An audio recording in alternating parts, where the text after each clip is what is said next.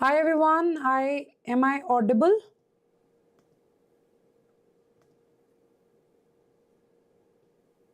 Am I audible?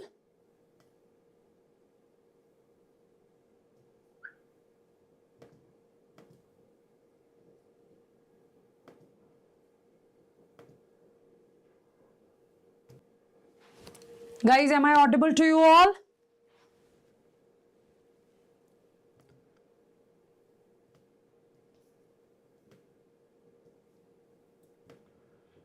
Hi everybody, am I audible to you all?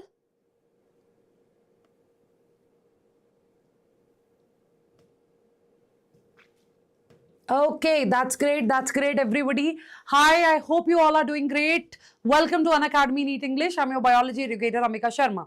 Students, I'm so sorry for starting the session late. The studio issues are there, right? They are still, right? Still some studio issues are there. The point is now it's rectified. So hopefully I'll be able to continue my class. Okay, so I don't know, like my screen was not working. I don't know for how long it will support me. So let's start the topic. Let's discuss the topic, and don't worry. Even we are eager to finish these marathons. Trust me.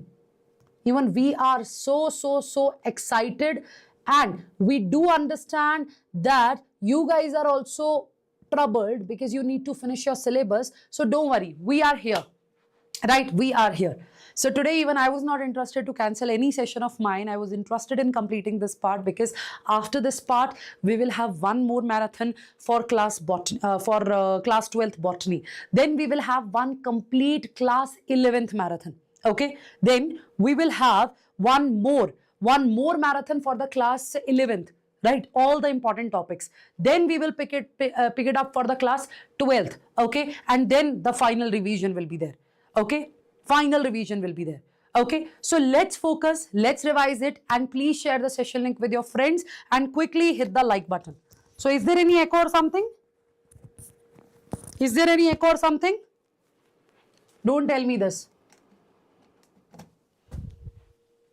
Is there? No, na? Okay, so let's continue the class, guys. So you know that it is for the zoology. Okay, it is for the zoology. Let's discuss it. Let's discuss the complete class 12th zoology. So which chapter you want me to start first? Which chapter you want me to start first? Human reproduction? Yeah, even I'm planning the same. What about others? Which chapter you want me to start first, guys? And be quick. Be quick. Be quick. We'll go as per majority. Human reproduction. Chaliye. So let's start with the human reproduction. And guys, do not forget to subscribe to our channel if you are new to our channel, and see these are the kind of videos that I'm putting these days. So here in 15 minutes, you will be able to revise the complete plant families. Okay, so some students are also telling me in the comments that what about Solanaceae, what about this, what about that? Please check your syllabus. The families which are mentioned in your syllabus, we have covered everything. We have discussed that.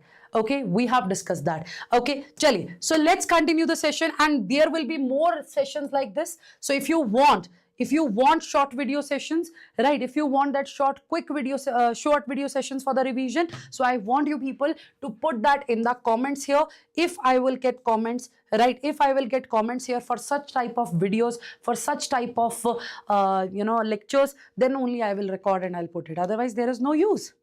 There is no use. Okay. Okay, and those who are asking me, ma'am, for how long this session will go, I have just started. Yeah, I have just started. So if you are not interested, then leave. But I have just started. Okay, and quickly hit the like button. If students will not be there, I will not continue. I'm very clear about it today, right? If you don't want sessions, sorry, I don't have time. Right? I don't have time either. So it's totally up to you. Hit the like button, share the session link, and then let's start the chapter. And yes, we will stick to NCERT. We'll only discuss few things, right? Wherever it is required, there only we will go beyond NCERT. Otherwise, we are going to focus on NCERT only. Okay. So the chapter name is human reproduction. What is the name of the chapter? What is the name of the chapter? The name of the chapter is human reproduction. So when I talk about this particular chapter, here in this particular chapter, of course, all the diagrams are important. embryonic development, particularly for 2025, I'm telling you, diagrams, all the diagrams are important. Embryonic development is very important. Menstrual cycle is important. Hormones are important. Now you will say, what about gametogenesis, ma'am? Gametogenesis, the basic questions are going to come from that topic, but yeah, students struggle in that particular topic, right? Students, they struggle in that particular topic, so they make the mistakes. Okay, so let's continue the session. Let's start with the human reproduction. Well, let's touch the basics a bit and then let's come to the important questions and the important points. Okay, bache? Okay. Yes or no? Yes or no? So you want me to start it? Ready, bache? Are you all ready? Yes. Yes. Are you all ready? Tell me. Yes, everybody. Are you all ready for the session? Okay, so first thing in the human reproduction, let's talk about the events. What exactly do we study here? So when you talk about the events, the trick here is after so long, right? After so long, even I'm using it, it is give, sip and gope. That is the trick that we have. What is the trick that we have? It is give, sip and gope. It is give, sip and gope, right? That is the trick. So G stands for gametogenesis. I stands for insemination, right? F stands for fertilization. If you don't know the meaning of these words, do let me know in the chat section, students. Then fertilization. Then after that, what do we have after fertilization? It is the cleavage. It is the implantation. It is the placentation. It is the gastrulation. Organogenesis is there. And finally, there will be parturition. Right? There will be parturition. These are the events. Right? These are the events that we have here. So the very first event is gametogenesis. So genesis means formation. What is the meaning of genesis? Genesis means formation, my dear students. And here you are talking about the gamete formation. So under this topic of gametogenesis, we study. Under this topic of gametogenesis, we study spermatogenesis as well as oogenesis. Then, of course, after gamete formation, what needs to happen? The male gamete, the transfer of male gamete inside the female genital tract. What has to be there? The transfer of male gamete inside the female genital tract, and that will be insemination, and it will occur through the copulatory organ. Then comes the fertilization. Male and female gamete, of course, they will fuse, the zygote will form. After that, there will be the cleavage. That zygote will undergo rapid divisions. That is what the cleavage is. After cleavage, you know that that zygote will develop, that embryo has to form, fetus has to form, the complete human has to form. So after that cleavage, what's going to happen, students? The implantation will occur. Okay, that blastula, right, it will get, that blastula, blastocyst will get implanted in the uterus. It will be implanted in the uterus, endometrium. Then placenta formation will be there, germ layers will form, organs will form, and finally the childbirth will be there, right? Finally the childbirth will be there. So that is why, right, the trick here is give, sip and gope. What is the trick that we have here? It is the give, sip and gope. Is that clear? Is that clear? So it is the give, sip and gope, right? So this is what we have to discuss here. Okay, this is what we have to discuss here. So if we need to understand what gametogenesis is, okay, if we need to understand what gametogenesis is, so we need to understand the reproductive systems first, right? What we need to understand first? We need to understand the we need to understand what? We need to understand the reproductive system first, okay? So whenever we talk about the reproductive system, students, if you really want to finish these chapters and you don't want, right, and you don't want the content to be compromised, then please focus here, right? Please focus here. Ma'am, check the live stream. Fog is spreading. Nothing is spreading, right? Nothing is spreading. There is some smoke, right, nearby, right, and that is coming maybe. Okay, so do not focus on that. Nah, it is not hampering anything, right? It is not hampering you. It is not, right? It is not compromising anything there, the video quality, the audio or something. So you just focus there, na? You just focus there. Why do you always need distractions, students? And the way you people are underestimating the biology, right? The way you are thinking that you will be able to manage it at the end. Sorry, this time you are mistaken, right? Okay, so kindly focus here. Kindly focus here. Okay, so let's continue. So basically, we need to understand the reproductive system. Okay, what we need to understand, students? We need to understand the reproductive system. What we need to understand? We need to understand the reproductive system. This is what we need to understand. So, in the case of reproductive system, whether it is of male or the female, right? One thing is there, students. In the case of reproductive system, we have to discuss two things. What we need to discuss, people? We need to discuss two things. The first thing is primary sex organ, and then there will be secondary sex organs. Primary sex organ will be there, and then there will be secondary sex organ. These are the two things that we have. So when you are saying primary sex organ, what you have to study, right? Here in these organ, the gametogenesis is there, and they release primary sex hormones. Gametogenesis is there, and they release primary sex hormones. That's the point. So of course, in the case of, right? So when you talk about the male, in the case of male, that will include testis, and in the case of females, that will be ovary. The pair of ovary will be there. Am I right? The pair of ovary will be there. Am I right? Am I right? What about the secondary sex organ? Secondary sex organ will help in providing the passage. It will, how will it help, people? How will it help? Yes, everybody. It will help in providing the passage for the gametes, right? Basically, what will it do? It will provide a passage. So it will help in first of all, it will help in fusion of gametes.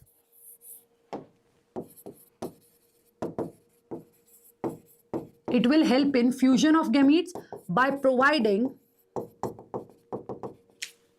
the passage for the gametes. Are you getting my point? That is how it is going to work. So this is what we have to study. So let's start with the male reproductive system first. Let's start with the male reproductive system first. Okay, so guys, we will stick to the NCERT because of course it's a marathon. We have to finish more and more number of chapters. So it's important to cover, right, the more and more content in, sufficient time. So let's focus here. So as you know, where will that male reproductive system be? It will be in the pelvic region. It will be in the pelvic region. And when we talk about the male reproductive system, my dear students, yeah, testes will be there, but accessory duct, the glands, right? Accessory ducts, glands, and external genitalia is also there. So we will discuss the primary sex organ. Along with that, we have to discuss the accessory duct, the glands, and external genitalia. Accessory duct, glands, and external genitalia. So first of all, just have a look of this particular, even I have missed that diagram. Okay, no, I have the another one. So let's discuss about that diagram. Okay, so let's discuss about the diagram in detail first. Okay, so whenever we talk about the male reproductive system, what do we discuss? Whenever we talk about the male reproductive system, we know that testes, they are extra abdominal. Do you know that? Yes. Do you know that? Yes, do you know that? So basically, we need to talk about the pair of testes, and they are extra abdominal. What are they? They are extra abdominal. So they are not in the abdomen. They are not in the abdominal region. They are extra abdominal. And where are they present? They are present in the scrotum. Where are they present? They are present in the scrotum. That is something you need to keep in your mind. So it is the scrotum. It's a pouch-like structure, right? Darkly pigmented structure in which pair of testes will be there. What will be there, my dear students? Pair of testes will be there, right, bache? So what is scrotum? Yes, what is scrotum? Scrotum, and within that scrotal sac is there. It is a pouch-like structure. It is a pouch-like structure in which pair of testes will be there, right? And why is it so? Why is it so? Because it is going to regulate the temperature.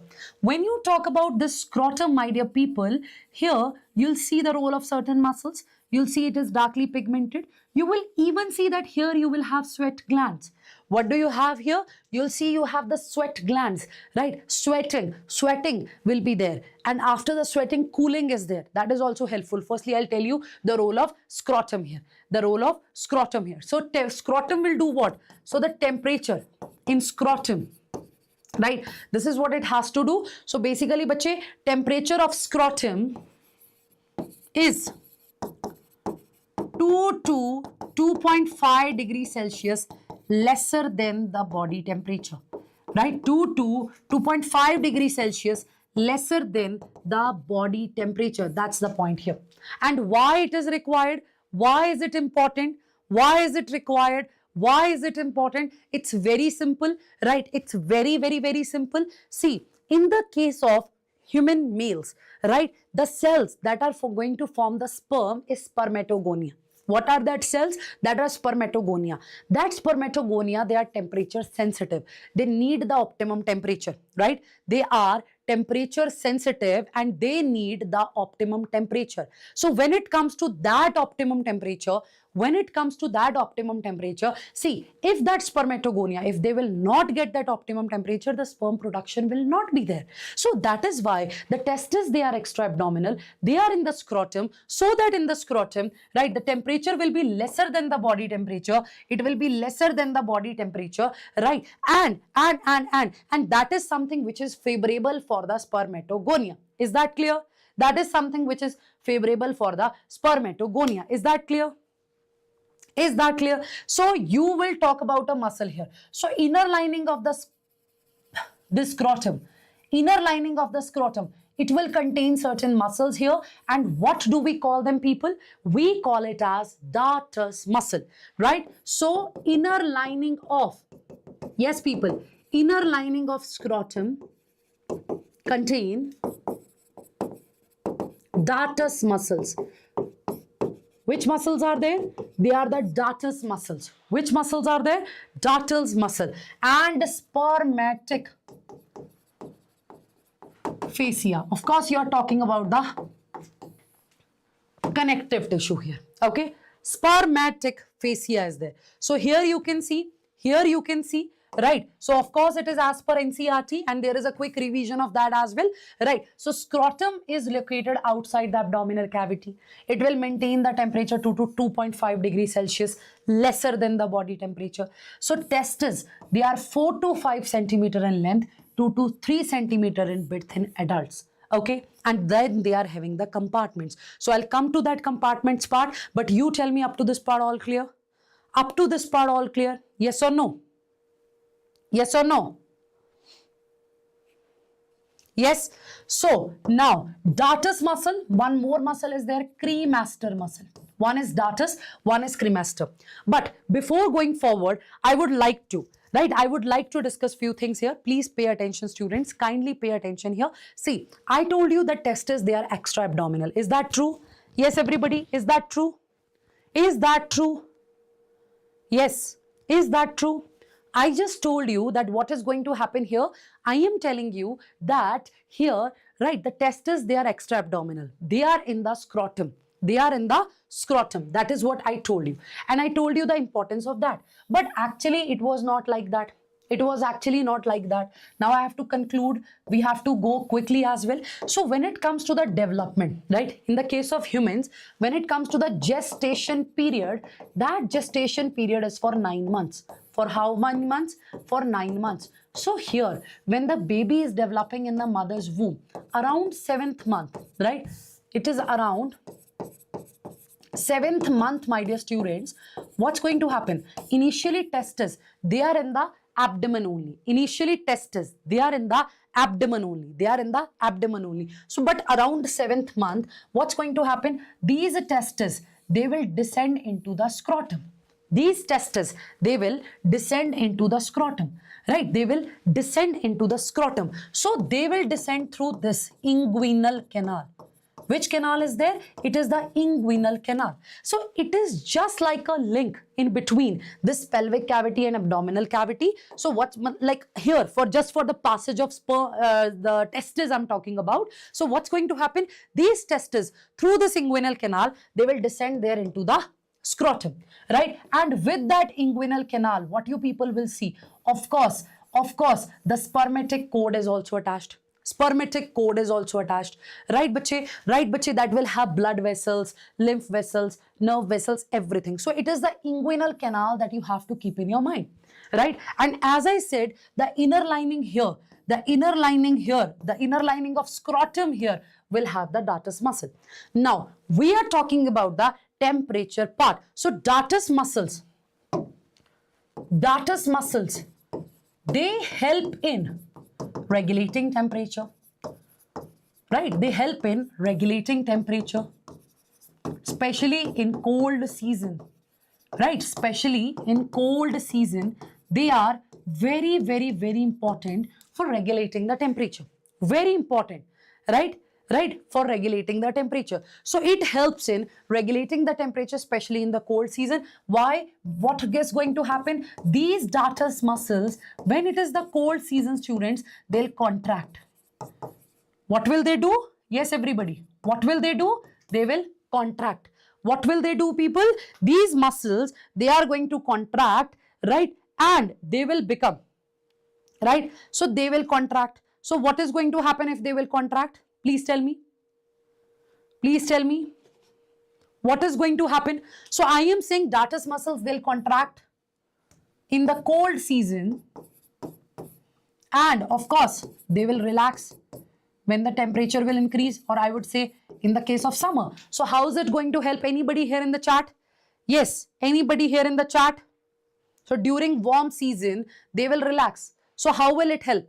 Right, imagine the muscles, they are lining the inner line. They are basically covering the, or they are present at the inner lining of scrotum. Where are they present? They are present at the inner lining of scrotum. So of course, when these muscles, when they will contract, don't you think their contraction will somewhere, it will also help in the, contraction of that skin, the scrotal skin as well.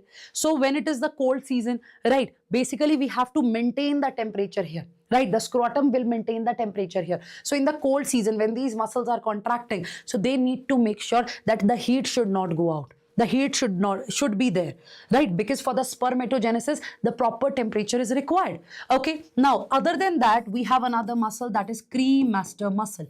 Right? Other than that, we have another muscle that is known as cremaster muscle. So it helps in elevation of testes. It helps in elevation of testes. Right? How will it help? It will help in elevation of testes. It will elevate the testes. It will put it near it will bring it near the pelvic cavity, and then they will absorb the temperature from that. Right, bache? So where is this cremaster muscle present? Where is this cremaster muscle present? It's very simple. Yes, it's very simple, bache. It is present inside the wall of scrotal sac. Right, so it is present where? It is present inside the wall of scrotal sac and inguinal canal. Right, scrotal sac and inguinal canal. So how will they help? They help in elevation of testes. Right, so other than that, sweat glands are also there, right, on the line on that scrotum covering, and that will, evaporation will occur, sweating will be there because of that sweat will evaporate, cooling will be there. So that is how the temperature, right, the temperature will be maintained here. Right, the temperature will be maintained here. So yeah, you are right, in the NCERT they don't talk about the muscles, but the part of muscle is important. In the NCERT they just mention that it will maintain the temperature, right, bache, and that is important for spermatogenesis. And I told you how will it help in spermatogenesis. Right, right, is that clear? Is that clear? So testes 4 to 5 centimeter, 2 to 3 centimeter, the length is there 4 to 5 centimeter, width is 2 to 3 centimeter. Okay, so up to this part all clear? Up to this part all clear, everybody? Up to this part all clear?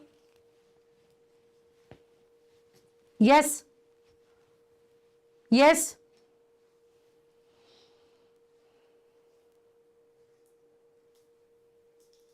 Yes, any doubt? Any doubt? Yes. So here, when I'm telling you about the testes here, I told you that testes will descend into the scrotum. Along with that, what do they have? They have spermatic cord. What do they have? They have spermatic cord. Yes, people. What do they have? They have spermatic cord here. So when you people talk about the spermatic cord, here you will see, what will you see? Here in the cord, you will see elastic fibers, of course. Elastic fibers, of course, right? Other than that, but a vast difference is also there. Like vast difference, we'll discuss the structure here now. You'll get to know vast difference will also be there. It is there in that spermatic cord, like it will pass through it, right? Other than that, of course, the nerve vessels, blood vessels, as just now I told you, na, etc., etc. These things are present here. Are you getting my point? These things are present here. So elastic fibers, vast difference, right? Your blood vessels, right? Your nerve vessels, they all are present here, right? But nerve, not nerve vessels, these are the nerves. Wow, Ambika. These are the nerves. So blood vessels are there, nerves are there. See, I'm writing the nerves are there, blood vessels and lymphatic vessels are there. Lymphatic vessels are there. Okay, so this is when we talk about the content of the spermatic cord. This is what we have, and do mention it. Do mention it. Just now I'll tell you the diagram, and when I'll tell you the diagram, right, I'll mention you that why vast difference will pass through this. So remember, you are talking about what? You are talking about the inguinal canal here. You are talking about the inguinal canal here through which the testes will descend into the scrotum. But bache, if let's suppose, if it is the undescended testis, if testes, they will not descend into the scrotum, that condition is cryptorchidism. Right? That condition is cryptorchidism. So this is also an important question. Please write it down. Okay? That is, if they are not descended, they are undescended, this is cryptorchidism. Okay, bache? Okay, bache? Right? So here, if the testes, if they will not descend, if they are in the abdomen, they will not work properly.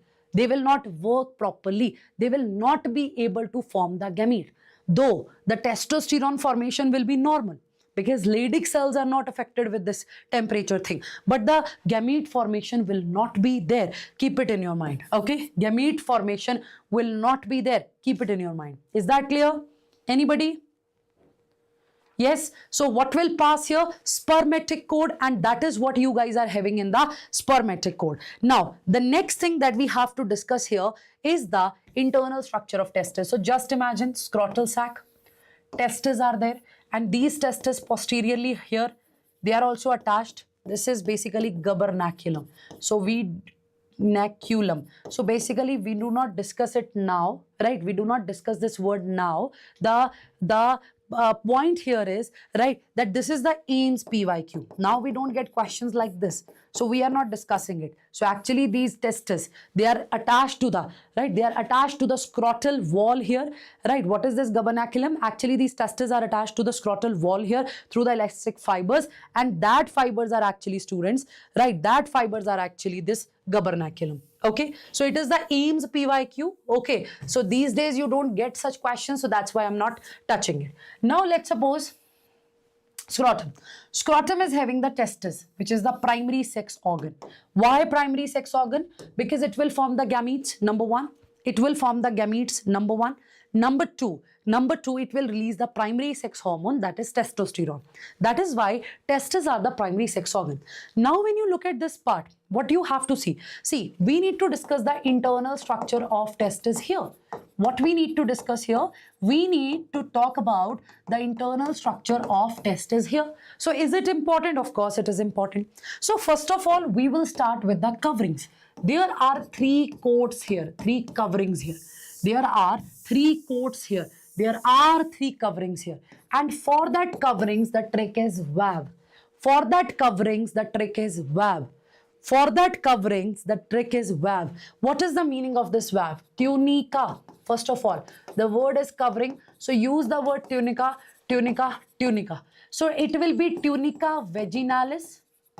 It will be tunica albuginea. It will be tunica vasculosa. Is that clear? What do we have here? Tunica vaginalis, albuginea, vasculosa.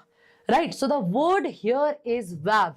These are the three protective outer coverings. This is the outermost and this one is the innermost here. So if you ever get confused here, remember one thing. This is vasculosa. This is vasculosa. Vascular, blood vessel. Right? Blood vessel, blood vascular, blood vessel. Keep it in your mind. They'll be more towards towards the inner side, right? They'll be towards the inner side. So that is how you can keep it in your mind, okay? That is how you all can keep it in your mind. Is that clear? Is that clear? Is that clear? Are you sure? Are you sure? Yes? Done. Then comes the tunica vasculosa. So do we need to remember their function? No. Of course, they are meant for the protection. This vaginalis will cover the, let's suppose this is your testicle. These are the testes. Okay, these are the testes. So of course, this tunica vaginalis will also cover here, but completely, but except at one point. This tunica albuginea will cover it completely. Then we have to talk about the tunica vasculosa. So let's discuss that part. So when we discuss this diagram, right, we make the diagram like this, right? We make it like this. So basically, when you are talking about this testis, what you have to remember, right? What you have to remember when you are talking about the testis, just imagine there is a building. There is a building. Just imagine there is a building which is having near about 250 floors, right? Which is having near about 250 floors, and each floor is having around 2 to 3 flats. See? Imagine it like this, right? That here, what do we have? Near about 250 floors are there in a building, and each floor is having 1 to 3 apartments or 1 to 3 flats. That is how you can remember it. So now just imagine this structure. This is the testis. Okay. So as I said, the tunica vaginalis will cover here, but not at this point. Tunica albuginea will cover it completely, and the innermost is your tunica vasculosa. So here, these compartments in the testis, which will be around 250, they are known as, students, testicular lobules. What do we call them, students? We call it as testicular lobules. What do we call it? We call it as testicular lobule, right? Testicular lobule. And each testicular lobule is having 1, 2, 3 highly coiled seminiferous tubule. That is what we need to remember here. Are you getting my point? That is what we need to remember here. Are you getting my point? So that is going to happen here, right? Just keep it in your mind, please. Just keep it in your mind. So basically this structure, right? This structure here, this is actually the testicular lobule.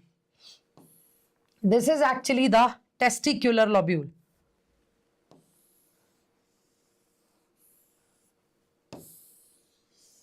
See this.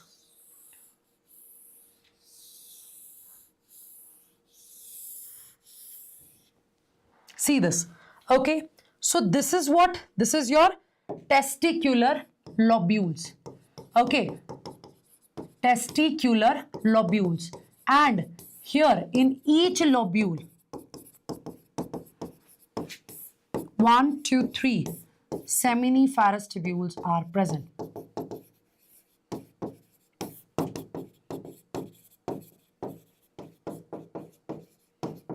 Right? Seminiferous tubules are present. And here, these testicular lobules, my dear students, they are actually lined with your tunica vasculosa. Is that clear? These testicular lobules,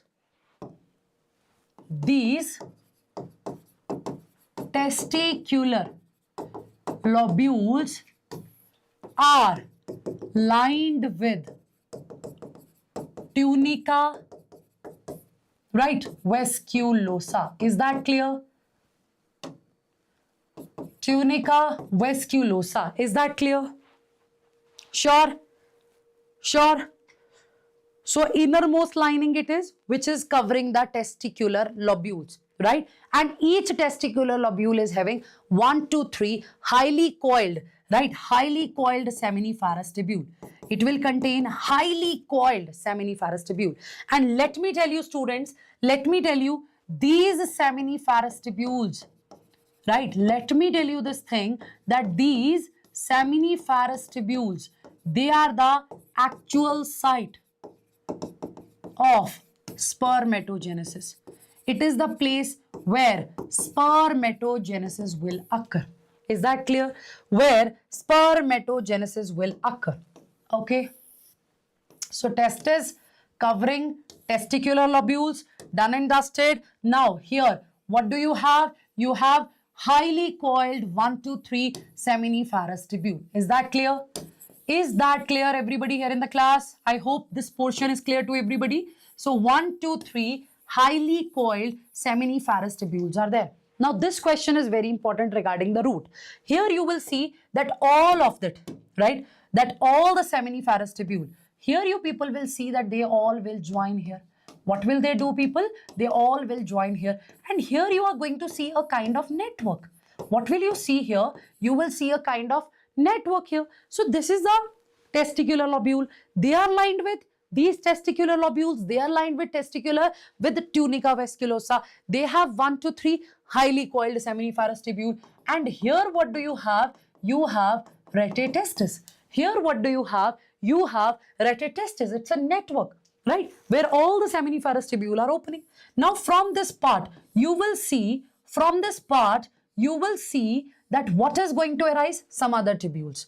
Okay. And what are they? This is vasa efferentia. The diagram is not exactly like this, right? But okay, if you will mark it in this way, you'll be able to retain it for a longer period of time. Okay, you will be able to retain it for a longer period of time. Is that clear? So here you have rete testis, right? Rete testis, then you have vasa efferentia, right? Vasa efferentia, vas efferens, and they all together will form what? They all together will form what?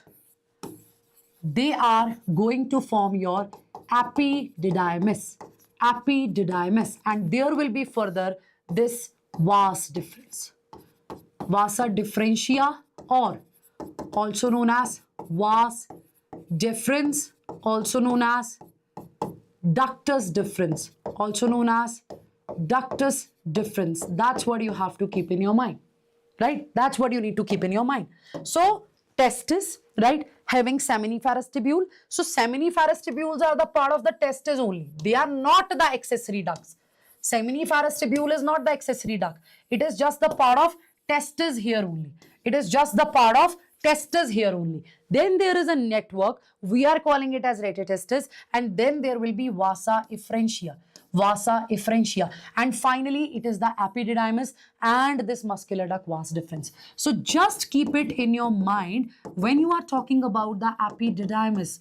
It is a place where there will be temporary storage and maturation of sperm will be there. Temporary storage and maturation of sperm will occur. Is that clear? So question will come from this root as well. Question will come from this root as well. Any doubt? Any doubt? Any doubt? So let's recall it from the NCERT, right? Now we will move as per NCERT only. Okay, we will move as per NCERT only. So this part is clear? Yes?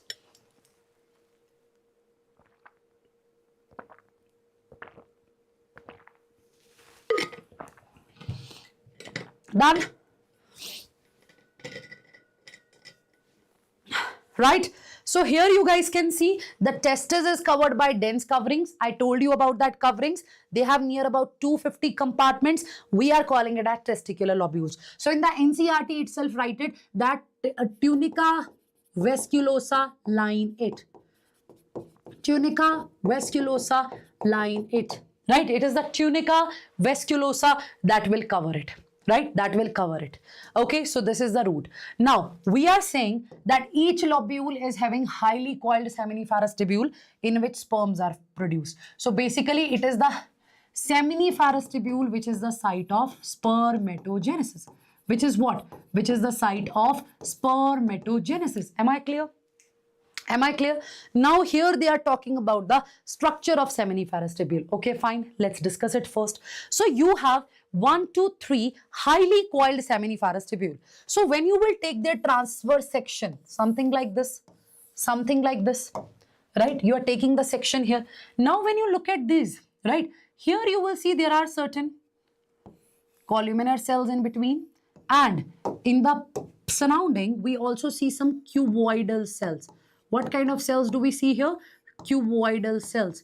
What kind of cells do we see here? We see cuboidal cells here. And here within it, this is the lumen. This lumen is also there in the seminiferous tubule. So here these columnar cells are there.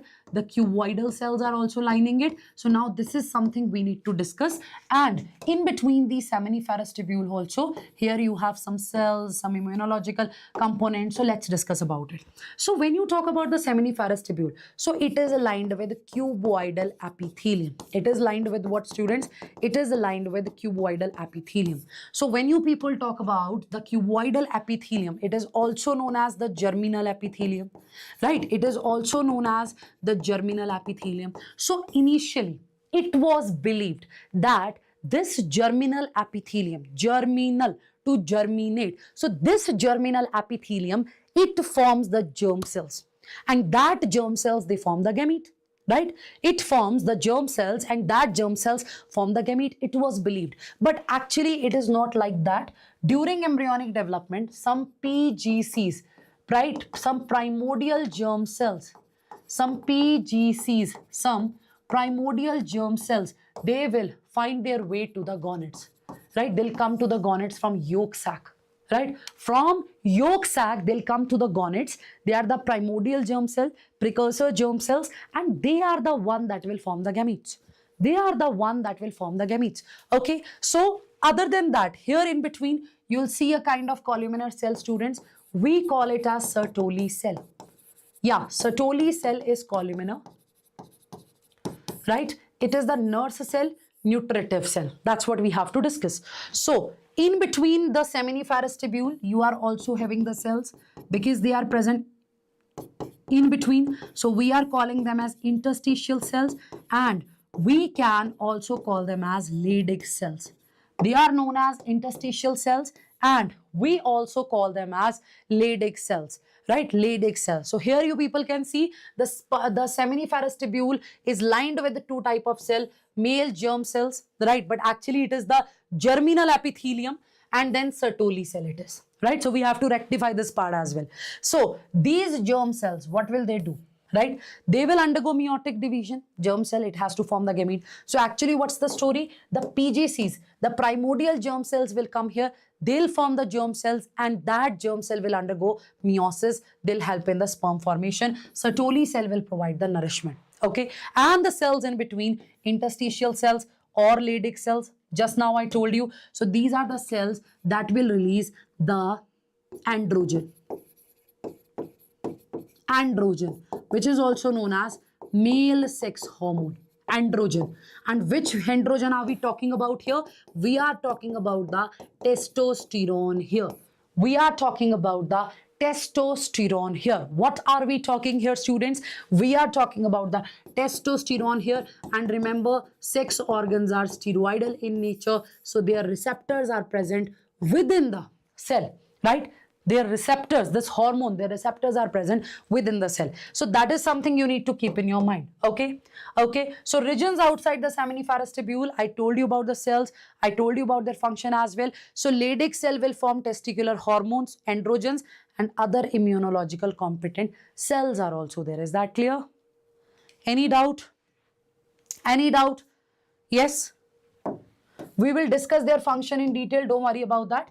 Right, we will discuss their function in detail as well. Don't worry about that. So male sex accessory duct, right? Chaliye, let me discuss that first. Otherwise you will be like, ma'am is not discussing it. This is the lumen. These are the walls of the seminiferous tubule. So now, just now I told you that the germ cells will come here. Primordial germ cells, precursor germ cells, and they are going to form the germ cells which will undergo meiotic division. So students, we'll discuss the meiosis here. So these Sertoli cells, remember, they are right in the surrounding here in the walls. You'll see the stages of development of sperm. So all that cells, right, they are attached to the Sertoli cell. Actually, Sertoli cells, they will provide the nourishment to them. What these Sertoli cells will do? They will provide the nourishment. They are going to provide the nourishment. The nourishment to what? The developing sperm. So if I have to tell you the function of Sertoli cell, right? If I have to tell you the function of Sertoli cell, so Sertoli cells, also known as nurse cells, also known as sustentacular cells. So they are the Sertoli cells, they are the nurse cell, they are the sustentacular cell. So first thing is they provide nourishment to developing sperm.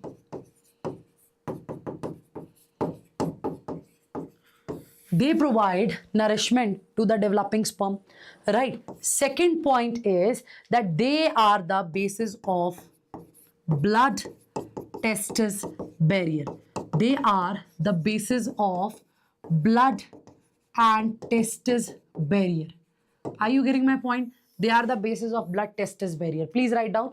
Then they produce protein.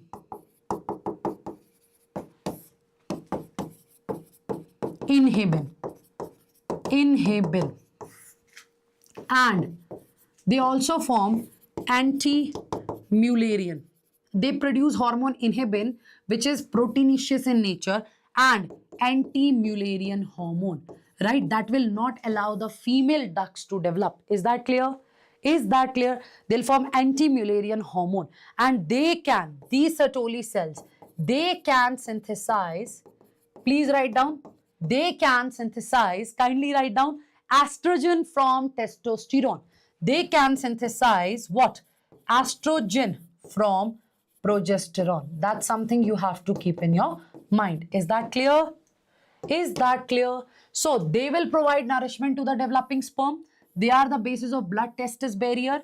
They will produce inhibin and anti-Mullerian hormone, and they can synthesize estrogen from progesterone. So yes, even in the male body, estrogen is there, but of course, its amount, its quantity will be less. So this estrogen, my dear students, it is important for sperm movement, for sperm motility.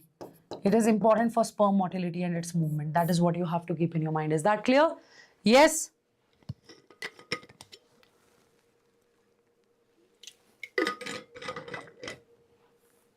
Done? So functions of Sertoli cells, important they are. So sperms, right? Sperm cells, they will not produce, right, during our embryonic stages. You know that males, they will attain the age of puberty. After attaining the age of puberty, the reproductive organs will become functional. The reproductive organs will become functional, the sex hormones will get released, and then the gamete formation is there. So our body cells, our immune cells, they don't have the direct contact with sperm, and they cannot have that. They will not recognize them as their own body cells. So Sertoli cells will provide a kind of barrier. Like for an example, in the book, diagram is there. So in that diagram, if you guys have noticed, in that particular diagram, they mark this point as the Sertoli cell, which is not true. It is the nucleus of the Sertoli cell. This is a complete Sertoli cell. And here in its vicinity, of course, the different stages of sperm, they are developing. Is that clear? They are developing. So that is how you have to keep it in your mind.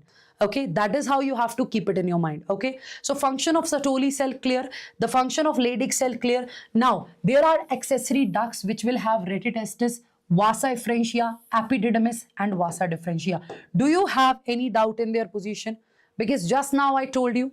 Still, if you guys are having any doubt, just have a look here. These are the testicular globules lined with tunica vasculosa, retitestis, vasa efferentia, and then there is the epididymis. And finally, ductus deferens. So this epididymis is having head, body, and this tail part, right? The caput epididymis, corpus epididymis, cauda epididymis. But yeah, in like now, in the marathon part, we will stick to the NCERT, okay? We will stick to the NCERT, okay? Okay, so that is how it is going to be, right? That is how the structure is. So you have to remember the functions here at least. You have to remember the functions here at least. So remember, when it comes to the accessory ducts, seminiferous tubules are not the accessory duct. They are, bache, the part of testis only, right? It is the part of testis only, so it is not the accessory duct. Okay, okay. And this route is very important, that seminiferous tubule of the testis, they open into vasa efferentia through rete testis. So as such, this statement is a previous year question. It is a previous year question. So vasa efferentia will leave the testis, it will open into the epididymis, and then you know that, and epididymis located along the posterior surface of each testis. So yes, we can get question from this part as well, right? We can get question from this part as well, right, bache? Right, bache? Right, bache? So what am I saying? I am saying that when we are talking about the position of epididymis, we have to understand that they are present along the posterior surface of each testis, along the posterior surface of each testis. Then epididymis will go to vas deferens, that will ascend into the abdomen, will loop over the urinary bladder. So how this vas deferens will loop over the urinary bladder? But it will pass through that inguinal canal. That is why it will pass through that inguinal canal. That is why we say, right? That is why we say that when we talk about the content of this spermatic cord, we say elastin fibers are there, we say vas deferens, nerves, lymph vessel, blood vessel, right? They all are present. So this is something you need to keep in your mind. Okay, this is something you need to keep in your mind. Okay, okay, right? Now what is going to happen next? What is going to happen next? So up to this part all clear, up to this part all clear.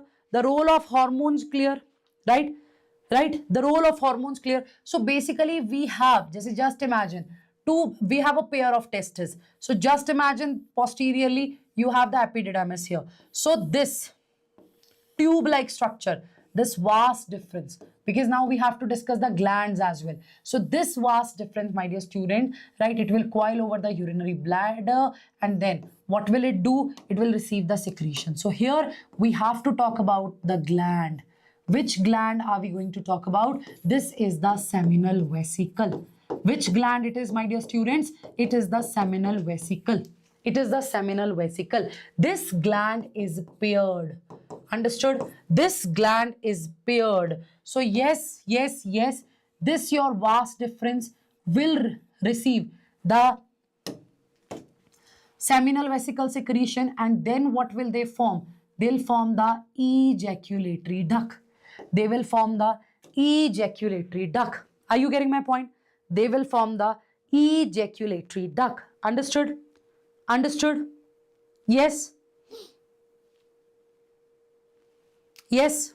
Is that clear? So you will have two ejaculatory ducts. So let's go with the lines of NCERT only. So they are saying it will receive a duct from seminal vesicle. It will open into urethra as the ejaculatory duct. So basically this is the diagram that we have in our regular sessions. In detail we have completed this portion. So this is your seminal vesicle. It will receive this, it will join with this vas deferens, right bache? It will join with this vas deferens, and this white colored structure that we have is, we are calling it as ejaculatory duct. And where is it going to open, students? Where is it going to open? Of course it will open there in the urethra further. Okay, it will further open in the urethral duct. Okay, it will further open in the urethra. Is that clear? Is that clear? Is that clear? Now, when you talk about this urethra, here you'll talk about another gland as well, right? We will discuss about another gland here as well, right? What is that gland? That is single, that is your prostate gland, right? That is your prostate gland. Which gland is there? In the case of males, it is the prostate gland. It is not, right, paired. It is the prostate gland. And just below that here, right, you will also talk about one more gland, my dear students, right? And that gland will be your corpus gland, also known as bulbourethral gland. Also known as bulbourethral gland. Which gland it is, students? Which gland it is? It is the bulbourethral gland. So remember, this one is paired, this one is unpaired, and again this one is again paired. This one is again paired. Just keep it in your mind. Okay, just keep it in your mind. Is that clear? Is that clear? Are you sure? So when it comes to the seminal vesicle, it will form seminal plasma, and it is making 60 to 70% of semen. Yes, when it comes to the semen, majority of semen will be released by the seminal vesicle. Is that clear? Majority of semen will be released by the seminal vesicle. Is that clear? Is that clear? Is that clear? Are you sure? So when we talk about the seminal vesicle, the pH will be, it's alkaline near about 7.3. Fructose will be there. Fructose is present. In the case of seminal vesicle, fructose is present, students. What is present? Fructose is present, student. Other than that, you know that citrate, right? Inositol, your prostaglandins, fibrinogens, etc. They all are present. They all are present in the seminal vesicle. So one thing that you have to remember here is, right, we are talking about the fructose here. So sperm, they get energy not from glucose but from fructose. So whenever, now to the test, this is not the only test there. So whenever there is any rape case, right, when there is the examination of the body fluid, it used to be, they used to check it that whether the fructose is there in the vagina or not, because if fructose is present there, that indicates the sexual intercourse, because it is the semen which will have the fructose, right? Otherwise there will be no chance of having the fructose in the vagina. Okay bache? Okay bache? So that is something we need to keep in our mind, right? That is something we need to keep in our mind. Then it is the prostate gland, right bache? So here you will see it will make 30% of the semen and help in sperm activation. Focus on the keywords here. It will form 30% of semen.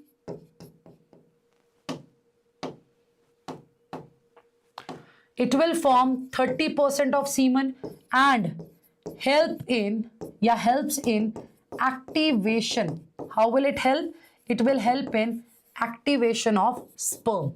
That is how this prostate gland is going to help.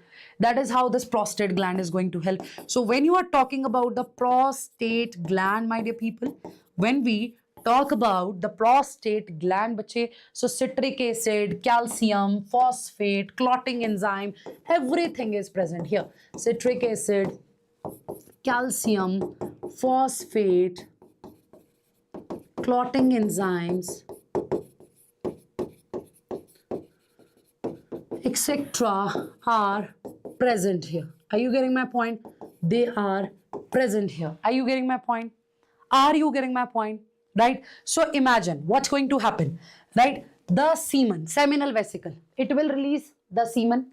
When that semen will receive the secretion of prostate gland, what's going to happen, right? Because of the secretion of the prostate gland, right? Because clotting enzyme and everything is there, the semen will get coagulated.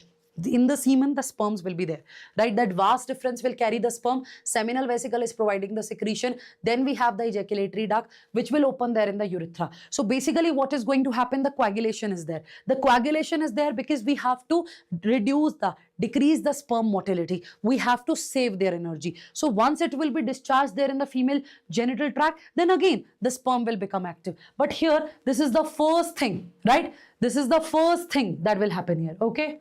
Okay, right?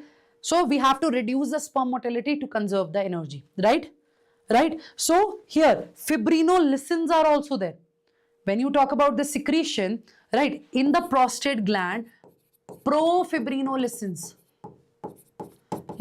are also present. So later on, what is going to happen? They'll become fibrinolysin. They will basically, right, they'll basically do what? They will again liquefy the sperm. Right? They will again liquefy the sperm. Is that clear? Is that clear? Is that clear? Sure. So next is the corpus gland, also known as bulbourethral gland. Here the secretion is also alkaline. pH is near about 7.2. So it clears the, right? Basically it helps in doing what? It reduces the acidity of the urethra.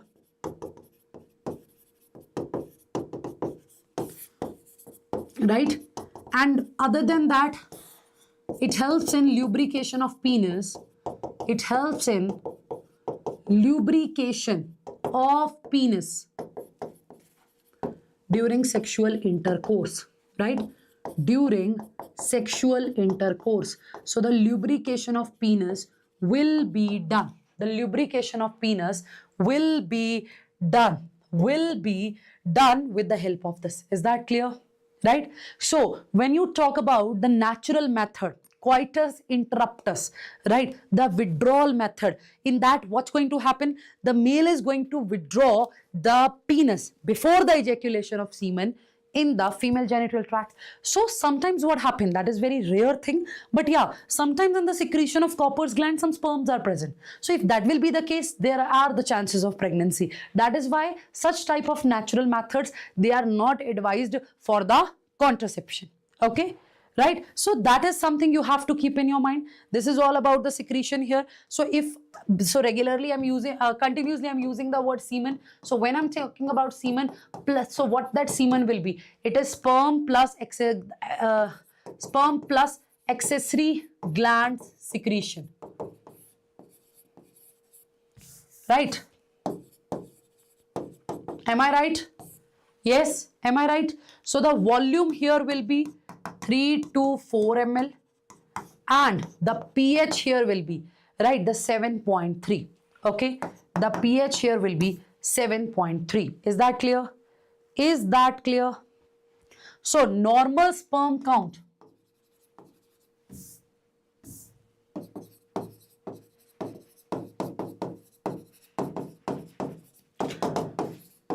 to 120 ml. Yes, 120 million per ml. If it is less than that, the condition will be oligospermia. The condition will be oligospermia. And sometimes the sperms are absent in semen. We call it as azoospermia. What will be the word? Azoospermia. So this portion is clear? Yes? Yes?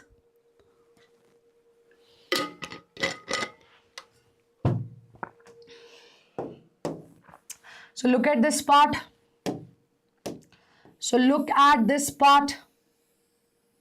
Just look at this part. Please have a look. Please have a look.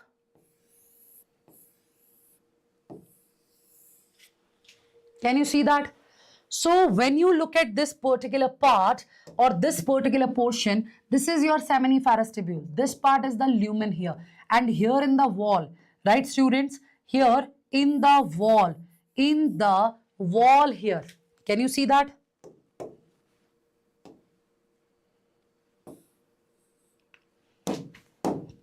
Here in the wall, what will you see? The sperm will develop. The spermatogenesis will occur. So Sertoli cells are there that are going to nourish the developing spermatozoa here.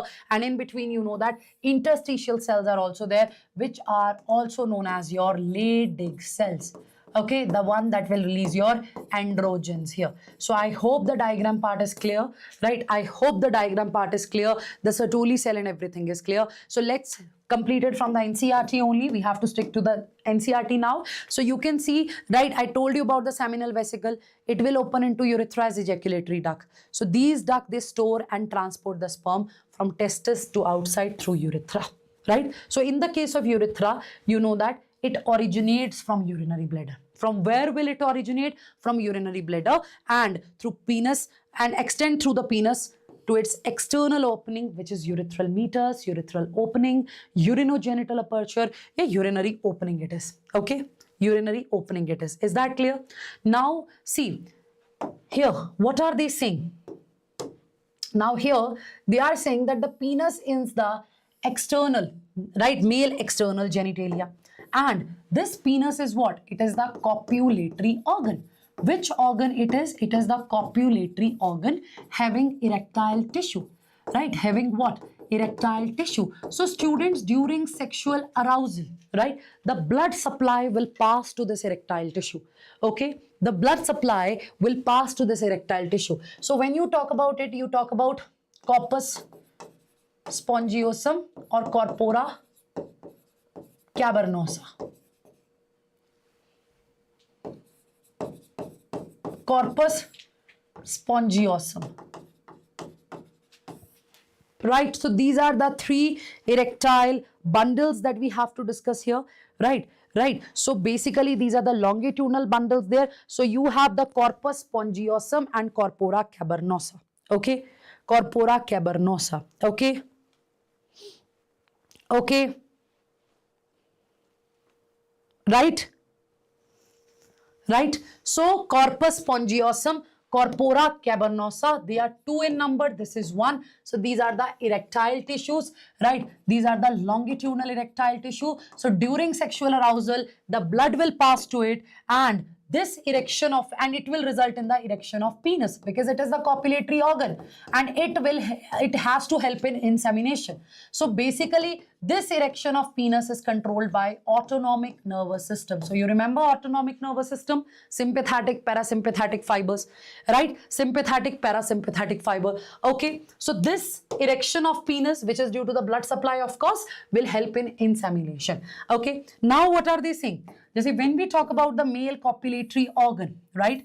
Male copulatory organ, right? So this part, this bulge-like part, very sensitive part, is known as glans penis pache, and this particular part is covered, right, with a loose fold of skin.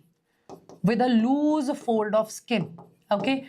With a loose fold of skin, which is known as prepusor foreskin. Okay, and here we know that the opening is also there.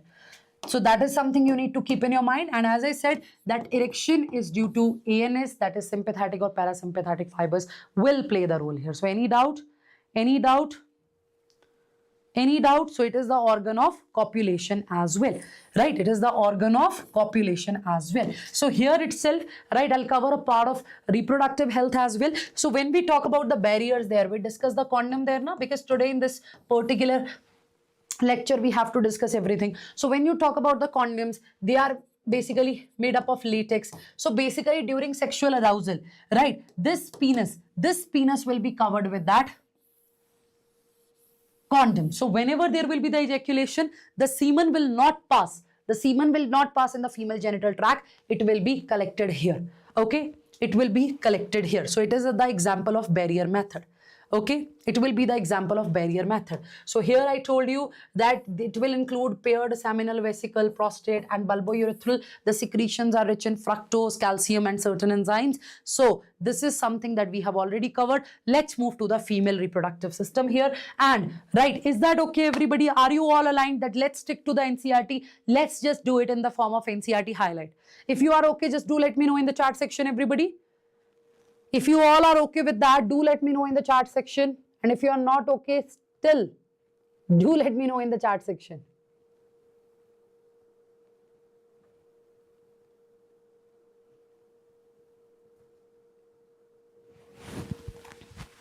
Okay, let's move fastly. Is that okay if we'll go as per NCERT only? Just the NCERT highlights. Let's just cover the NCERT only. Because if we will, right, because topics are very interesting. We have so much to discuss here, but the time constraint is there.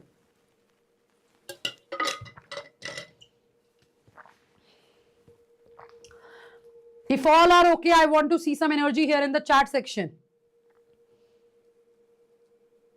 Beta, capacitation is the charging of sperm, and that will take place in the female genital tract. Okay, and that is very important. If there will be no charging of, right, sperms, the sperm will not be able to fuse the ovum. Done.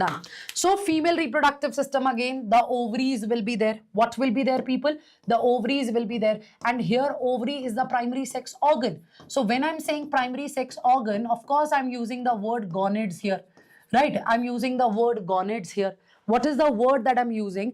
I am using the word gonads here. So when we talk about the gonads, primary sex organs, they are the one that will form the gametes, right? Plus, they'll release the primary sex hormones. So here, oviduct, also known as fallopian tube, also known as uterine duct, is there. Then there will be the uterus, cervix, vagina, and external genitalia. Okay, and other than that, mammary glands are also there, but they are going to support that. They are going to support the development of the baby. So they are also integrated structurally and functionally to support the process of ovulation, fertilization, pregnancy, birth, and childcare. Is that clear? Is that clear? So the thing here is that the primary female sex organs, right, it is basically the ovary. So let's discuss about that. So when you talk about the ovary, we'll discuss other parts as well. So where is it located? In the lower abdomen. Where is it located, bache? In the lower abdomen. Dimensions are 2 to 4 centimeter in length and is connected to pelvic wall and uterus by ligaments, right? By ligaments. They say, for an example, if that is the structure,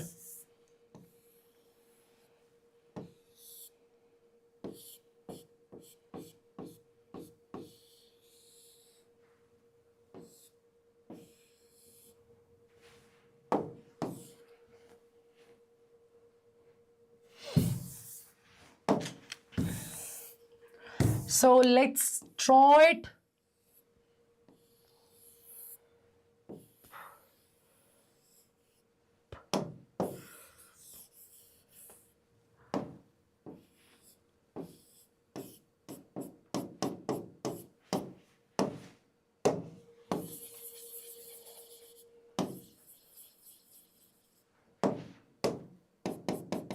Something like that, right? That is how it is. I know the diagram is too bad, right? Especially this part. Okay, so especially this part, I know that. But now let's focus on the topic here. Okay, let's focus on the topic here. So basically here we have the ovaries. These ovaries, they are attached to the uterus as well. They are attached to the uterus as well. And when we say they are attached to the uterus, of course, we talk about the ovarian ligament. Which ligaments do we discuss? We talk about the ovarian ligaments. Are we going to get the question directly from the ovarian ligament? Yes, we can. Yes, we can. Right? Other than that, we also talk about a ligament known as broad ligament.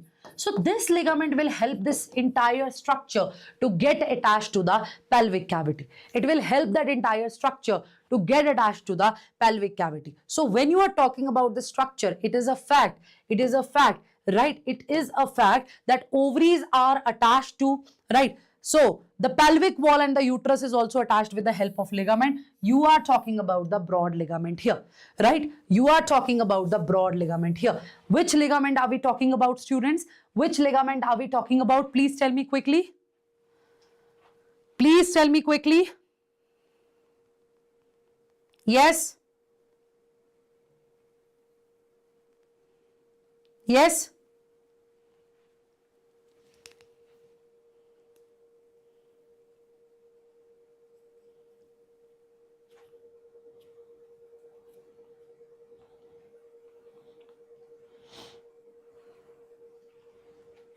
Yes. So it is the broad ligament. So that broad ligament will help that complete structure, the ovaries. It will support the ovaries, ovarian ligament, right? That ovaries, uterus and everything, right? Even the blood vessels of that particular system, and it will help it to get attached to the pelvic cavity. I don't know whether you remember it or not. When it comes to the broad ligament, it will also attach to the ovary, right? With the help of mesovarium. So mesovarium part is there, right? Mesovarium part is there.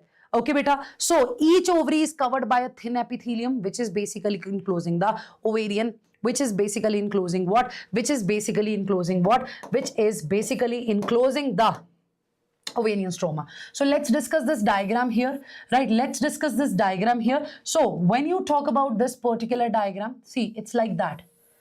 Right? It's like that. So first of all, even in the case of ovaries also, students, we discuss about this part. Please focus on the structure here. This is the complete ovarian stroma.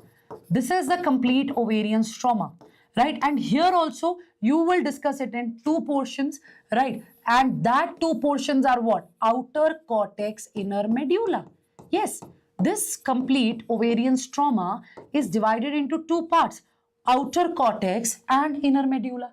And here what do you see? In the medulla part here, what do you see? You'll see the blood vessels. So it's not like that there is a clear-cut demarcation. It's not like that there is a clear-cut demarcation. But yeah, the part where the blood supply is there, this is the medulla, outer one is the cortex. So this cortex is actually the site of oogenesis. This cortex is actually the site of oogenesis. What's that, people? What's that, people? It is actually the site of oogenesis. Is that clear? Yes, it is actually the site of oogenesis. Anybody having any doubt here? Right? So here when you talk about the outermost layer, right? The outermost layer here in the case of ovary will be your germinal epithelium. So the question can come like this, right? The question can come like this. So germinal epithelium, it is having cube-like cells, so it will be the cuboidal epithelium. So below this, right? Below this germinal epithelium, below this germinal epithelium, what are we going to see? We will see that white fibrous tissue layer, tunica albuginea. That's something you need to keep in your mind, right? So outermost will be your this germinal epithelium, then tunica albuginea is there, and as I said, it is basically the white fibrous, right? It is made up of white fibrous tissue. Is that clear? So basically it is enclosing, it is covering this complete ovarian stroma. Are we clear here? Yes, bache. So outer cortex, inner medulla is there, right? Outer cortex, inner medulla is there. Yes or no? Outer cortex and inner medulla is there. Yes or no? Yes or no? So yes, the question can come from the layers as well, right? The question can come from the layers as well. So just keep it in your mind. Just have a look here as well, bache. These are the ovaries here and they are attached to the uterus. And here what do you have? You have the ligament. We are calling it as ovarian ligament. So broad ligament will help this complete structure. It will support this complete structure, the uterus, the ovaries and everything to get attached to the pelvic cavity. It will basically help in that broad ligament, right? And broad ligament is not something directly attached to this female reproductive part. The mesoovarium is there, right? The mesoovarium is there. So that is the part here. Is that clear? That is the part here. Is that clear? So now you can see these are the ovaries. I told you about the coverings. We will discuss its inner part when we will start the oogenesis. Now we will go as per the flow of this NCERT only. So the oviducts, the fallopian tube, the uterine tube are there. The uterus is there, vagina is there. So they are the female accessory ducts. So yes, we can get the question from this part. So this uterine tube, uterus, this vagina, they all are making the accessory duct, and fallopian tube is around 10 to 12 centimeter in length. Okay. Okay. So now when you are talking about the fallopian tube, bache, we discuss fimbriae. We discuss fimbriae. We discuss, yes, infundibulum, ampulla and isthmus there. Ampulla and isthmus there. That is what we discuss. But actually the point here is what? The point here is that when you look at this duct, imagine it in like this. Imagine this is the fallopian tube, right? Imagine it is the fallopian tube and this is the ovary. So the part which is closest to the ovary, that is important. The part which is closest to the ovary, do not ever call it as fimbriae because it is not, right? The part which is closest to the ovary is your funnel-shaped infundibulum. It is the funnel-shaped infundibulum, right? What's that? It is the funnel-shaped infundibulum. And the point here is, my dear students, that from that infundibulum, these finger-like projections are released. This fimbriae, they are formed from that infundibulum only. So it is said that it is not even considered as the part of uterine duct. It is simply basically your infundibulum will form that finger-like extension, and that will receive the egg, the secondary oocyte when it will be released. Right, that will release the secondary oocyte, that will hold the secondary oocyte. So edges of the infundibulum will have finger-like projection called fimbriae. They will collect the ovum after ovulation, right? So after infundibulum we have ampulla, right? When you talk about the ampulla, it is the widest part of the ovarian cavity, this ovarian duct, and it is the place, students, where fertilization occur. It is the ampulla where what is going to happen, where the fertilization occur. And remember, this is the isthmus here that will help this fallopian tube to get attached to the uterus. And if you talk about it, it is bache as thick as a hair, right? It is true. It is as thick as a hair. So keep it in your mind. So this is the uterus that we have. This is the uterine fundus that we have. And here we will see the implantation. Okay, so just look at this. Any doubt? Any doubt? Now uterus is also, beta, it is inverted, right? It is inverted, sorry, pear-shaped structure. It is inverted pear-shaped structure. So when I'm saying inverted pear-shaped, it is also known as pyriform. It is also known as pyriform, right? It is the inverted pear-shaped structure. It is known as pyriform. right? It is known as pyriform, right? Pyriform, inverted pear shape. So as you know, ligaments are going to support it. They'll help it to get attached to the pelvic cavity. Okay, so now when we talk about the uterus, right? Now when we talk about the uterus, but this uterus will open up into, the diagram is something like that. Now I'll make the proper diagram, okay? I'll make the proper diagram now. So when you talk about this uterus, right? So if you look at this, can you see the cylindrical portion here? Right? This is the cervical canal. Cervical canal. This part is the cervix. Then it will proceed in vagina. Right? Then it will proceed into vagina. Right? Vagina. Okay. So this cervical canal plus vagina, together it forms birth canal. Okay, together it forms birth canal. Okay, so here in the cervix, in the cylindrical canal, here you will see inner sphincter muscles or inner orifice, or this one is the outer one. This one is the outer one. Are you getting my point? This one is the outer one. Are you getting my point? Are you getting my point? Right? So here, the shape of the uterus is inverted pear shaped. It is supported by ligaments attached to the pelvic wall. So uterus will open into vagina through a narrow cervix. I told you about that cylindrical canal, cervical canal it is, right? And then the cavity of the cervix, cervical canal with the vagina, they will form the birth canal, told you already. So now when we talk about the uterus, students, right? Now when we talk about the uterus, you can see the layers here as well. So when you talk about the outermost layer, it is perimetrium. Outermost hair, so it is meant for protection. Middle one, M for middle, M for myometrium. Innermost, right, that will be endometrium. So when you talk about this myometrium, sorry for that, when you talk about this myometrium, so this myo word is associated with muscle. It is associated with muscle. Here you will see smooth muscle. This one is definitely for the protection. Here what will you see? You will see, students, smooth muscles, right? And they will help in parturition. How? How? Because they will undergo rhythmic contraction and relaxation, myometrium, smooth muscle. So when a female is pregnant, this part, right, these will be the largest smooth muscles that we will see. Endometrium, it is glandular. So if it is glandular, of course, it is secretory. It will provide some secretions and it undergo the periodic, right, shedding. It will undergo the periodic shedding. So during our menstrual cycle, right, it is the endometrium that will shed off. Right, it is the endometrium that will shed off. And when it comes to the implantation as well, that will be there in the endometrium as well.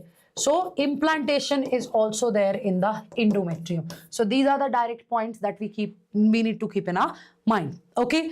Okay. So again, let's have a quick revision from this part. So you have the perimetrium, external thin membrane. You have the myometrium, smooth muscles. You have the inner glandular layer, endometrium. Right, bache? So it will undergo cyclic changes during menstrual cycle, right? And you know that because the myometrium is having the muscles, they will undergo the rhythmic contraction, relaxation. That strong contraction will help in delivering the baby. Okay. Now when it comes to the external genitalia, so these are the things that we see there, students. These are the things that we see there. We will talk about the mons pubis, right? Labia majora, labia minora, hymen and clitoris. Remember, clitoris is also referred to as reduced penis, and here also it is also having the erectile tissue. So during sexual arousal, right, during sexual arousal, it is the part, right, it will receive the abundant blood supply, right? So it will be quite excited, okay, and it is the part which will receive abundant blood supply. Is that clear? Is that clear? So just look at this part, mons pubis, the cushion of fatty tissue covered by skin and pubic hair, right? So it is going to protect the female genitalia, right? Yeah, female reproductive organ. Then labia majora, of course, they are the folds of skin, right, students? Something like that. That is how we draw, right? Labia majora is there. The inner thin part will be, you know that, labia minora. Okay, so this labia majora is fleshy fold. It extends down from the mons pubis. So yes, I can just simply give you this particular question, right? I will just simply give you this particular question, and I can ask you at the place of mons pubis, I can write something else as well. Then the statement will be incorrect. So you better read the statement properly, okay? So labia majora, they are the fleshy folds of tissue. They'll extend down. They will extend down, right? They will extend down from the mons pubis and they will surround the vaginal openings. What will they do? They will surround the vaginal opening. They will surround the vaginal opening. Right? They will surround the vaginal opening.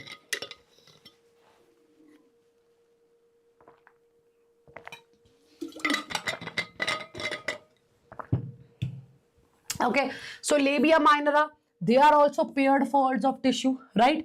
Right? And the opening of vagina is often covered by a membrane called hymen. So hymen is going to cover the vaginal opening, and it is believed that it is a sign of virginity. That is not true. Sometimes hymen can get ruptured due to the activities like cycling, horse riding, etc., etc. If any girl is active in the sports, right, there are chances that this hymen might break. And sometimes, even after the sexual intercourse, it remains intact. It doesn't get damaged. Okay, so it is a myth that it is the sign of virginity, and it is a myth that at the when there will be the first sexual intercourse, then it will break. Okay, so it is a myth here. So clitoris is tiny finger-like structure. I told you that it is present at the upper junction of two labia minora. So please keep this thing in your mind that it is at the upper junction of two labia minora above the urethral opening. It is at the upper junction of two labia minora above the urethral opening, right? Above the urethral opening, right? But it is not above labia majora. So keep it in your mind, okay? Just keep it in your mind. Now let's discuss about what? Let's discuss about the mammary gland, right? Now let's discuss about what? Let's discuss about the mammary gland. What we have to discuss here? Let's discuss about the mammary gland. So when you look at this, right? So look at the structure here. So yes, the question can directly come from this part. So you know that in the females, they are developed. Okay, they are functional as well after the pregnancy. So it is the pectoralis major muscle. Here it is present. So muscle between the ribs, right? Pectoralis major muscle. Do not make the mistake here. Now here you will see what? You will see some lobes, right? What will you see? You will see some lobes here. Lobes here. And the alveoli, these cells together are going to form these lobes here, right? So when you talk about these alveoli, my dear people, they are the one that are going to secrete the milk that will be stored here. So if I have to give you a flow chart here for the revision, so first of all, what do we discuss here? What do we discuss here? We will see that there will be many alveoli, right? We will see that there will be many alveoli. Now all that, like basically you have the lobes here. That lobes are made up of many alveoli. Now when you talk about these lobes, which are itself made up of alveoli, there are many lobes. Just look at this part. So there are around 15 to 20 mammary lobes. There are 15 to 20 mammary lobes. So glandular tissue of breast is divided into, right? It is divided into 15 to 20 mammary lobes. It is divided into 15 to 20 mammary lobes, and that contain cluster of cells called alveoli, right? So alveoli, they secrete the milk that will be stored in the cavities of the alveoli. So now you can just make a flow chart here that there will be many like lobes, that each lobe, you can just simply write it, each lobe is having many alveoli. Each lobe is having many alveoli, and they are the one that are going to secrete the milk. Right, bache? Right, bache? So now alveoli will open into mammary tubules, which are also many. These alveoli will open into many mammary tubules, right? And that tubules will form many mammary ducts. Are you getting my point? They will form many mammary ducts. Are you getting my point? Are you getting my point? And now these ducts, right, all of them, these several mammary ducts, they will beta join and they will do what? They'll form a wider mammary ampulla. So ampulla, you understand now, that funnel shaped structure, right? Wider mammary ampulla, right? Wider mammary ampulla, right? This ampulla is connected to what? It is connected to lactiferous duct. So basically in this flow chart, after this part, right? After this part of many mammary tubules, mammary duct, then mammary ducts will join to form mammary ampulla. So after that, ampulla will open into this one, lactiferous duct. It will open into what? It will open into the one, lactiferous duct. Right? Where will it open? Into that lactiferous duct. So rest all are many, but this one is one. Right? So we have one mammary ampulla, right? We have one mammary ampulla, we have one lactiferous duct. So when baby will provide the suckling stimulus, then the milk will come out through this lactiferous duct. So here itself you can have a quick revision of these points, that it is the prolactin, prolactin. It is the one that helps in milk production. It is the one that helps in milk production. And oxytocin, which is also known as milk ejection hormone. Oxytocin, which is also known as milk ejection hormone, which is also known as milk let down hormone. So it will help in O for out, right? That is milk ejection. Okay, so remember the role of these two hormones here. Remember the role of these two hormones here. Is that clear? Sure?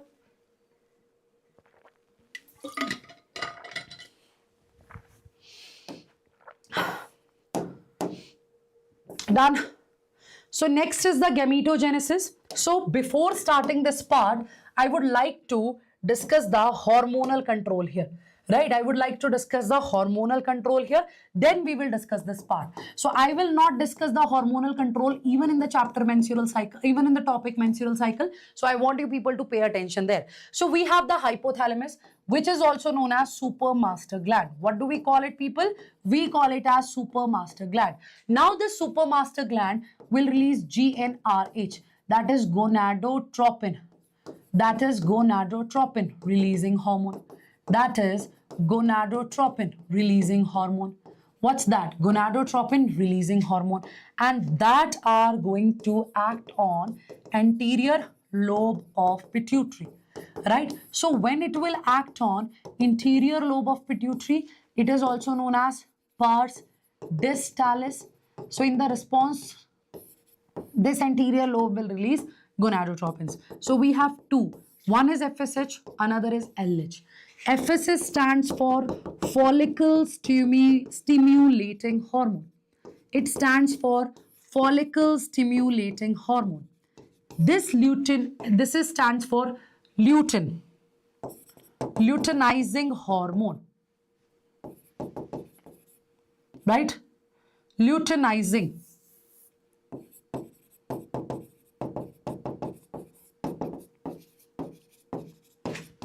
Right? That will be your luteinizing hormone. So follicle stimulating hormone and luteinizing hormone is there.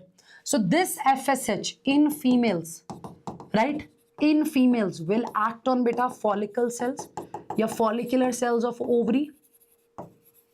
In the response of that, they'll release estrogen, the ovarian hormone. Right? And in males, it will act on Sertoli cells. So that's how you can remember. S for follicle stimulating hormone. S and S here. Now luteinizing hormone. It helps in females students. Mainly LH surge is for ovulation. Right? For the release of secondary oocyte. And in males, it will act on Leydig cells. Do you know that? L for Leydig cells. Okay, L for Leydig cells. So that are also known as interstitial cells. So in response to that, they will release testosterone. What will they release? Testosterone. So remember your Leydig cells. sorry, your luteinizing hormone in case of males, also known as, in case of males, it is also known as interstitial cell stimulating hormone. It is also known as interstitial cell stimulating hormone. Am I clear? Interstitial cell stimulating hormone.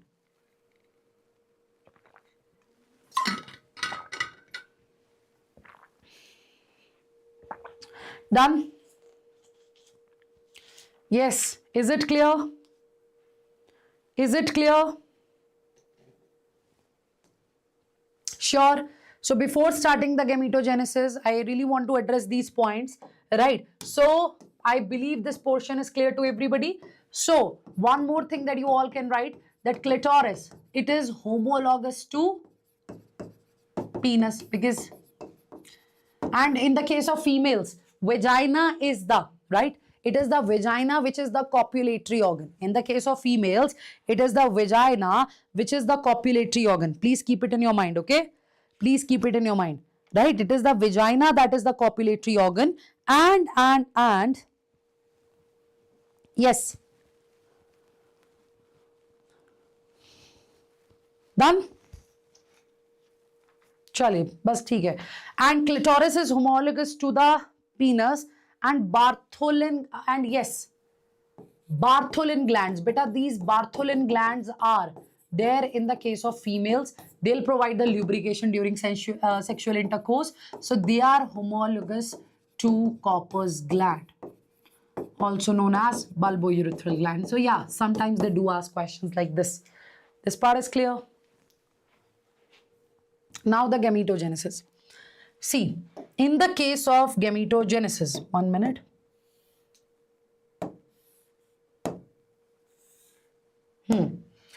In the case of gametogenesis, gamete formation it is. So of course, let's start with the male part. Okay, let's start with the male part. So obviously, primordial germ cells, right? They'll find their way to gonads. I told you already. Now from this side, what will you get? You will get germ cells. Which cells are you going to get, students? Which cells are you going to get, students? Please tell me. Please tell me, which cells are you going to get here? Right? We are going to talk about the spermatogenesis here. So you are going to get the germ cells. You are going to get the germ cells here, right? So no doubt, still it is written that in the wall, basically in the seminiferous tubule, from the walls, the germ cells will form. But actually this is the concept, right? So basically these cells, first of all, just say you will have these germ cells, spermatogonium. When it is spermatogonium, it is singular. So mitotically it will divide. So if it is dividing mitotically, matlab one cell will give rise to 2, 2 will give rise to 4, 4 will give rise to 8. So basically when it is dividing mitotically, it will increase its number.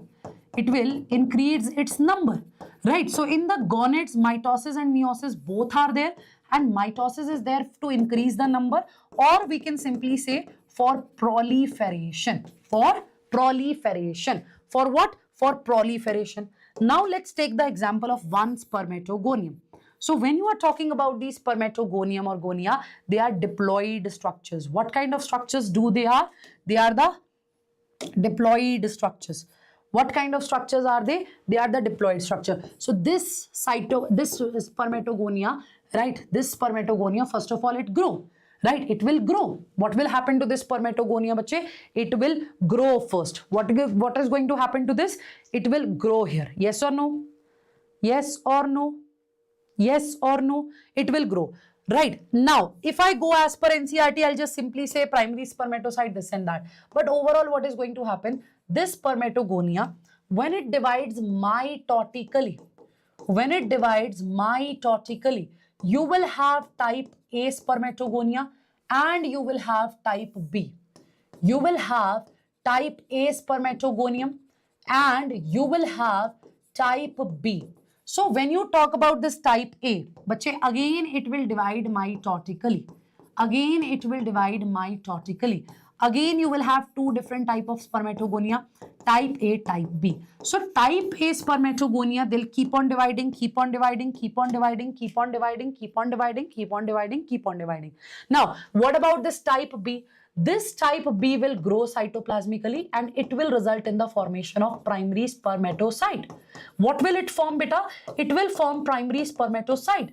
And keep it in your mind, this primary spermatocyte is also diploid. This primary spermatocyte is also diploid. Now this primary spermatocyte, it will undergo. So you need to know the ploidy as well. Spermatogonia, it will be diploid only. Primary spermatocyte is also divide. It will undergo meiosis 1. You know that when it will undergo meiosis 1, what will you get? You will get 2 haploid secondary spermatocyte. So after the meiosis 1 in primary spermatocyte, you will get secondary spermatocyte, and of course they are haploid and there will be 2 cells. There will be 2 cells. Right? There will be 2 cells. How many cells will be there? There will be 2 cells. So we have primary spermatocyte, which is itself diploid, which will grow. First of all, type B will grow. It will form primary spermatocyte, and this one will undergo meiosis 1. This one will undergo meiosis 1. And after that, you will have secondary spermatocyte. After that, you will have, it will undergo secondary spermatocyte. It will undergo secondary spermatocyte, right? Then the secondary spermatocyte will undergo meiosis 2, right? Because how many secondary spermatocytes do we have? 2. So it's like that. It's like that. You see, let's suppose this is your primary spermatocyte. Right? Yes, students. Let's suppose this is your primary spermatocyte. When it will undergo your meiosis 1, you will get 2 haploid cells. You are calling them as secondary spermatocyte. What do we call it? We call it as secondary spermatocyte. Then they will further undergo meiosis 2. Sorry, firstly here the meiosis 1 was there, right? Now they will undergo meiosis 2, right? What will they do? What will they do? They will undergo meiosis 2, right? So here you will have 4 cells and they are also known as spermatids. Spermatids. So after meiosis 1, you will get secondary spermatocyte. After that, you will get spermatid. So you will have 2 secondary spermatocyte which will undergo meiosis 2, and after that there will be 4 spermatids, and that 4 spermatids, of course, they will form sperm. And this process is known as spermiogenesis. So the complete process is spermatogenesis, the formation of sperm from spermatogonia. The formation of sperm from spermatogonia is your spermatogenesis. But when we convert, right, when we make sperm from spermatid, it is known as spermiogenesis or spermatoleiosis.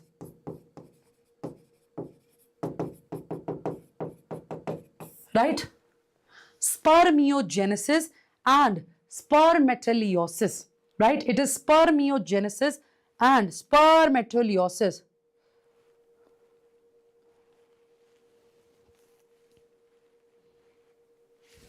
Yes, done?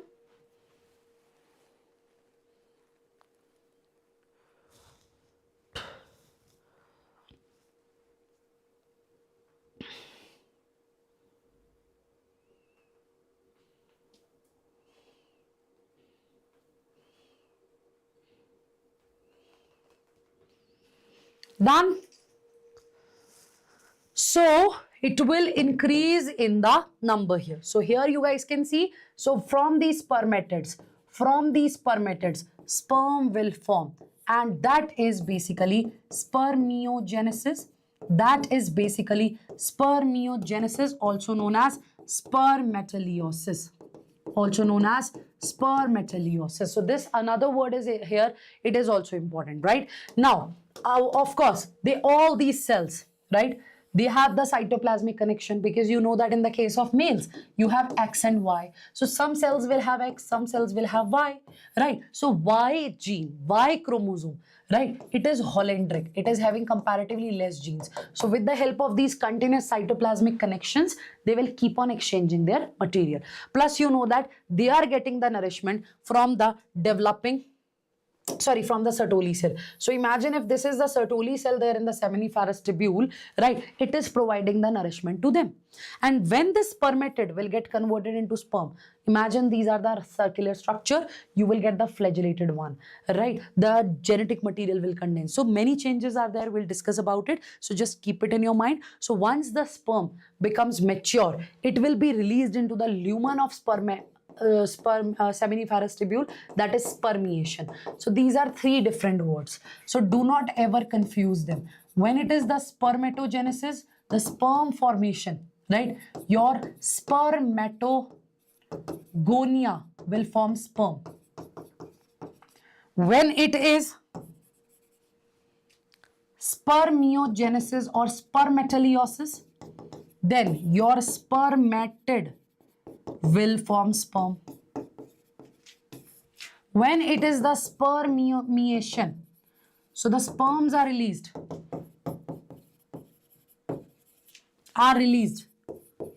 in the lumen of seminiferous tubule.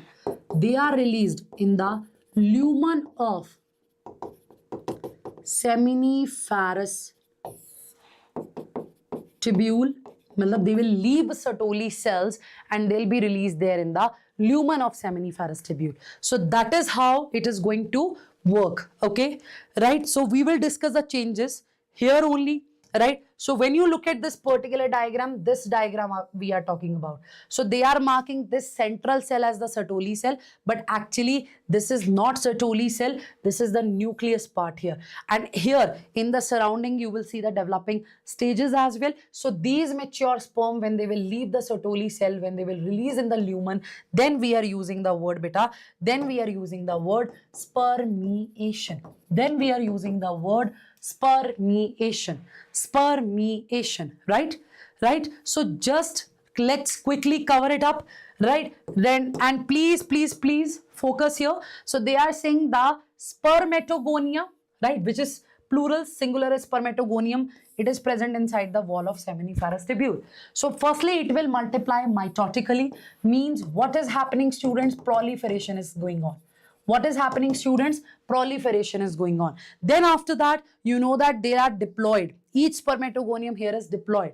So you are talking about the humans. So total 46 chromosomes will be there. So these spermatogonia, they'll grow. You will have primary spermatocyte that will undergo meiosis, right? And after first meiotic division, we will have two secondary spermatocyte, bache. What do we have? We will have two secondary spermatocyte, bache, right? And then what is going to happen, my dear students? They will form the spermatid. So spermatid will get transformed into sperm. That is spermiogenesis. The another word I told you already, it will be spermatogenesis. It will be spermatogenesis, right, bache? Right? So sperm, after spermiogenesis, sperm heads become embedded in the Sertoli cells. They are finally released from the seminiferous tubule by the process of spermiation. Is that clear? So spermatogenesis will start when the boys will attain the puberty, and it will continue throughout the age. And of course, with the age, you know that the sperm production will get affected, not just with age, right? Multiple factors are there, environmental factors are diet, everything is there, right? So that is also the case. And overall, when we talk about the hormones, we have discussed it, beta. So you can simply keep this thing in your mind, right? That LH, when it will act on Leydig cells, right? It will stimulate the synthesis and secretion of androgens, right? And that androgens will help in the process of spermatogenesis. Important it is. So FSH will also act on the Sertoli cells. So when it will act on the Sertoli cells, right, some factors will release that will help in spermiogenesis. So it is also important. So Sertoli cells, right, the FSH will act on the Sertoli cell, and the spermiogenesis will occur due to that, right? due to that. So I'm like sticking to the NCERT, otherwise there are so important things that we can discuss here. Now look at the sperm structure. So see, that is how the spermatid will get transformed. So the question can come in the paper from the acrosome part. So who formed this acrosome? It is the Golgi apparatus. It is the Golgi apparatus. Here, nucleus is having containing the chromosomal material. It is highly condensed, of course. So we will see head is there, neck is there, right? The middle piece is there and the tail is there. These are the parts that we discuss here. These are the parts that we discuss here, right, bache? These mitochondria, they are spirally arranged here, right? Matlab around this, you know, axoneme, they are spirally arranged here. So beta, what is the word that we use here? Nebenкern. Nebenкern. What is the word that we use here? It is Nebenкern. What is the term that we use here? It is Nebenкern. And this is the tail. So here in the neck region, you will talk about 2 centrioles, my dear people. How many centrioles? 2. Proximal means nearby. 1 is distal. So from this distal axoneme, that rod-like structure having 9+2 arrangement will form. And this proximal centriole, at the time of fertilization, it is the one that will pass to the secondary oocyte, because secondary oocyte is without any centriole. That is why there will be the metaphysics to arrest as well. Other factors are also there, but as per NCERT, that is something we have to remember, right? So a plasma membrane will cover the complete sperm. Sperm head is having beta haploid nucleus, right? It is having cap-like structure, acrosome. So it is filled with enzymes, right? That will help in the fertilization. So these enzymes are also known as sperm lysins. They will help in what?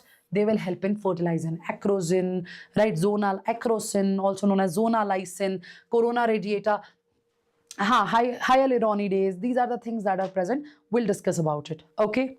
Okay, right? So after that, middle piece is having many mitochondria. They'll provide the energy, right, bache? So we use the word Nebenкern for that. So human male ejaculates 200 to 300 million sperms during a coitus, right? During the sexual intercourse, they'll release around 200 to 300 million sperms.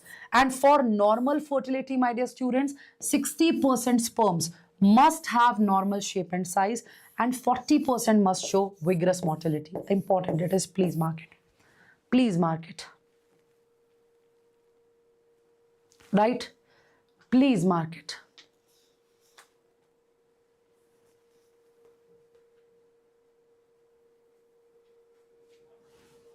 Any doubt? Any doubt? Are you sure?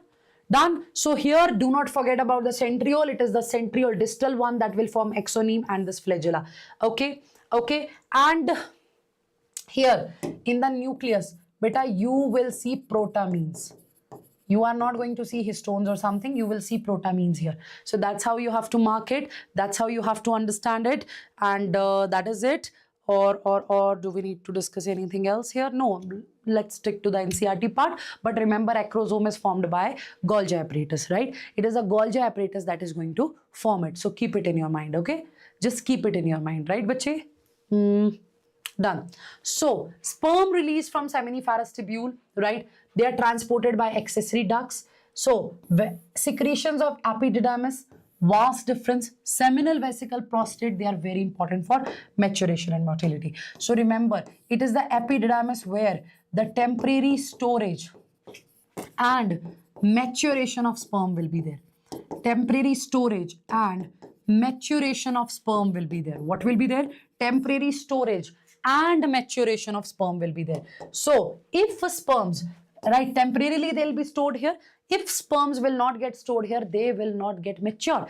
But if we take out the sperm directly from seminiferous tubule, they'll be non-motile. They need to get stored here in epididymis, at least for, if I'm not wrong, right, for few days or for few hours or days, right? Otherwise, they'll not get the motility. So that is something you have to keep in your mind. About the semen, I told you already, right? That's it. Next is the oogenesis. right? In the case of oogenesis, right, students, they get confused in the case of oogenesis because they are not able to understand this process. So when we discuss the oogenesis, we also need to discuss the folliculogenesis. We also need to understand the folliculogenesis. That is important. Now I'll stick to the topic here because of course NCERT and time constraint regarding issue. So already told you, this is the medulla, this is the cortex here, the place where actually the oogenesis will occur. Now some important points. It will start in embryonic stages only. Some important points, direct points I'm going to write here. Embryonic stages. Then first arrest is there in embryonic stages. The first arrest is there in embryonic stages, right? Embryonic stages, the very first arrest is there in embryonic stages, and that is there in the diplotin phase of meiosis 1. It is also known as beta dictate arrest. Number 3, one oogonium will give one ovum only, right? So rest will be polar bodies that will be degenerated. These are the direct points here. This is the gist of the topic actually. Now what is happening beta? In the ovaries, right? I'll start with the folliculogenesis first.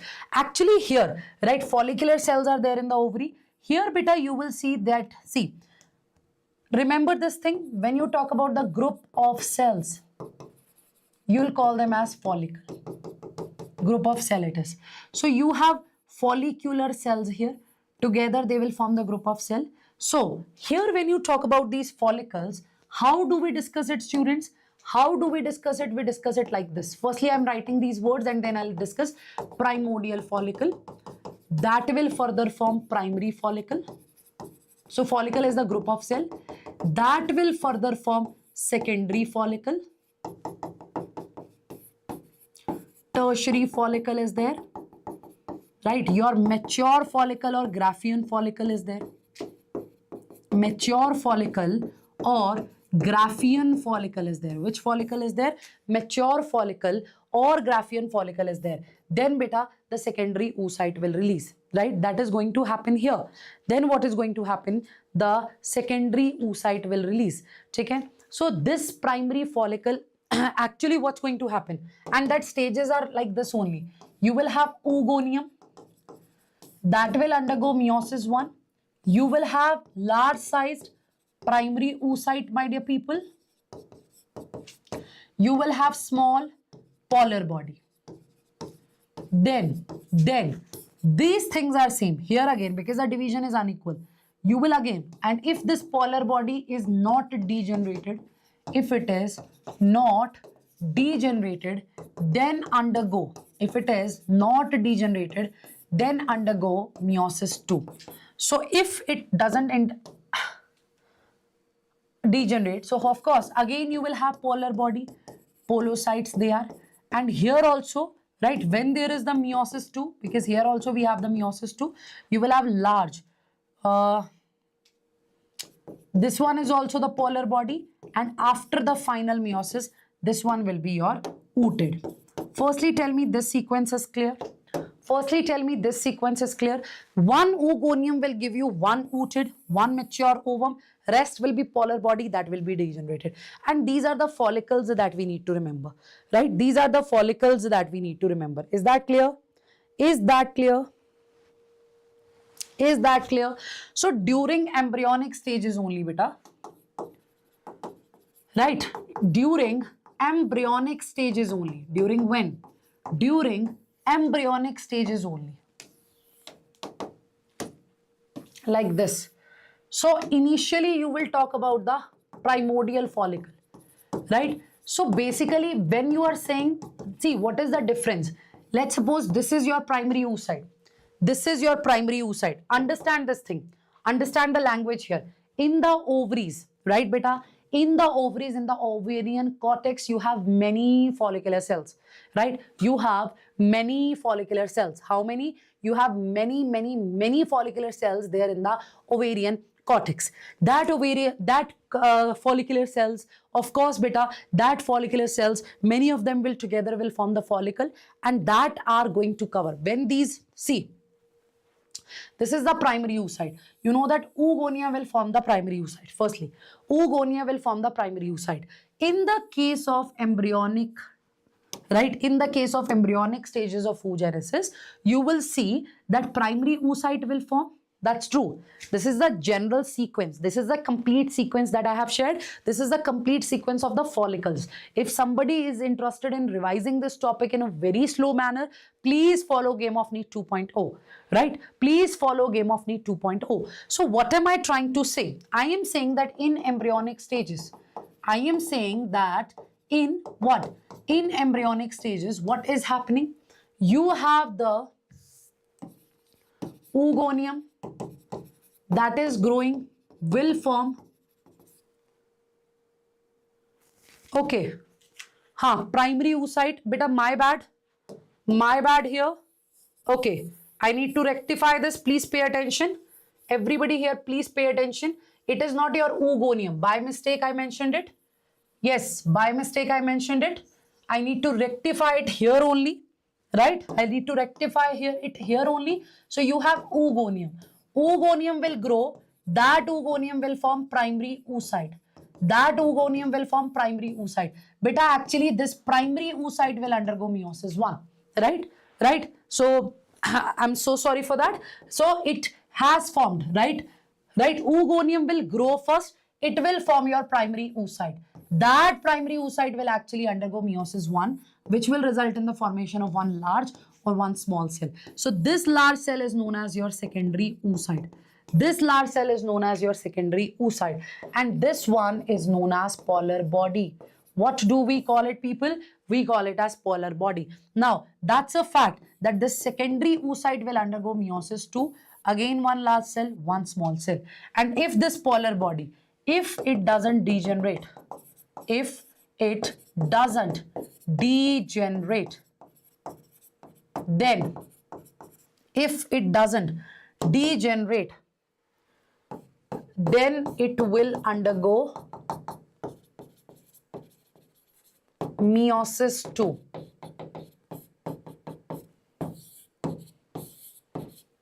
Right? So, ooted is there. Right? That is the sequence.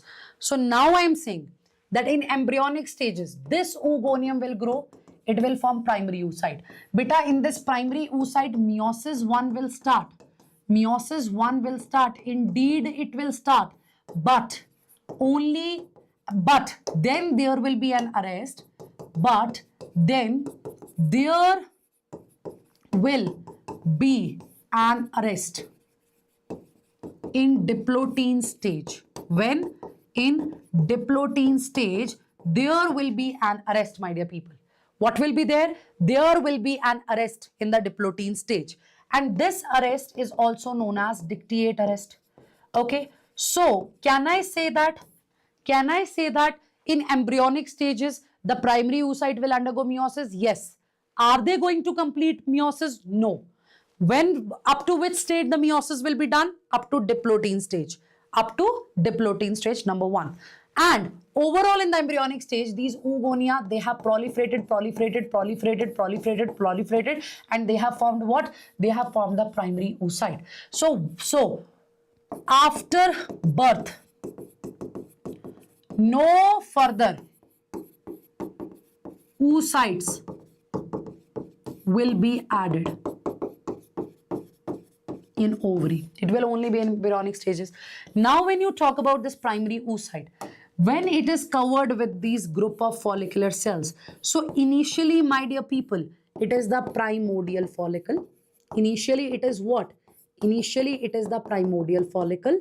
After that, right, because it will grow in size. So, you people will see what? You people will see primary follicle.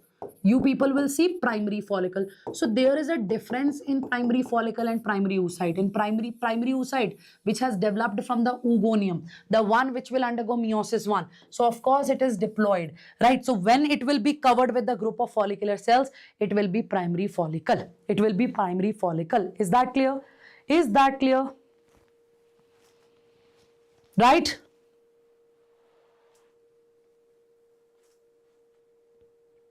Right? Okay, so no further primary oocytes will be added. So if no further oocytes will be added after birth, so of course no further primary follicles will be added. So remember this thing, these primary follicle, these follicular cells, they'll proliferate, right? These ovarian cell or follicular cell, they proliferate. So we also use the word granulosa cells here, right? Granulosa cells here. And remember, you'll see that here this ovum, right? This ovum, it will also start forming a layer, the acellular layer, zona pellucida, right? It is the acellular one. So this is happening in the embryonic stages, this part, the arrest thing, right? The arrest thing. So now when you look at this, right? So in oogenesis, it is initiated during embryonic development. Important, right? Million of gamete mother cells here, oogonia. I told you this thing many times. Whenever the word is mother cell, whenever the word is mother cell, it is diploid and it is something that will undergo meiosis. It is something that will undergo meiosis, right? It is something that will undergo what? Meiosis. So they are formed within each fetal ovary, beta. No more oogonia are formed and added after birth, right? So these cells will start the division and there will be an arrest in the prophase 1. So it is the temporary arrest. So your primary oocyte will have the temporary arrest, and I have mentioned it that this arrest is in the diplotene stage. So we also call this arrest as dictate arrest. We also call this arrest as dictate arrest. Is that clear? We also call that arrest as dictate arrest. Am I clear? Am I clear? So each primary oocyte will get surrounded by a layer of granulosa cell. These are actually the follicular or ovarian cell. Now you are calling it as primary follicle. So it is not given in the NCERT, but this is something you can keep it in your mind, that at birth, female ovary will have millions of primary follicles. And of course, that primary follicles are covering that primary oocyte as well. They'll have million of primary follicles. They will have million of primary follicles. Now, from birth till puberty, right? These follicles degenerate. Because at this time, they are in millions. Here, they degenerate. So, we call it as follicular atresia. The word here is follicular atresia, right? So at the time of puberty,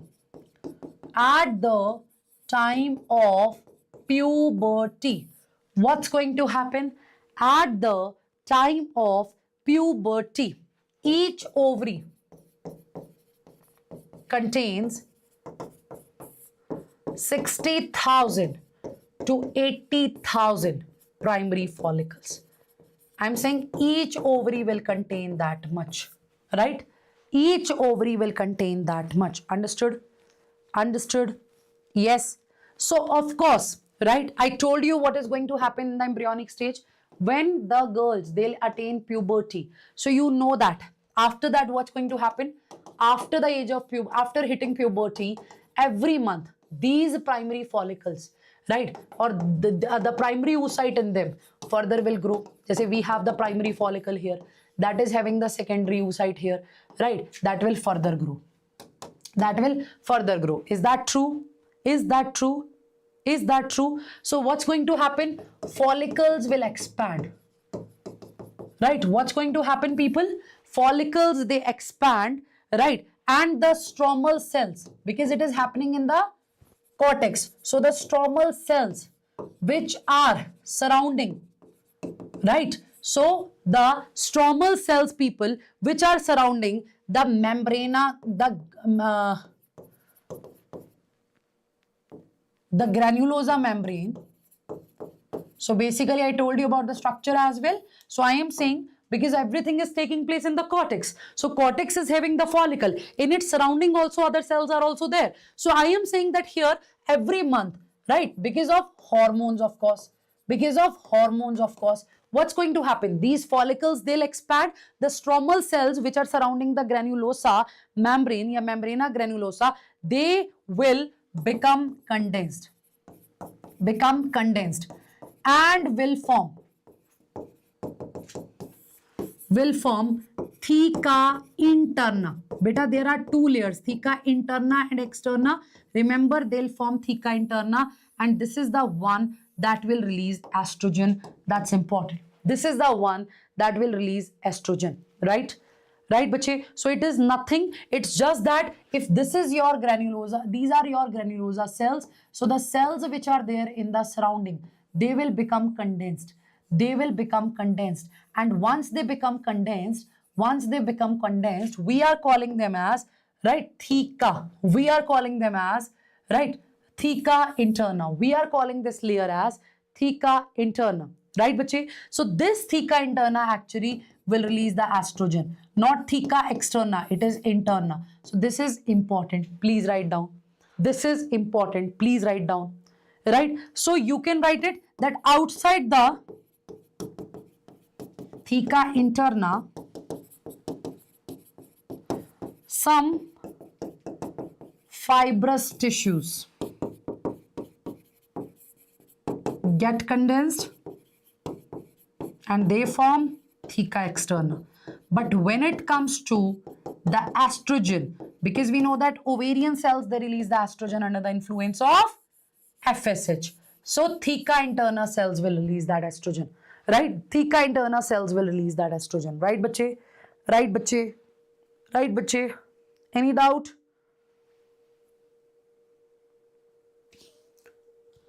Any doubt? Right? And meanwhile, this is the status of follicle. Meanwhile, because hormones are also there. Now, after that, so basically primary follicle, this one is your secondary. After that, you will have tertiary follicle. So when we talk about the tertiary follicle, here what we have to see, a cavity will appear, bache. A cavity appears in granulosa cell. A cavity appear in granulosa cells. And it contains liquor folliculi. It is not very well developed, of course not. Liquor folliculi. Actually, it is the estrogen. So if I have to show you this, let's suppose this is your oocyte here, right? So surrounding me, the layers. So here, these are the granulosa cells. So initially you are going to see a very, small cavity. Initially, what will you see? A very small cavity. What is the word that we use here for this cavity? It is, bache, antrum. And it is a fluid-filled cavity, right? So these, because FSH is also there, na? Right, follicle stimulating hormone. It is acting on these follicular cells. Then these follicular cells are releasing the estrogen, right? That will be there in this antrum. And remember, here in this stage, here, theca interna, the one which will release estrogen, and theca externa are clearly visible, and they are properly formed. They are even clearly visible, or I would say they are properly formed. Okay, they are properly formed. Now you know that what is going to happen, the further growth will be there. So by this time, because estrogen is also there, by this time what's going to happen? Your primary oocyte will complete the meiosis 1, then the secondary oocyte will form. That will also initiate the meiosis 2, right? That will also initiate the meiosis 2. Is that clear? Is that clear? So these surrounding layers, right? They are the theca layers. So theca interna and externa are clearly visible. They are basically properly formed. Up to this part all clear? Up to this part all clear? Up to this part all clear?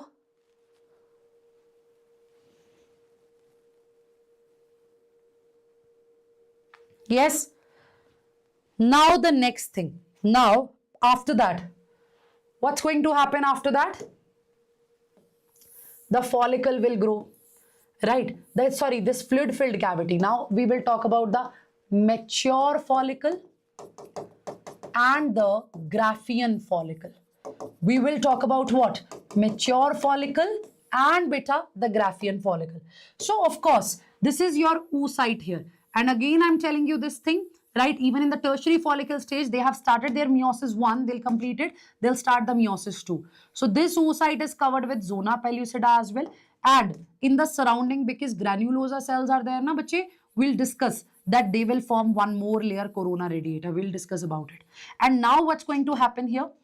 Right, because this fluid-filled cavity, this antrum, right, this antrum, which is having liquor folliculi,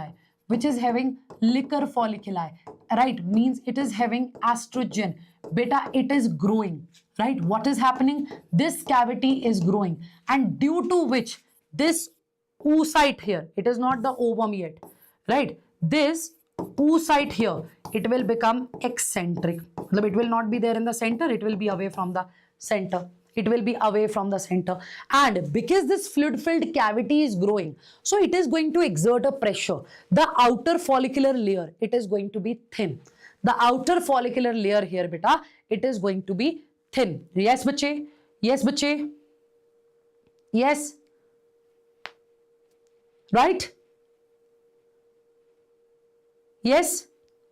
So now what's going to happen? Imagine it like this. Let's suppose this is the oocyte. This oocyte is also having the zona pellucida, right? Zona pellucida. Bache, it is the primary egg membrane. It is also known as primary egg membrane, right? Primary egg membrane, this zona pellucida.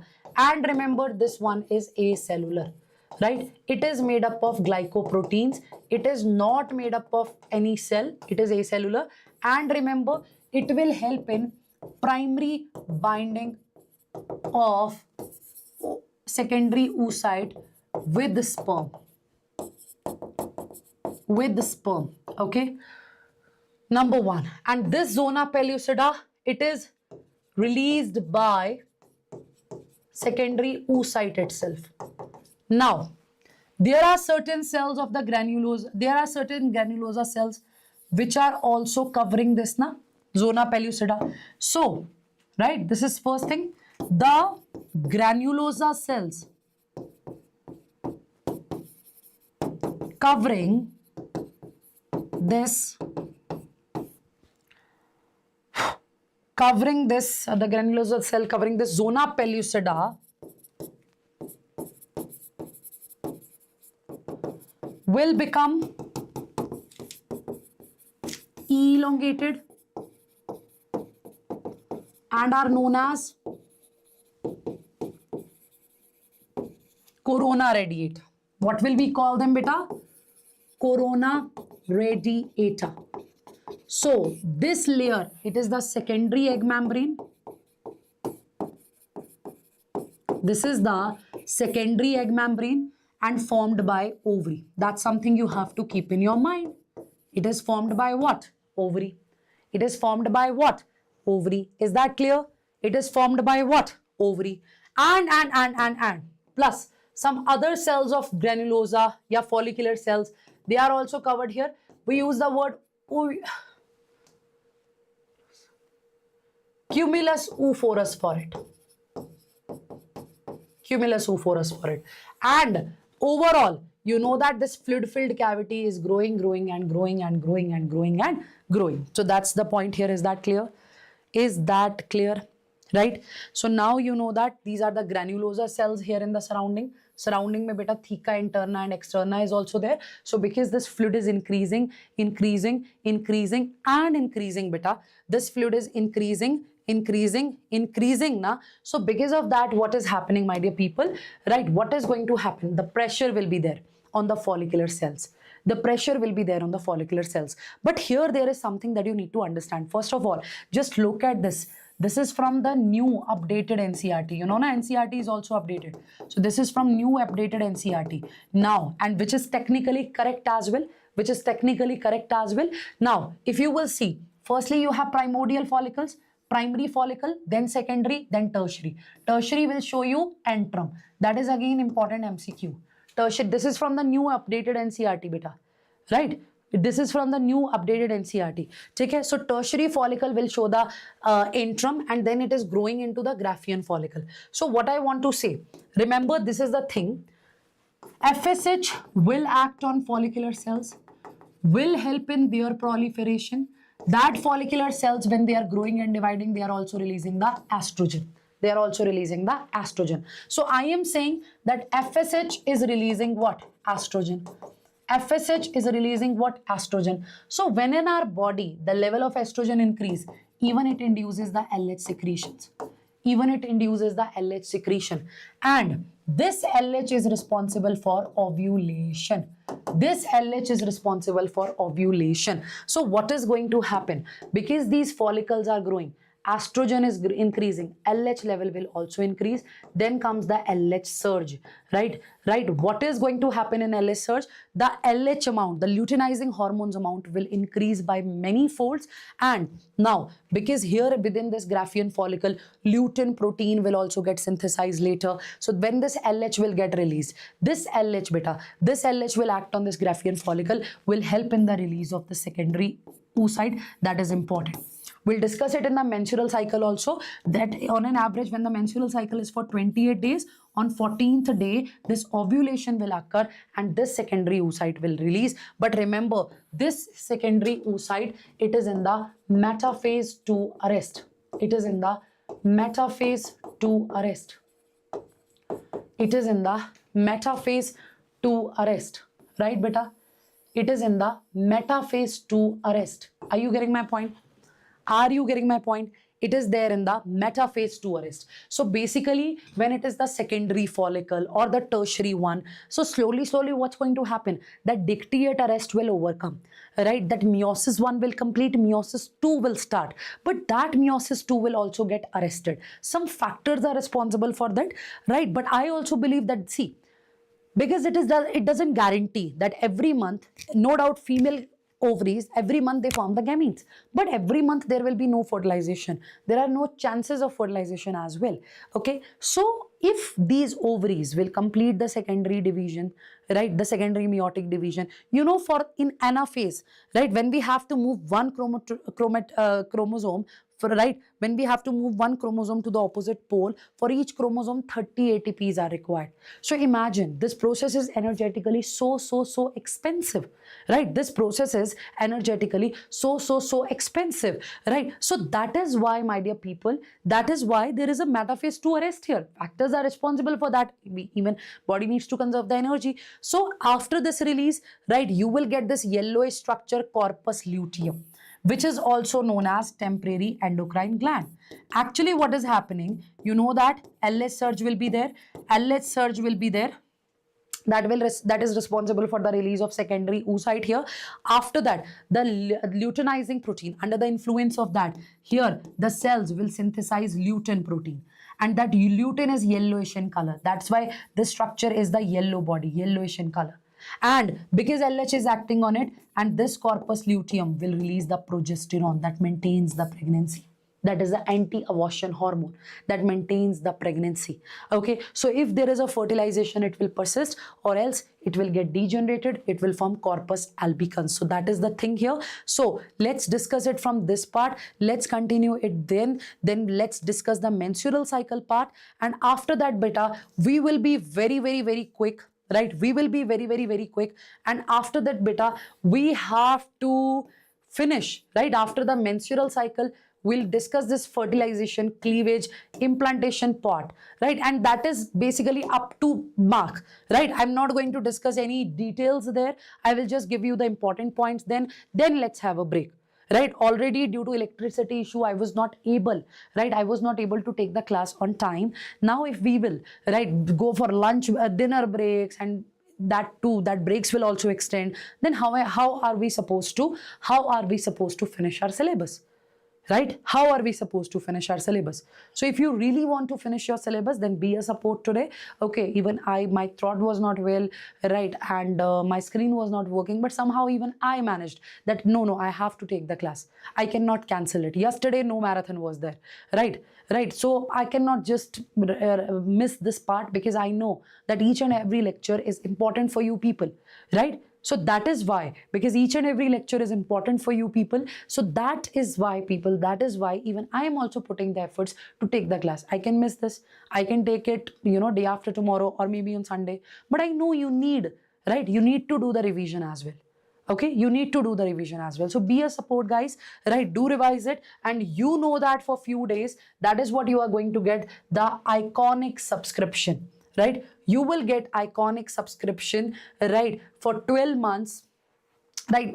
When it comes to the iconic subscription, people, you know that it is for 14999, and here you will have the access of all the batch along with the content. The soft copy of the content and the hard copy will be delivered to your doorsteps. All the test series, all the tests, everything will be available to you, right? Everything will be available to you. So be the part. In the description box there is a link. You can click on that. You can be the part of our batches.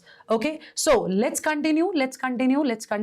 So yeah, last part. Yes, so here you guys can see, right, the primary follicles are there. They will degenerate during the phase from birth to puberty, right? So at the time of puberty, 60,000 to 80,000 primary follicles are left in each ovary. So they will get surrounded by more layers, beta, and they will form a new theca and called secondary follicle. So I have explained this theca thing also. So theca interna will release estrogen, but not the theca externa. Kindly keep it in your mind, okay? Kindly keep it in your mind. Now, the secondary follicle will transform into tertiary, and here you will have interim, the fluid-filled cavity having the estrogen. So theca layer is organized, beta, inner theca, outer theca. So it is important, right, that at this stage, the primary oocyte within the tertiary follicle grows in size. So primary oocyte, when, right, it is also there within the tertiary follicle, it is also growing. So here, as per NCERT, it is in the tertiary, right? As per NCERT, it is in the tertiary follicle stage when the first meiotic division will be completed. That will result in the formation of, because unequal mitotic division is there, haploid secondary oocyte and the tiny first polar body, which is also known as polocyte here. Is that clear? Is that clear? So after that, the secondary oocyte will retain bulk of the nutrient, right? Of course, because it has to form the ootid. It has to develop into the zygote. That is why. Then the first polar body born out, right, will divide further or degenerate. It depends whether it will divide or it will degenerate. So if it will divide, in totality, we will have 3 polar body. If it will degenerate, we will say 2 polar bodies were formed. That is the concept of 2 or 3 polar bodies here. Okay. So at present, we are not very certain about this. So tertiary follicle will further changes into mature follicle, right? So the secondary oocyte, it also forms the zona pellucida. So zona pellucida is beta primary egg membrane, and remember, when it comes to the sperm binding, right, this is going to help. Right? So Graafian follicle will now rupture to release the secondary oocyte from the ovary by the process called ovulation. Okay, so LH is required for that. Okay, so you can see the diagram. You can see this diagram as well. Please have a look, and if there is any doubt, ask me. Just observe the diagram, and if there is any doubt, please ask me. Please ask me then.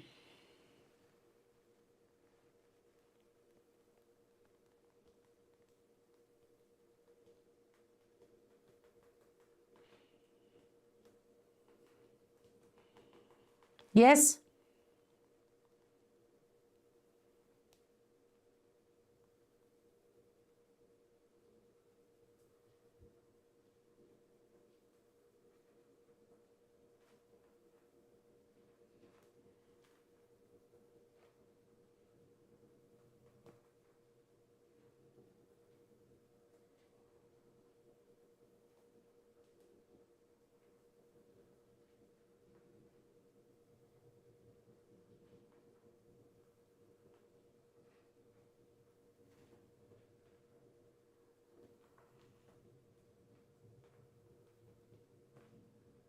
Done, beta? I hope this part is clear. So let's continue.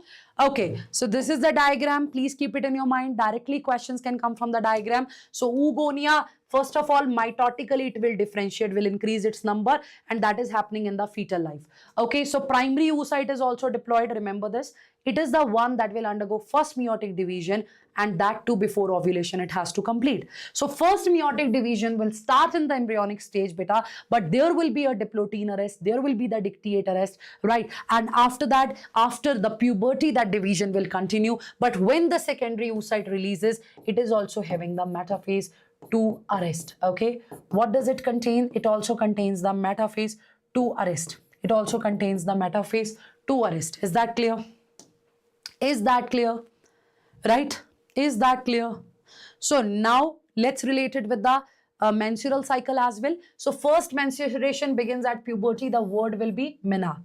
So reproductive cycle in the female primates, it is monkey, apes and humans. They will have menstrual cycle. Otherwise, if you remember estrus cycle, do you remember estrus cycle? If you don't, read about it. Okay. So on an average, bache, on an average, it is for 28 to 29 days, and event will start from the one menstruation till the next. Okay, so here we have the phases. Here we have the phases. Let's just stick to the one which are there in the, let's stick to the diagram only. So first is the menstruation phase, beta. This is the bleeding phase. It will last for 3 to 5 days. Then follicular phase, also known as proliferative phase. Also, it is known as pre-ovulatory phase, that is before ovulation. So follicular, proliferative, pre-ovulatory. So of course, here, what's going to happen? FSH is there. It is acting on that, right? It will act on the follicular cell. It will help in their proliferation. That is how you can revise. And because FSH cell, they are basically acting on follicular cell. Follicles, they are proliferating. Even they will release the estrogen, my dear people. What will they release, guys? They will also release the estrogen. They will also release the estrogen. So that estrogen, right? Estrogen they will also release. So with time that will also. So on the 14th day, if the menstrual cycle is for 28 days. So on the 14th day, right, there will be the LH surge. So remember, for the ovulation, LH surge is required. LH surge is required. LH surge is required for ovulation. It doesn't matter how much is the level of FSH, estrogen or any other hormone there. If there will be no LH, there will be no ovulation. And for ovulations, people, prostaglandins are required, which are present there. If there will be no prostaglandins, no ovulation will be there. They are also very important for rupturing of that Graafian follicle. So keep it in your mind, right? So after that, after this phase, so basically menstruation cycle 3 to 5 days, right? It will last for what? It will last for how many days, beta? It will last for 3 to 5 days. It will last for 3 to 5 days. That is what you have to keep in your mind. So if it is for 3 to 5 days, 14th day will be the ovulation. 14th day will be the ovulation. Beta, actually in books it is like that, but it is plus minus 2 days. It is actually plus minus 2 days, right? So it is, so if any couple is interested in having the babies, so it is advised to have the sexual intercourse, unprotected sexual intercourse in this period. And if they don't want the babies and if they want to go for the unprotected sexual intercourse, so this period is the risky one. At this time they should avoid the coitus. Now after that, right, from day 15th to 28th, right, they will have the luteal phase or secretory phase. Why? Because after ovulation, this egg, right, you can see the development also. Follicles are developing. So initially FSH will release, that will further induce the release of estrogen. Now when estrogen is increasing, that will also increase the LH. So when there is the ovulation, LH is maximum, even FSH amount is more, even the estrogen is also good. Take. So once the egg is released, beta, it is for 24 hours it will be there. It is available for the fertilization, and in that 24 hours, initial 15 hours, right, in that 24 hours, initial 15 hours, it is the time period when, you know, the chances of fertilization will be more there. Okay? So after that, right, after that, what's going to happen? From day 15th to day 28th, there will be the luteal or secretory phase. The corpus luteum is there, right, because under the influence of SHS that has formed, right? So that corpus luteum will keep on releasing the progesterone. So here the level of progesterone is high, right? LH is low, progesterone is high. So progesterone is preparing the uterus for the pregnancy. It is the pregnancy hormone, anti-abortion hormone. It helps in the proliferation. It helps in basically, it will maintain the endometrial lining for the implantation. So that is how it works. So you can just take it in this way. जैसे 3 to 5 days के लिए, for how many days? So 3 to 5 days, there will be the bleeding phase. What will be there? Bleeding phase, when all the hormones are low. Then 6th to 13th day. So when I'm saying 6th to 13th day, I'm talking about a week now. 6, 7, 8, 9, 10, 11, 12, 13. Around 7 to 8 days. Right? What will be there? There will be the proliferative phase. There will be the proliferative phase. And of course, in this phase, beta, FSH will increase initially. That will increase the estrogen, beta. And that will also induce LH. So ovulation is, right? So that is why this phase is pre-ovulatory phase as well. 14th day. 14th day is for the ovulation, right? And for ovulation, the level of LH has to be very high. Estrogen is also high at this point of time, but the FSH will be low. FSH will be low because in FSH and estrogen, there is the feedback inhibition loop. If no doubt, it is because of FSH, the estrogen is getting released, right? But once the level of estrogen will keep on increasing, right, it will send a signal that FSH, you please slow down, you please slow down. So that is how it is. That is how it is, right? And when estrogen is increasing, it will also increase your luteinizing hormone. It will also increase your luteinizing hormone. Is that clear? Is that clear? Is that clear? Right, beta? Okay, chaliye. So ovulation is there, right? And from day 15th to 28th, right? Which phase do we have? We will have luteal phase, also known as secretory phase. So at this point of time, the progesterone is maximum. Estrogen is also there. FSH and LH is comparatively less, right? Initially you will see initially LH is there, but then it will be less. Okay, beta? So initial stages mein all the hormones are low, but progesterone amount will increase. So when progesterone amount will increase, your GnRH, even your luteinizing hormone, they'll be low. So that is how it is, right, bache? Right, bache? So because of that progesterone, right, the endometrial will become glandular, right? It will become secretory because it is preparing it for the implantation. So thickening will also increase. Thickening of the uterus will also increase. Right, bache? Right, bache? So now, when we are moving towards when we are moving towards this phase, so of course, if there is no fertilization, after that, what's going to happen? Again, the hormones, right? That progesterone will come down. Again, that FSH amount will increase, estrogen will increase. And because of that, this bleeding phase will come, right? So when there is the bleeding phase, again, that endometrium will undergo the periodic, the cyclic changes. Actually, this endometrium is going, it will shed off. In that menstrual blood, it will shed off. So this is about the menstrual cycle. This is all about the hormones here. You please revise it, right? You please read it, you please revise it, then it will be related. So around 50 years of age, right, bache, right, menopause will be there. Female will have the menopause. So you can read from this part and everything will be done and dusted. So one topic which is not explained in NCERT is the capacitation. So capacitation, beta, it is the charging of sperm. It is actually what? It is the charging of sperm. If the sperm is not charged, you're not capacitated sperm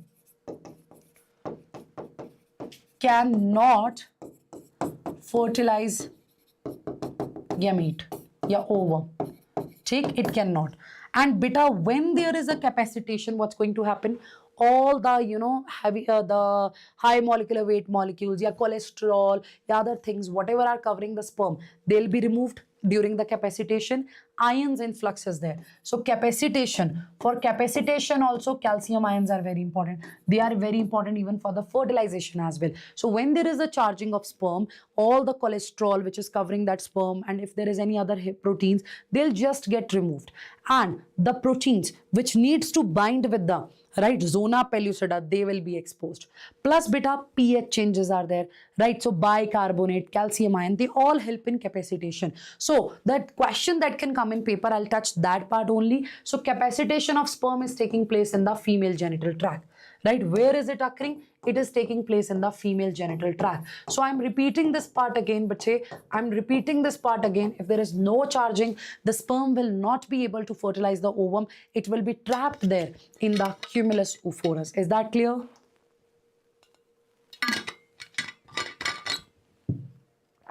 Done?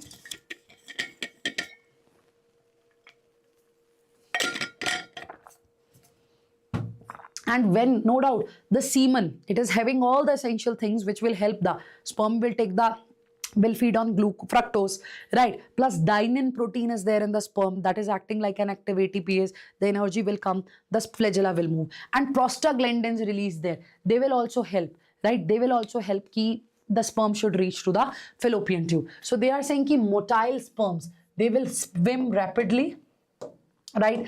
They will pass through the cervix, they'll enter the uterus, they'll enter the ampullary region, right? So if ovum is there, the fertilization will occur.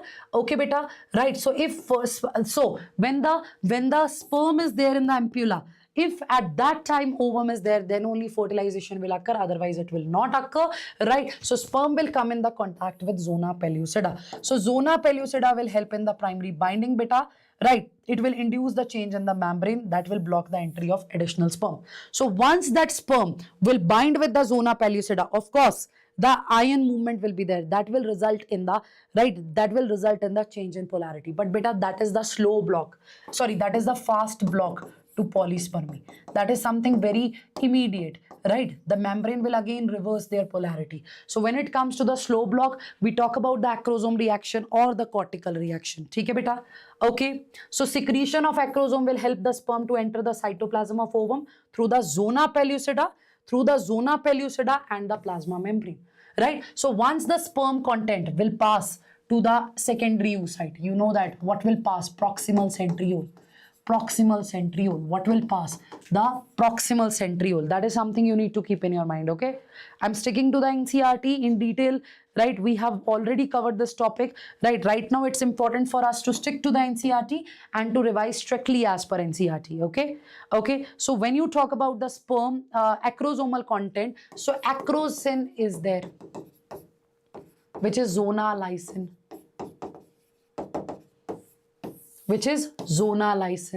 Other than that, corona radiata penetrating enzyme.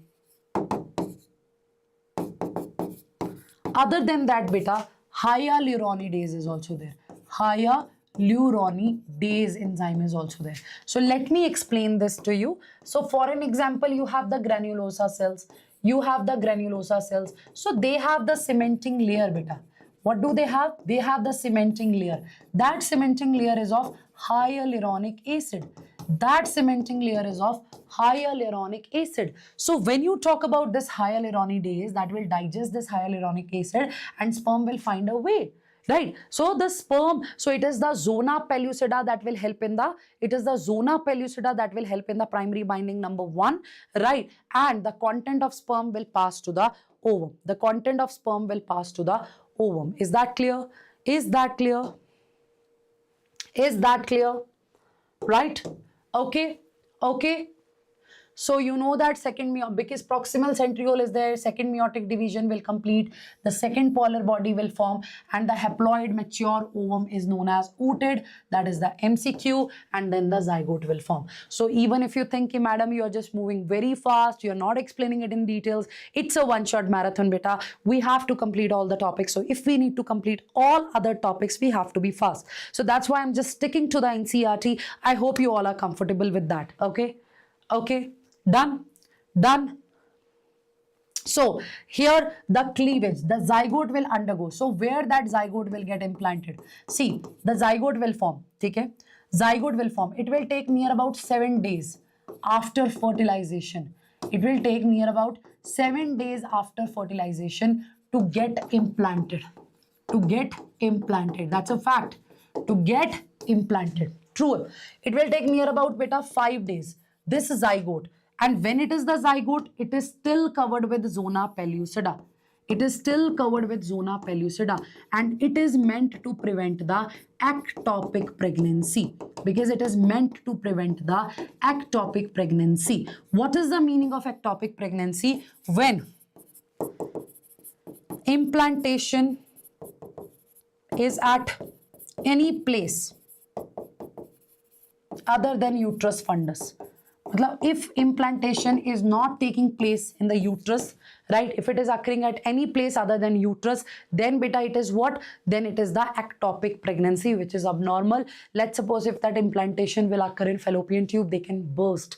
Okay, so this is the point. Now, mammalian cleavage is the slowest cleavage. So this zygote around after 30 hours will undergo first cleavage. So when beta it is cleavage, yeah, it is different from mitosis, because here you don't talk about G2, G1 and G2 phase. So no cytoplasmic growth is there. So no cytoplasmic growth is there. So DNA replication is there, but cytoplasmic growth is not there. So that is why initially for some stages the size will not increase, later on it will increase. The compaction thing also we discussed, but not here, right? So now, right, so it will take near about 5 days to reach there to the uterus, right? So in the uterine cavity, it will feed on uterine fluid.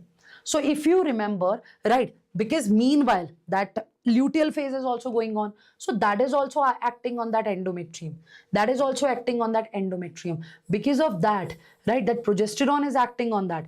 Because when there is the estrogen will help in the proliferation of the endometrium, and progesterone will make it glandular. So due to progesterone, they are also secreting the substances. We call it as uterine milk as well. So when your zygote, now which is not the zygote, which is actually the blastula, so that will take the nourishment from that uterine milk, right? So near about after 7 days, let's suppose this is the zygote. This is a zona pellucida in the surrounding. So slowly what is going to happen, beta? This zygote, right, because it is developing also. You know, initially 2 cell stage, then 4, then 8, then 16. So when it is 8 to 16 cell stage, it is the morula stage. It looks like mulberry. Then there will be blastula. Then there will be blastocyst. So we discuss something like that. I'm just picking up the important topics here, beta, right, due to the time constraint, but they all are the one which are required for the NEET examination, right? So this is something that you are going to get. This is the blastocele. This is actually a blastocyst. Okay, so cells are arranged. So this outer layer is known as trophoblast. This outer layer is known as trophoblast. This is known as inner cell mass. This is known as inner cell mass. And bache, this is the one that will form future embryo. And what about this trophoblast? This trophoblast will also form chorion, which is the extraembryonic membrane. Plus they will release proteolytic enzymes, right? They will release proteolytic enzymes. And that proteolytic enzymes will digest zona pellucida and help in implantation. Because zona pellucida is covering this blastocyst, it is not getting implanted. Slowly when this will be the arrangement, trophoblast cells will release the proteolytic enzyme that will digest the zona pellucida, it will get implanted. And this inner cell mass is the one actually that will form the future embryo. Just keep it in your mind. Okay, just keep it in your mind. And the cells of the trophoblast which are coming in contact with the inner cell mass, we call them as cells of Robber. So that is how it is. So that's something you have to keep it in your mind, and this is how it will get implanted. So trophoblast will eat all the tissue here, and your blastocyst will get implanted there, beta, and then further all of it will grow, right? The layers will again form. So stratum, basically endometrium will have the different layers we discussed there. We'll see that how will they become swollen, because they have the food stored in it, because they have to nourish this part as well. But again, that is no doubt that is interesting, but again we have to stick to the NCERT at this point of time. Okay. Chaliye. So let's move further. Let's go to the next part further, guys. So here you people can see, just revise it quickly. The meiotic division will start as the zygote, right? And you know that fallopian tube is having ciliated columnar epithelium that will help in the movement here. So through the isthmus of the oviduct, cleavage will occur, beta. 2, 4, 8, 16 blastomeres will form. So the embryo, right? So the embryo with 8 to 16.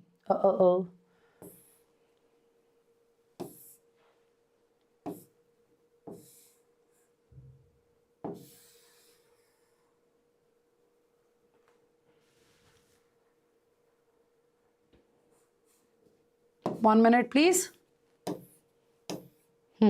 So the embryo with 8 to 16 cell stage, you know that, that is how slowly the further growth is. So now I'll show you my slides that will help you for the quick revision. And here you can see the 2, 4, 6, 18 daughter cells.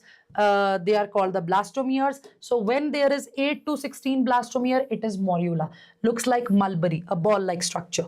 Further, it will move into the uterus. It will form blastocyst. So when it is the blastocyst, beta, right, they are blastocyst mein blastomeres are arranged properly. Inner cell mass and trophoblast is there. So trophoblast will help to get attached to the endometrium, and inner cell mass, beta, it will form what? Future embryo. That is important. It will form future embryo, right, bache? So the implantation will occur.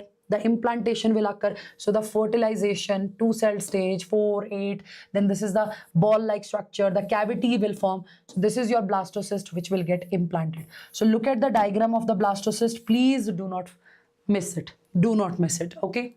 Now, in human beings, blastocyst will get attached to the endometrial lining, that is implantation, right? In the mid-dorsal or the fundus part. This part is the fundus part, this part of uterus, right? And then you know that, right, implantation of blastocyst will take implantation will occur after 7 days. So exactly you can write 7 days, right? This is the authentic information. Right? This is the authentic information. Don't worry about that. So now by 12th day, it will be completely buried in the wall of uterus. So closing coagulum is nothing. I told you, let's suppose if this is the part where the blastocyst will get implanted, then the endometrial lining will further cover it. Okay? Okay, the fibrous and cellular plug it is actually. So after implantation, beta, finger-like projections will appear. That is the chorionic villi. So it is the trophoblast that will form chorionic villi, and that is actually the fetus part, right? Fetus placental part it is. When you talk about the placenta, you will see endometrial cells and maternal tissue and the fetus tissue, right? They have that close association. That I'm not saying that they are totally fused, the blood vessels are totally fused. No, they are in proximity, right? They have that, kind of interdigitations. So here the exchange will be there. So if from the fetus side, you will talk about the chorionic villi. Who's going to form that chorionic villi? Trophoblast. Important it is, right? So uterine tissue is also there. That endometrial lining, their tissue, right? The endometrial lining. So uterine tissue and maternal blood will surround that chorionic villi, and together they are forming beta placenta. Together they are forming placenta. So here, right, this amnion, chorion, allantois, yolk sac, they are bache extra embryonic membranes. What are they? They are actually extra embryonic membranes. What are they? They are actually the extra embryonic membranes. So yolk sac, I told you, right, that primordial germ cells, right, during initial development, they'll reach there. They are having other function also. Allantois function is not that clear, but yeah, it helps in excretion. Amnion is going to cover this. It will form that amniotic cavity in which that baby is there. Amniogenic cells are going to release that fluid, amniotic fluid, that is going to protect that baby. And you know that chorion will help in the formation of placenta. So that is how you can revise. That is how you can revise it, right? That is how you can have the quick revision. So placenta will help in the exchange of gases, my dear students. It will transfer the metabolic substances, right? So whatever waste is there, that will also pass to the maternal blood. And let me tell you, we are just like parasite on our mother's body, right? We are not fulfilling one criteria of parasitism, that is we belong to the same species, but we are. You know that fetus, when it grows, it also releases the kind of hormones which will make sure that fetus is getting maximum oxygen because its metabolism is fast. That fetus should get the maximum glucose because its needs are more, right? So that is your human chorionic somatotrophin, right, which is also human somatotrophic hormone, which is also human placental lactogen hormone, right? HPL, human placental lactogen hormone, yeah, chorionic somatotrophin. So these are the hormones that function like that. Okay, so even the transfer of antibodies will also there. So remember this thing, my dear students, please keep it in your mind that placenta will give that fetus, placenta will give that fetus passive immunity. Why passive immunity? Passive immunity means when something is ready made, when something is ready made. So through placenta, my dear students, IgG antibody will pass. That is again a previous year question. Make sure you note it down. Make sure you note it down. And it also protect the babies from teratogens. Teratogens are the substances that can cause birth defect, right? Teratogens are the substances that can cause birth defect. So out of that, this is the one example, thalidomide. So harmful chemicals, liquor, drugs, they cross the placenta. They can cause birth defect during organogenesis, thalidomide. So placenta will try to, right, protect that baby. Baki placenta will secrete progesterone. Yes, even placenta is also going to secrete it. Remember, if implantation will occur, remember this thing, right? When implantation occurs, then bache, there is a hormone, HCG, human chorionic gonadotrophin. It is released.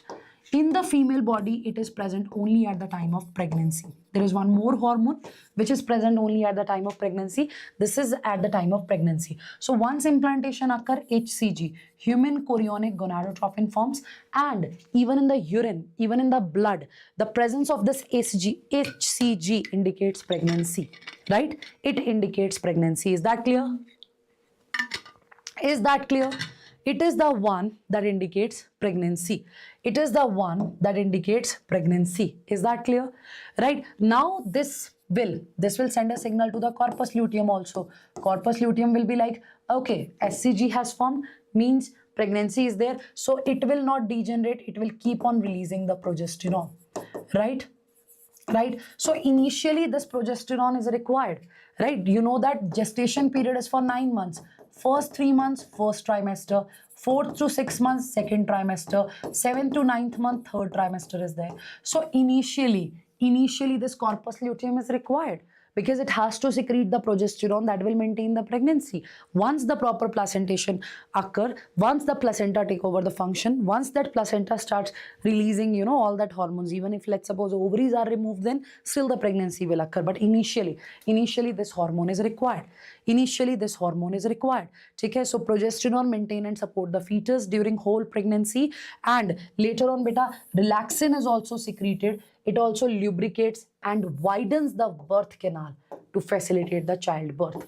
Okay, so these are the hormones of placenta. So this HCG, human chorionic somatotrophin, this human chorionic somatotrophin, it is also known as human placental lactogen. They are only at the time of pregnancy. So it helps mammary glands for the lactation. It prepares them. But yeah, if you will study it in your MBBS, you'll get to know that one, like these functions are not so clear. In some mammals, yeah, it is helping in increasing the lactation, but it is also the one that will make sure that fetus is getting more glucose. Okay, Baki corticotropin releasing hormone or factor, it will establish the time of birth. Then relaxin, which has to relax the pubic symphysis. Remember, the coxal bones, here you have pubic symphysis. So flexibility of pubic symphysis will be increased so that that uterus can dilate and childbirth can occur. Baki HCG will act on corpus luteum, will keep on releasing progesterone and estrogen and maintain endometrial lining during pregnancy, will prepare mammary gland for lactation,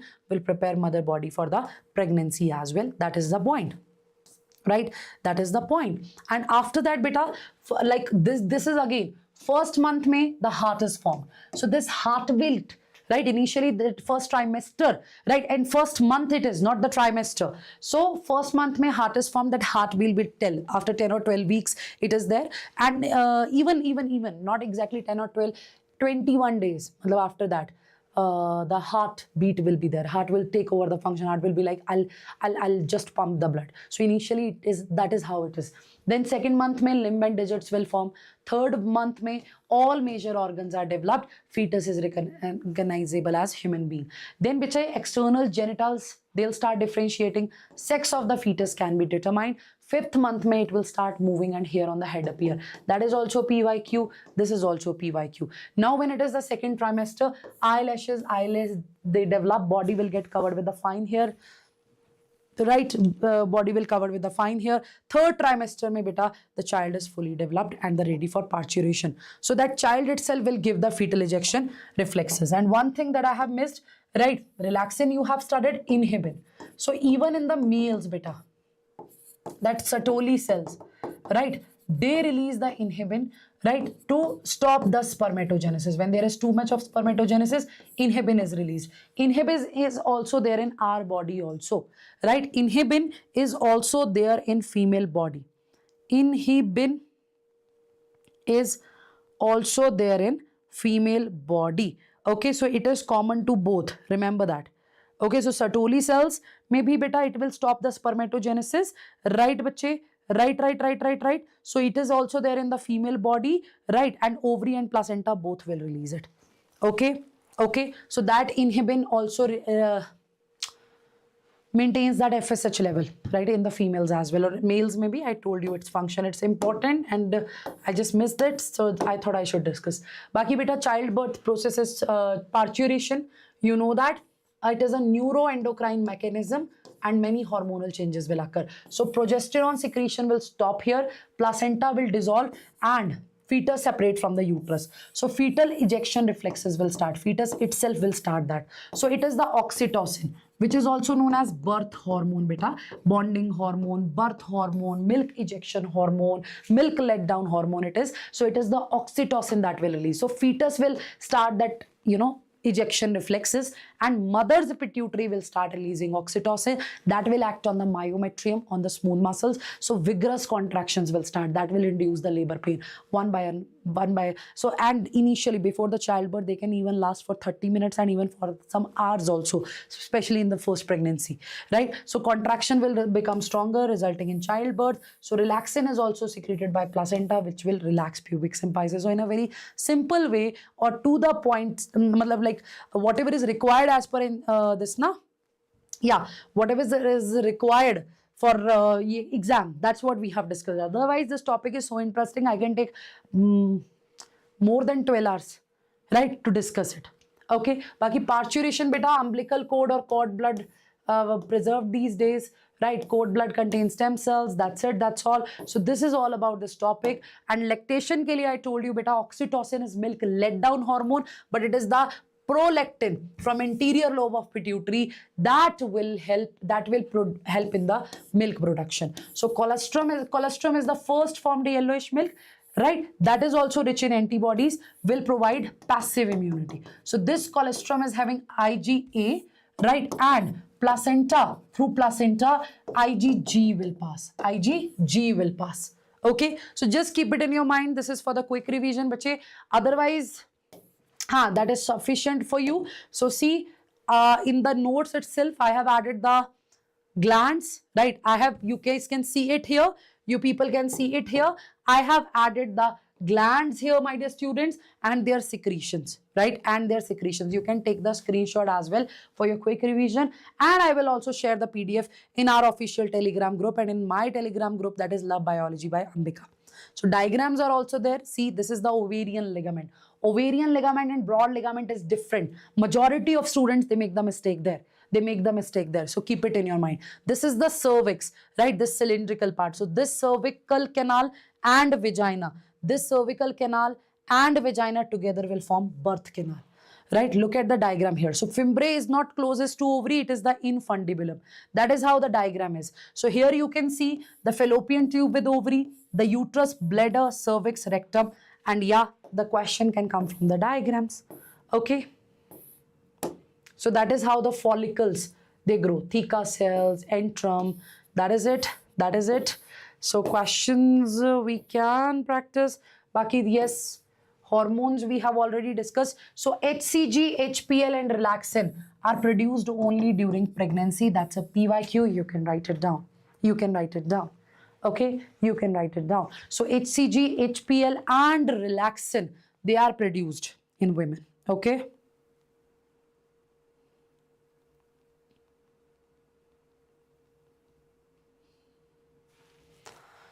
Done. Baki beta, the level of other hormones, estrogen, progesterone, cortisol, prolactin, thyroxine, they are also increased several folds beta. So metabolic changes are there, right? The embryo will further grow, and for 9 months, you know that gestation period is there. So by the end of 2nd month of pregnancy, fetus will develop, right? Limbs and digit. By the end of 12 weeks, that is your first trimester, major organs will be formed. Right, bache? So first movement of the fetus and appearance of hair will be there on the 5th month. That is again the PYQ. Okay, so after 24 weeks, that is the end of 2nd trimester, body is covered with fine hair, eyelids separate, eyelashes are formed. By the end of 9th month, fetus is fully developed, ready for the childbirth, ready for the delivery. So these are the different developmental stages you people can see, and just have a look. Like the brain, spinal cord will form initially, then heart, arms and lungs. Okay, okay, right? So minor defects can also occur in that stages. You can just go through it, and it is the childbirth. Right, it is the childbirth. So cervix, right, fetus ejection reflex is there, right? So that's how internal rotation of head, right, then extension, external rotation of head, and finally uterus. It is the uterus which is immediately after birth. So this is the complete, you know, umbilical cord that will be cut and tied. So it is the umbilical cord with which we are attached to our mother, like this. So this is what you can see. Otherwise, this topic is very interesting, but yeah, due to time constraint, let's stick to the NCERT, right? I have repeated this line multiple times because I love explaining this topic. It is one of the favorite topics of mine. So see, baby will pushes against cervix, causing it to stretch. Stretching of cervix will cause nerve impulse to be sent to the brain. Then posterior lobe of pituitary will release oxytocin. So who's going to form the oxytocin? Hypothalamus. Where will it be stored? Posterior lobe of pituitary. That will release that oxytocin. That will release that oxytocin. Remember, posterior lobe of pituitary is under the direct neural regulation of hypothalamus. So oxytocin will cause the smooth muscle lining of the uterus to contract. So in the myometrium, we have the smooth muscles, right? We have the smooth muscles, right? So their contraction will start. So vigorous contraction will result in the childbirth. So please answer this question. Then let's start the reproductive health. Today, I'm not in the mood to give you the break. I'm thinking because we started the session late due to the studio issues. So I think we should continue. Hai na? Let's finish reproductive health and then let's have a break. What say, people? What say? Chalo, solve the question, then let's proceed.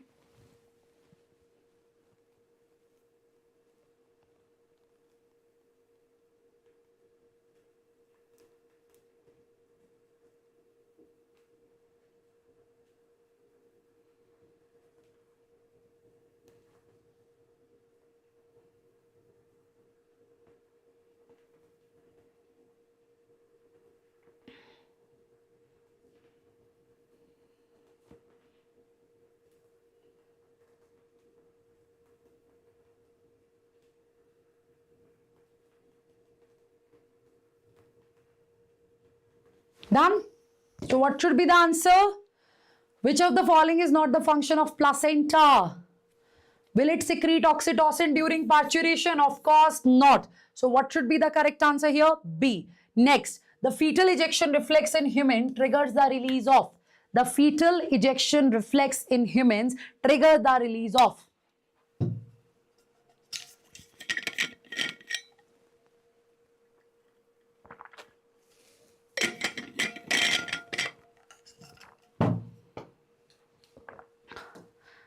Yes, please. So oxytocin from maternal pituitary. So keep it in your mind.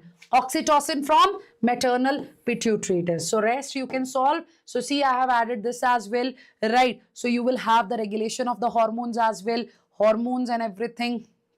And yes, other than that, remember, vitamin E is very important. If there will be no vitamin E, right, if there is deficiency, it can result in sterility as well. So vitamin E is also very important, right, for the fertility. It is also very important. It is the fertility vitamin. So we'll start the next chapter, that is the reproductive health. So let's have break.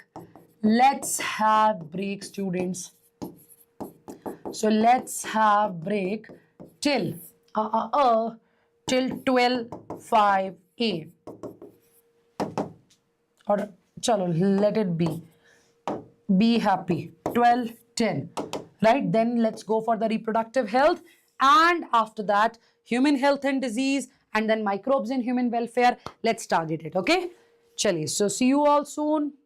Enjoy your break.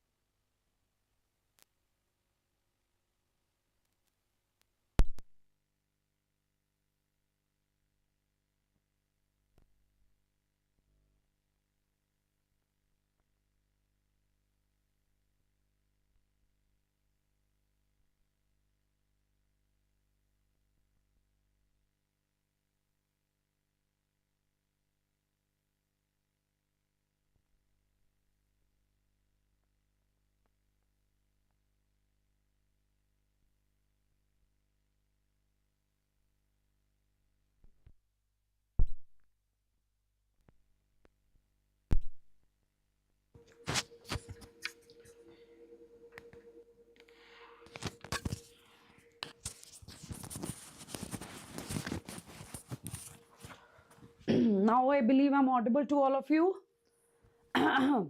Now I believe I'm audible. Yes. Now I believe I'm audible.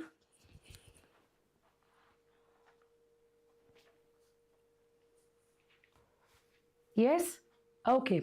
So my throat is in very bad condition. Of course, it is all because of these classes and these long marathons, right? But anyhow, we are managing. Okay. So I hope now break time was more than expected. So hope you guys are happy with that. So students, we will start the chapter reproductive health. So in this particular chapter, the contraceptive methods, they are very important, and the assisted reproductive technologies. These are the two topics which are very important, right? Which two topics are very important? One is your assisted reproductive technology, and the another one is your assisted reproductive technology. Guys, now the voice is fine. Is it too?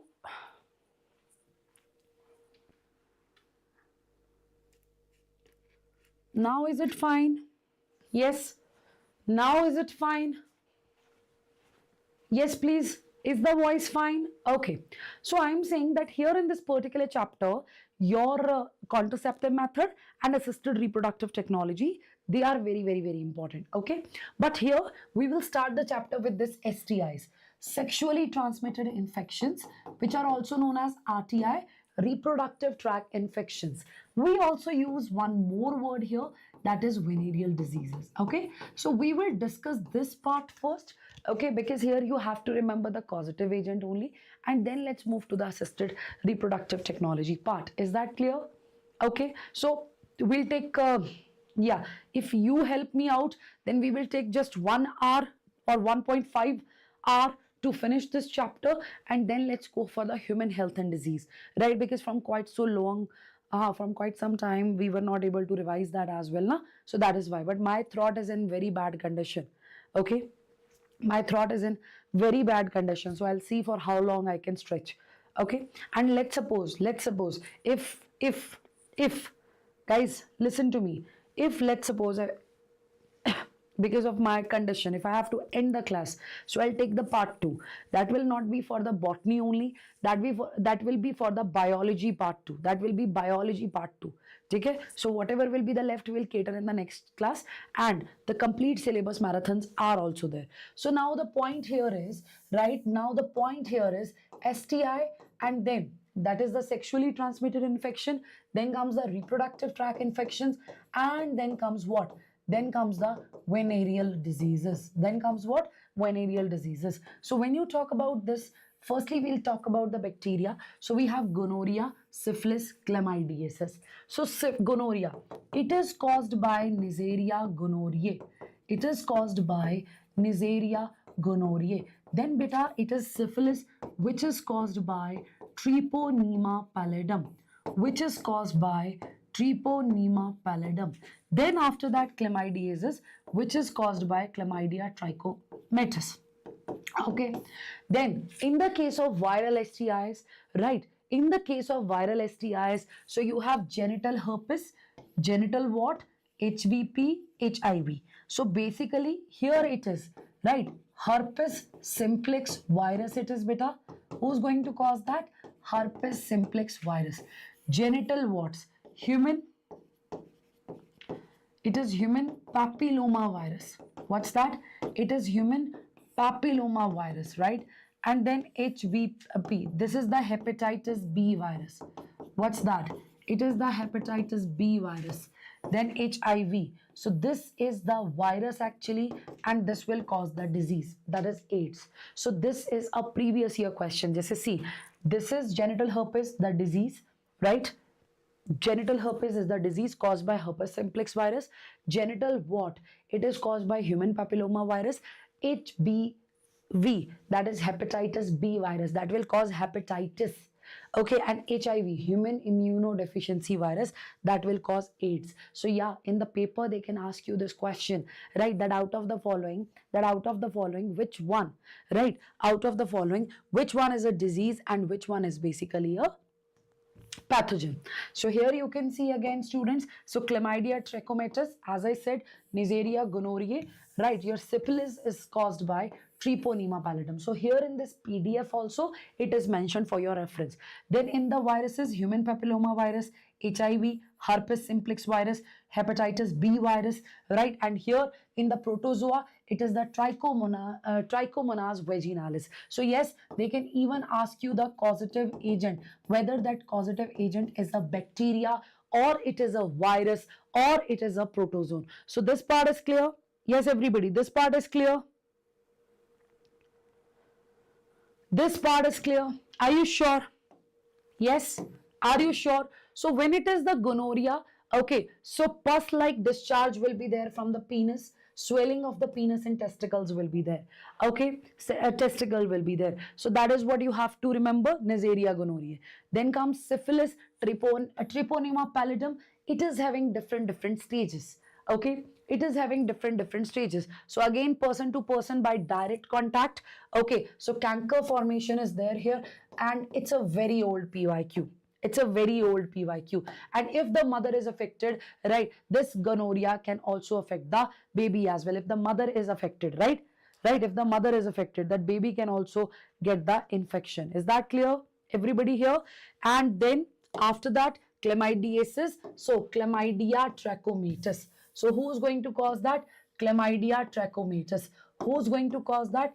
Chlamydia trachomatis. Is that clear? So discharge from cervix, a painful urination will be there, right? Tenderness will be there. So basically discharges, pain, secretions, these are the main symptoms that you are going to see. Okay, these are the main symptoms that we will see here. So now then comes the herpes simplex virus, which blisters will be there around vagina. There is no cure for that. Okay, so around penis and scrotum also blisters can grow. So itching, blisters around anus. So these are the kind of symptoms. So this is what you need to remember from this particular part. Okay, so I'll be starting the chapter. So this is all about the disease. So yeah, you have to remember the causative agent. We don't have any other option. We have to remember the causative agent here only. So now, bache, according to WHO. So WHO, as per World Health Organization, when they define the reproductive health, so we have to consider the total well-being. What we have to consider? We have to consider the total well-being, and that too in all the aspects, beta. Be it the physical, be it the emotional, be it the social, be it the behavioral, right? In all the aspects, be it the physical, be it the emotional, it is the social or behavioral. In all the related aspects.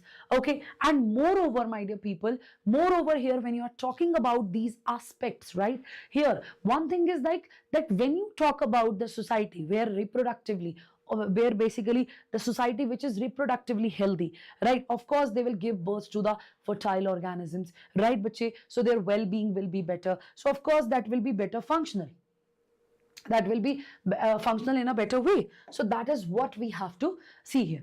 Now after that, right, as per NCERT, I'm going with the flow, problems and strategy. So here what you have to pick up, you have to pick up the most important point. So when you talk about this problems and strategy, first of all you have to remember India was the first country to start the family planning program.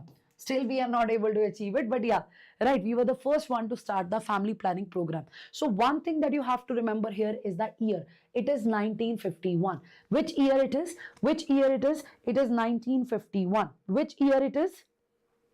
Right, it is 1951. Then the full form of RCH, that is again a PYQ, Reproductive and Child Healthcare Program. So it will include what? It will include reproductive and child healthcare program. So here we have to consider the complete well-being, including the maternal health, including the fetal health, right? Even if let's suppose a female is pregnant, that take care, even after birth, postnatal take care. So when it comes to the reproductive and child healthcare, we consider everything. Right, bache? We consider everything. Okay.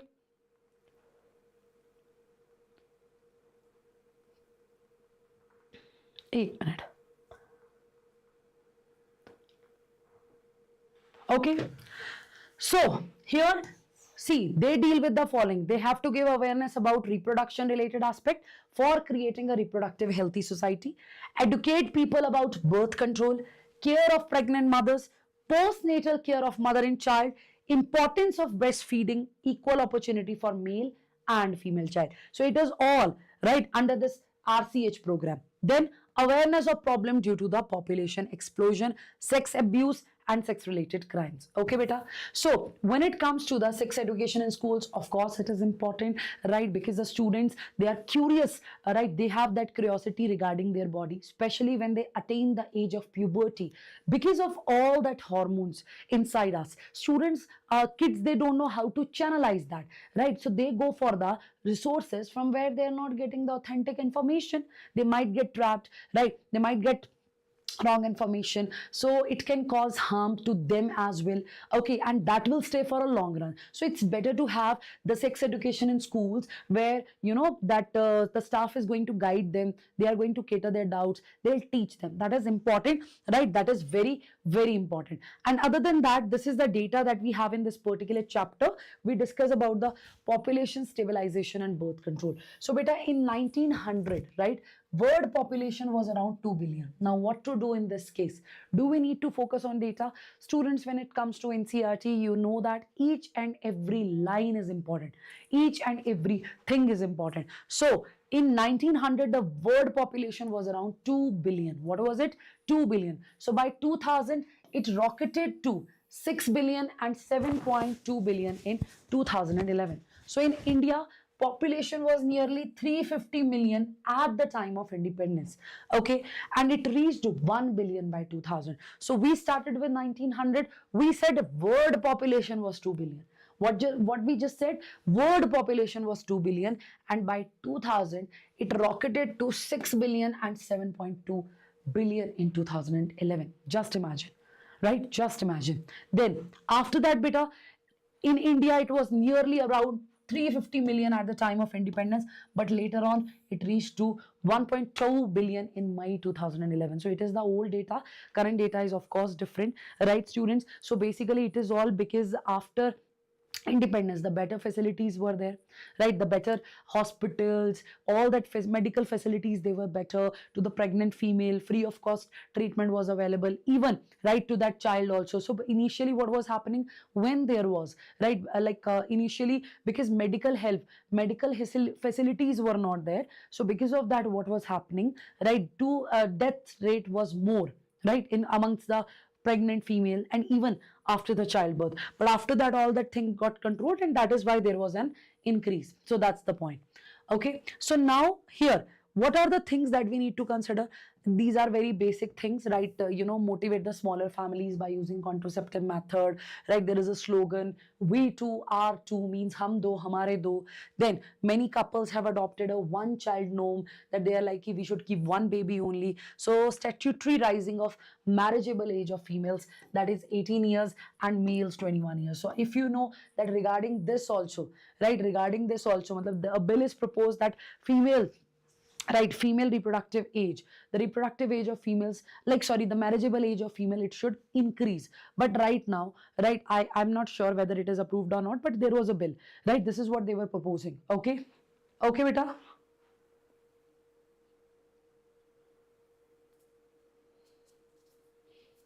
Right? Is that clear? Okay, so now let's move to the next part. Now we will talk about the contraceptive methods. So contraceptive methods, when we discuss about the contraceptive methods, so in the case, so contraceptive method, they will help to avoid the pregnancy. So when we talk about the contraceptive methods here, students, there are many methods available. Mainly they are available for the females. Why is it so? Because in the females, at many points, we can stop this contraception. First thing, we can prevent the gamete fusion, we can prevent the gamete formation. If let's suppose gamete fusion is there, the zygote implantation can be prevented. If let's suppose zygote is implanted, then basically its growth, right, its termination can be there. So that is why when we talk about the contraceptive method, there are so many methods for the females in comparison to males. In the case of males, mainly methods are related to like that barrier methods are there. Okay, mainly in their case it is like that. Okay, so when you talk about the properties of an ideal contraceptive method, please have a look. Right, once, yeah, question was there from this part as well. So it should be user friendly, right? It should be easily available, effective, and reversible. When we are saying reversible, so it means, let's suppose a couple, right now they don't want the babies, but in near future they want it. So yeah, it should be reversible, right? And it should be easily available, it should be easy to use as well. Okay, so no or least side effects should be there. So statutory rising of marriageable age of female and males, no, it basically it should not interfere with sexual drive, desire, and sexual act. So basically, whenever you talk about the contraceptive method, it should, this point is incorrect here, it should not harm the libido. Libido is that sexual desire basically. Okay, so as I said, it should be easily available, it should be pocket friendly, it should be easy to use, it should be reversible, and it should have no side effects or least side effects should be there, right? No side effects or least side effects should be there. Okay, so let's discuss these methods. So initially, let's start with the natural method. So basically, when we talk about these contraceptive methods, right, when we talk about these contraceptive method, so permanent method and temporary methods both are there.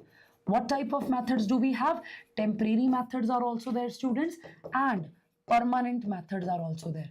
Temporary methods are also there, permanent methods are also there. So when we talk about the permanent method, we'll be discussing with the sterilization, right? Here we are talking about the surgical procedures. So it is vasectomy, and it is tubectomy, right? What are the words that we have, students, here?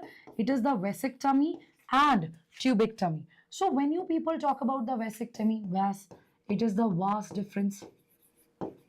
It is the vas difference. What's that? Vas difference. So that vas difference will be cut and tied. Because of that, what's going to happen? The gamete formation is still there, but that gametes, because vas difference is not there, so it will not reach to the urethra, it will not reach to the penis basically. That is the point here. But after vasectomy, it should not be like that. Let's suppose after vasectomy that male should immediately go for the unprotected sexual intercourse. No, that's not like that, because some sperms, they are still developed, they can still be there, right? They can still be stored in that particular part. So it's better to, even after vasectomy, it's better to use the barrier methods for some time, or any other method for some time. Moreover, barrier method, the use of barrier method like condoms, it is always advised, because it also prevent the infection, number one. Then comes tubectomy. From fallopian tube, you can just keep it in your mind, tubectomy, tube, right? So fallopian tube is the word that we have. Which word do we have here, beta? We have the word fallopian tube. So here it is in the case of females. So fallopian tube will be cut and tied, so the egg will not reach there, right? No fertilization will be there. This is the thing.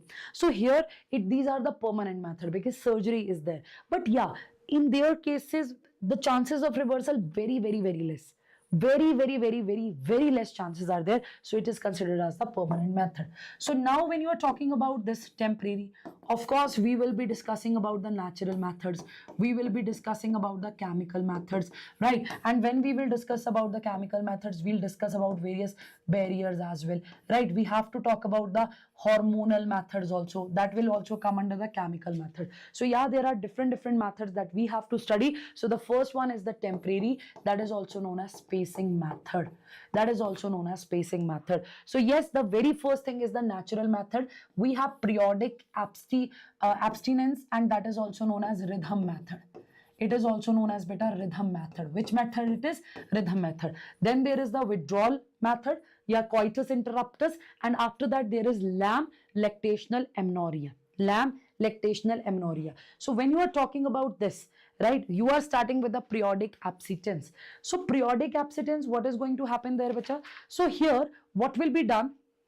Right, what will be done here? The sexual intercourse, unprotected sexual intercourse, it will be avoided in the time when the female is fertile, when there is the fertile period of the female, right? When there is the fertile period of the female. Just for an example, couples, they'll avoid coitus from day 10th to day 17th of the menstrual cycle when ovulation is expected. You know that if a female is having the menstrual cycle for 28 days, so on 14th day what will be there?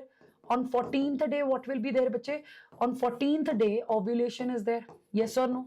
Yes or no? So one has to take it like +2, plus minus 2 days, right? So from 12th day of the periods to 16th day, right? Right, the couple should avoid it, avoid the unprotected sexual intercourse. So when we talk about this periodic abstinence, right, so the safe period is considered, beta, 7 days after fertilization and 7 days before fertilization. 7 days after, 7 days after menstrual cycle and 7 days before menstrual cycle. So this time period is considered as the safe period, right? This time period is considered as the safe period. Is that clear? Is that clear? Yes, everybody, is that clear?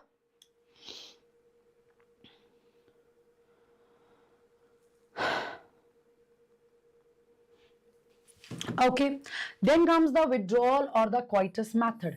Then comes the withdrawal or the coitus method. Which method is there? Withdrawal or the coitus method. So here in this particular method, what is going to happen? The male will eject out, right? The male will withdraw the copulatory organ, that is penis, before ejaculation. So in simple words, male will not ejaculate inside the female genital tract. But again, the chances here, so these methods are not 100% safe. Right, then comes lactational amenorrhea, that is also known as LAM. So students, when a female is pregnant after the childbirth, we assume like after the childbirth, but yeah, it varies from female to female, right? After the childbirth, what is going to happen, beta? After the childbirth, what is going to happen? So basically, right, the lactation is there. So if a female is heavily lactating,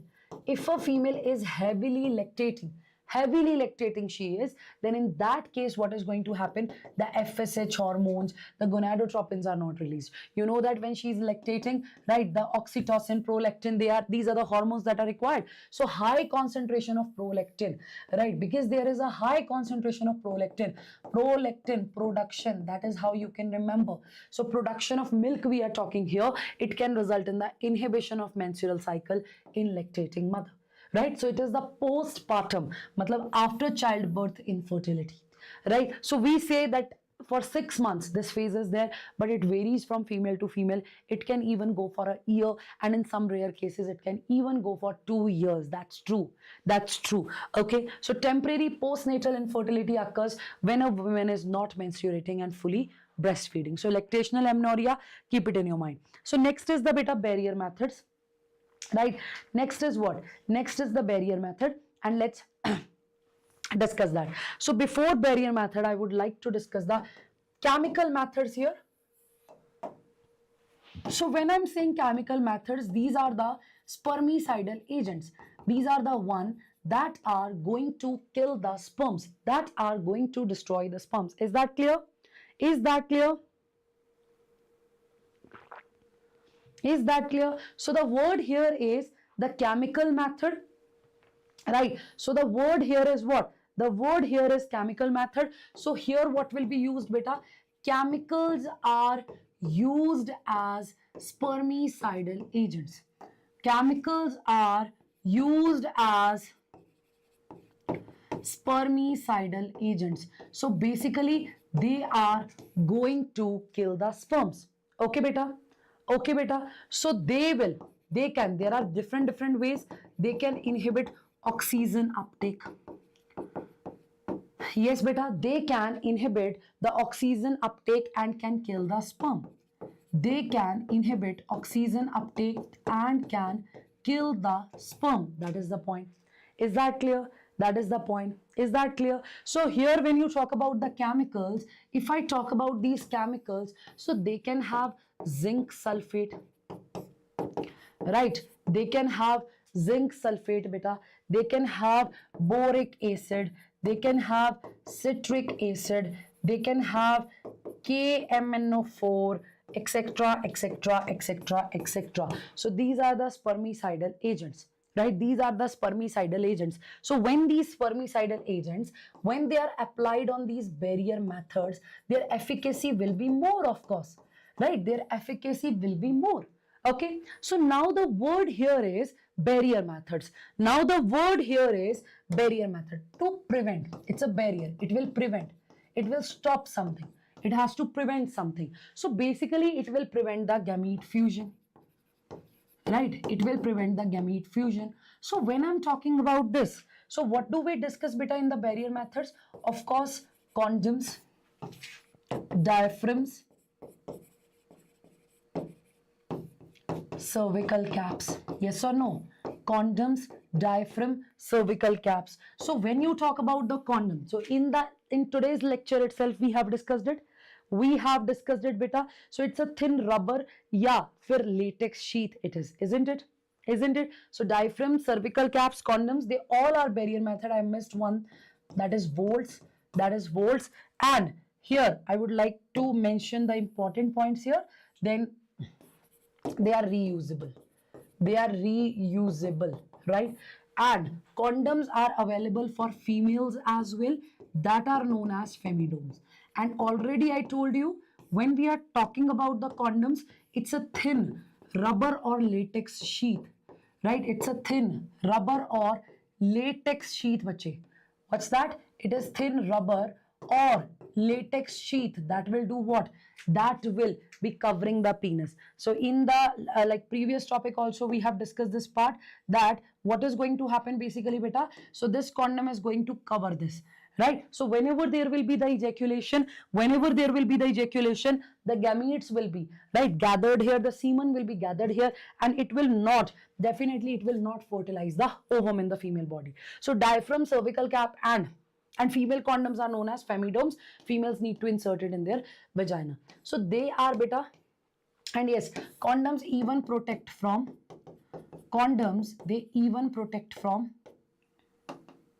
infections like AIDS, right? So they protect from STIs. Now they are reusable, okay? They are for the females only. So females can increase their efficacy if they apply the spermicidal agents on them, but they are reusable. So they will not protect from the sexually transmitted infections, right, bache? So they will not protect from the sexually transmitted infection. So here you can see condoms mein example is Nirod, bache. So made up of rubber latex sheath. If somebody is allergic to that, so polyurethane condoms are also available that will not cause allergy to the one who are having issue with the latex. Okay, so for males it will cover the penis, for females it will cover the vagina and cervix. They are used before sexual intercourse. The male has to put it if it is the male condom, right? So it protects the user from STDs and AIDS. It is easily available and disposable. It can be self-entrusted and give privacy to the user. So that is why, right? That is why. Next topic. So here you can see female condoms, male condoms, right? Spermicidal creams are there. Okay, so that can be applied. So next is diaphragm, cervical caps and volts. So here rubber barriers, they'll cover the cervix during coitus. They are reusable. So because they are reusable, they will not protect from STDs. Because they are reusable, they will not protect from STDs. Is that clear?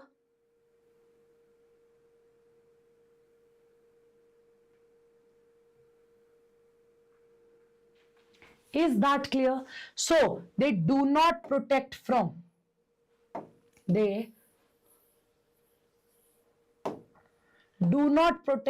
STDs. So they are used by females only. Okay, so because they are reusable, so of course there are chances of beta, there are chances of what? There are chances of infection. Keep it in your mind. Okay, there are chances of infection. Just keep it in your mind. Okay, just keep it in your mind. Okay, and females, they should not share it with any other female. They can, after the use, they can wash it, they can reuse it, but it will not protect from STI. So spermicide jellies, foams and creams are applied on it, right, bache? And when they are applied on it, they'll increase the efficacy, they'll kill the sperms by acidic pH, right, bache? So that is what it is. Okay, barrier methods. Then IUDs. One question is expected from IUDs. It is one of the most important topics, right, bache? So here examples are important. How did they work? It is important. Examples are important. How do they work? It is important. So basically they are, right, one should not insert it by themselves. It is inserted by doctors or expert nurses in uterus, right? It is inserted by doctors or expert nurses in uterus, number one. Then they are ideal method to delay pregnancy or space children. Let's suppose a female is having a baby and she wants to have another baby after 2 years, 3 years, 4 years or 5 years. So when it comes to that spacing, IUD is perfect for that, and they'll increase phagocytosis of sperm. What will they do? They'll increase phagocytosis of sperm, right? What will they do, beta? They will increase phagocytosis of sperm. Is that clear? Is that clear? That is something you have to keep in your mind. Then comes the types of IUDs. Then comes the types of IUDs. One is non-medicated IUD. One is non-medicated IUD. Now in this case, some medicine will not release, right? A medicine will not release. Basically it will, here the perforations to the uterus will be there. Suppose, right, a doctor is going to insert that in the female vagina, female uterus, because see, the word is intrauterine device. Intra means within, uterine, uterus. Within uterus it will be inserted, okay? Within uterus it will be inserted. That is the funda, that is the point here. Now, when it is IUD, they'll retard the sperm motility. They have spermicidal effect, and the examples are important. Very, very, very important. So here the perforations to the uterus will be done, right? So that will promote the yes, beta. So that will do what? That will promote the phagocytotic cells of uterus, and they'll kill the sperms within. So basically perforations to uterus will be there. Uterus will be perforated. So phagocytotic cells to the cells will increase in the uterus. So because phagocytotic cell will increase in uterus, bache. So because of that, what's going to happen? Right? Because of that, what is going to happen? Yes or no? Phagocytotic cells will increase in uterus, and because of that phagocytotic cells, they'll kill the sperms, right? They'll destroy the sperms. That is the point here. Now, copper releasing IUDs. What is the word that we have? Copper releasing IUDs. So as the word is saying, it will release copper ions. What is the function of that copper ions? They will beta suppress motility, and fertilizing capacity of sperm will be decreased. Okay, they are going to suppress that. Okay, they are going to suppress that. Is that clear? So CUT, CUN, multi-load 375. Examples are very important, and this copper releasing IUD part is very, very important, beta. Okay.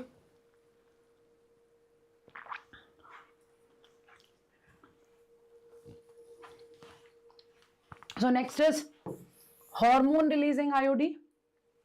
As the name is suggesting, they are going to release the hormone, and that hormone will make this uterus unsuitable for the implantation, and the cervix hostile to sperm. Is that clear? So uterus will be unsuitable for the implantation, and the cervix will become hostile to sperm. It will kill that. So progestasert and LNG20. Progestasert and LNG20. Please write down. Progestasert and LNG20, right? So these are the diagrams. So this is the copper releasing IUD, copper hormone releasing IUD is also there, right, bache? So when there is the, okay, so when there is the, you know, these IUDs, right? Just copper made IUDs, they are, so they are, this is the copper releasing IUD as well. So in the case of this non-medicated one, in the case of this lip sloop, in the case of this non-medicated one, it is made up of plastic impregnated with barium sulfate. Okay, impregnated with barium sulfate. So that is how it works. Understood? That is how it works, right? Right? Yes?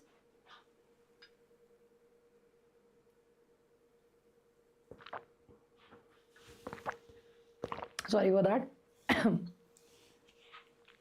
Yeah, it is in bad condition. Literally. My throat is in bad condition. But chalo, let's continue that. So I hope this part is clear. So this is to the point, and one question can come from this part. Now comes the oral contraceptive. So basically, and trust me, this chapter will take another, I'll say 30 minutes, maximum 30 minutes, and then whatever chapter you want me to start next, I'll do it. Human health and disease or MBOI, whatever you say. Which chapter do you want? Do you want me to start? Which chapter you want me to start next?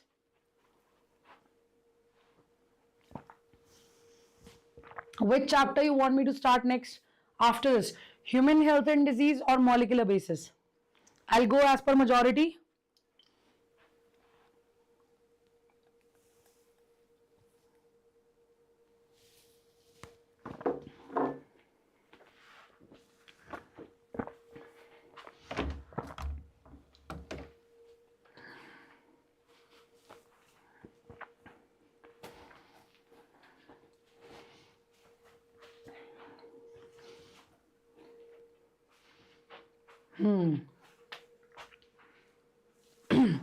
Majority is for HHD.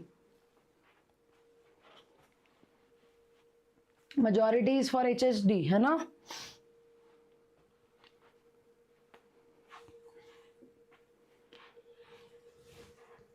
दोनों. See, principles of inheritance will be done there. Chalo, let's continue. Let's continue. Firstly, let me see for how long I can speak. So I am telling you about the hormonal method, right? What am I going to tell you? I'll tell you about the hormonal method. It is quite interesting. Listen to me. When it comes to the hormonal method, it is actually the most effective one. Okay? It is actually the most effective one. Okay? And here, beta, what do we include? We'll talk about the oral pills. We'll talk about the implants, hormonal injections. These are the kind of things that we study here. ठीक है जी? So oral pills are there, injections are there, right? Implants are there. Okay, beta. So when I'm talking about these oral pills, जैसे Mala D, Mala N, these are the kind of examples that we have.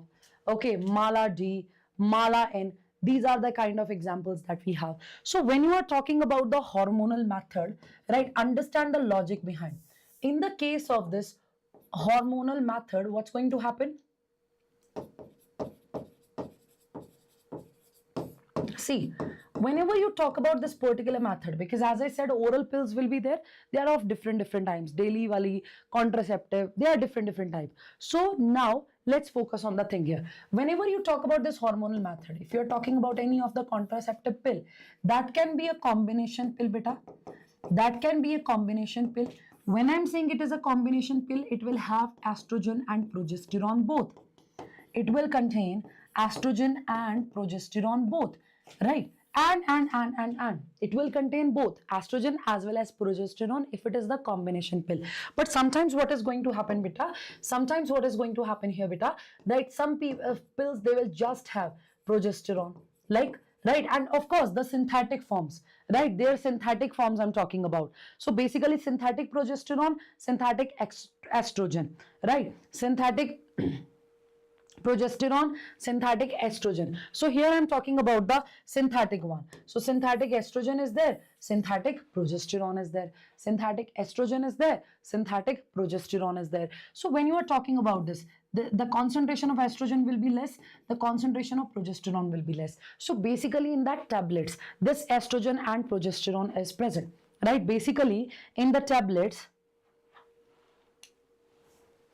right, basically in the tablet, the estrogen and progesterone, they are present. So as I said, estrogen less, progesterone more, estrogen less, progesterone more. Now what is going to happen? Many students, they ask me, madam, how is it possible? Progesterone is the pregnancy hormone, how can it avoid the contraception? It's very simple, let me tell you, right? It's very simple, let me tell you. You know that in our body, feedback loop is there. Feedback mechanism is there, negative feedback, positive feedback. So we have that feedback loop, we have that feedback mechanism in our body. Now the point here is, my dear people, let's suppose if a female is taking certain medicines, right, certain pills, and that pills are providing her body the estrogen, the progesterone, right? So I'll emphasize the progesterone here. So if that thing will be there in our body, in a female's body, then what's going to happen? It is going to send a signal to the brain, right? That progesterone is already there in the body. No need to release the FSH. No need to release the follicle stimulating hormone. And because of that, because when female is taking that particular pill, right, that hormone is there in the body, that will send a signal to the brain, and it will tell the brain that no need to release the FSH. No FSH, no ovulation is there. So that is how it works, right? No FSH, no ovulation is there. So that is how it is going to prevent the ovulation. That is how it is going to prevent the ovulation, number one. Right, bache? Right, bache? Is that clear? And other than that, right, when only progesterone is there, so it can make cervical mucus thick and scanty. Right? It will make that uterus unsuitable for the implantation. Okay, so the reason here is important. Okay, the reason here is important. Is that clear? Is that clear? So it will inhibit the ovulation and implantation because it will make uterus unsuitable for implantation. It will thick cervical mucus to prevent the entry of sperms. Right? It will do what? It will thick cervical mucus to prevent the entry of sperms. So that is going to happen here. So now what's going to happen? Pills are taken daily for 21 days. So basically, okay, let's see. We are talking about this one, right? So a female has to start it on the last day of her periods. Last day of her periods. Okay, she has to start it on the last day of her periods. Right? So when I'm saying students, the last day of her periods, the last day of her bleeding phase, right, bache? Now what's going to happen? She has to take these medicines. Of course, they are loaded with the hormones, right? They are loaded with the hormones. So she has to take it daily. She has to take it daily. For how many days? For 21 days. Because after that, again, there will be the bleeding phase. Right, so menstrual cycle, let's assume it is for 28 days. So 21 days ke liye female has to take the medicine. Rest 7 days is for what? Rest 7 days is basically beta for the period. So last day female has to take it. So she'll take the hormones daily. She will take the hormones daily, right, bache? So firstly, she has to make it a habit to take it daily. If she has missed one tablet, next day she can take 2. But let's suppose if she has missed it for 2 consecutive days, then she should consult the doctor and then she should start the medicine because it will disturb her cycle as well. So now what happened that, okay, fine, female is taking it for the 21 days, and sometimes females, they just forgot about it. Okay, because they have to miss it during their period, so they just forgot about it. So here, just to avoid that, these iron supplements are also there. Right, in this complete leaf, that iron supplements are also there. So she will take it again, right? These are the iron supplement. Again, she'll start from the starting. Okay, again, she'll start from the starting. So when you talk about this oral pills wala method, right, it is very common in urban India, right? Not in rural one, urban India. And when you talk about the rural India, IUDs, right? IUDs are preferred in rural India. What are preferred in rural India, bache? IUDs are preferred in rural India. Is that clear? Is that clear? Is that clear? So IUDs, yes, bache, IUDs are preferred in, right, rural India. So overall in India, which one is important? Overall in India, which one is popular one? IUDs. Which one is the popular one, students? It is the IUDs. Yes, bache. Which one is the popular one, students? It is the IUDs. Is that clear? Is that clear? So this is about the oral pills. This is about the oral pills. So when you talk about it, so already I told you the mechanism. Don't worry, I'll share the PDF. The PDF is having every important information. So action of oral pill is to prevent the ovulation from ovary. This is achieved by blocking the pituitary secretion of gonadotropins that is necessary for ovulation. Right, that is necessary for ovulation. Right, beta? So here what is the point? Here what is the point? The point here is कि progesterone only preparation, they render the cervical mucus thick and scanty. This prevent or retard the entry. Already told you about it. Right, so I have added the double slides as well, but it's okay, fine. It will be good for your revision. Okay, then students, here you guys can see this is the weekly oral pills. It is the non-steroidal pill.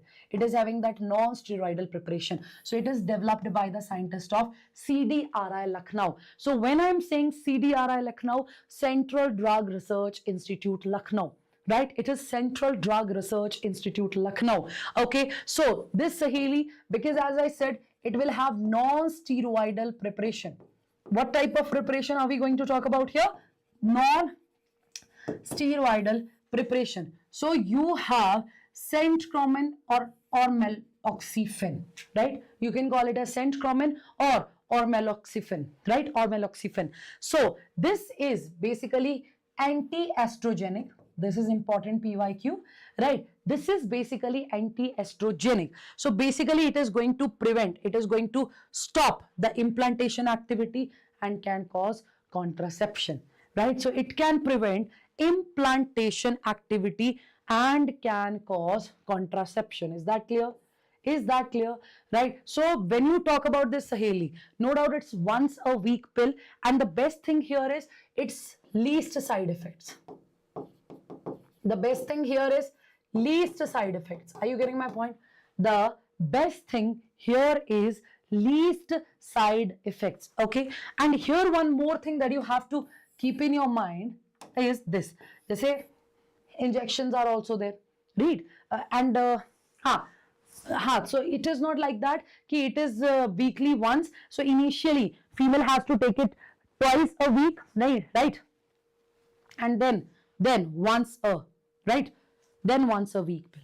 So initially female has to take it twice a week for around 3 months. Okay, so it's ormeloxifene, which are having and which are anti-estrogenic. Okay, so that's it. So injections may DMPA, depomedroxyprogesterone acetate. Okay, will have the same function. Implants, they are subcutaneous, right? They are subcutaneous and they can even last for many years. Here, dekho, look at the diagram. The injection, and these are the subdermal implants. They are placed underneath skin of arm.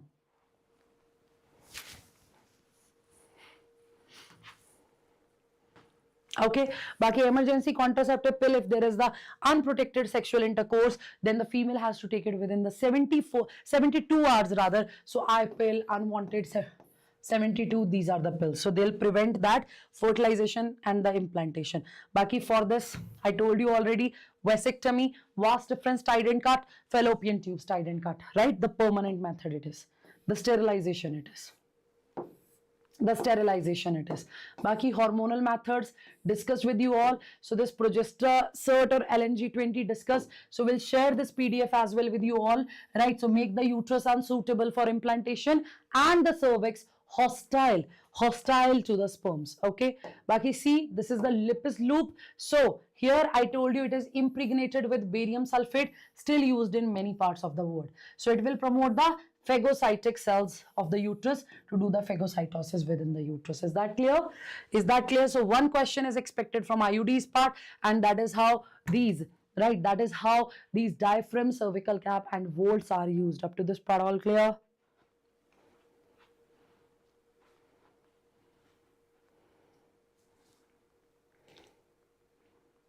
Done?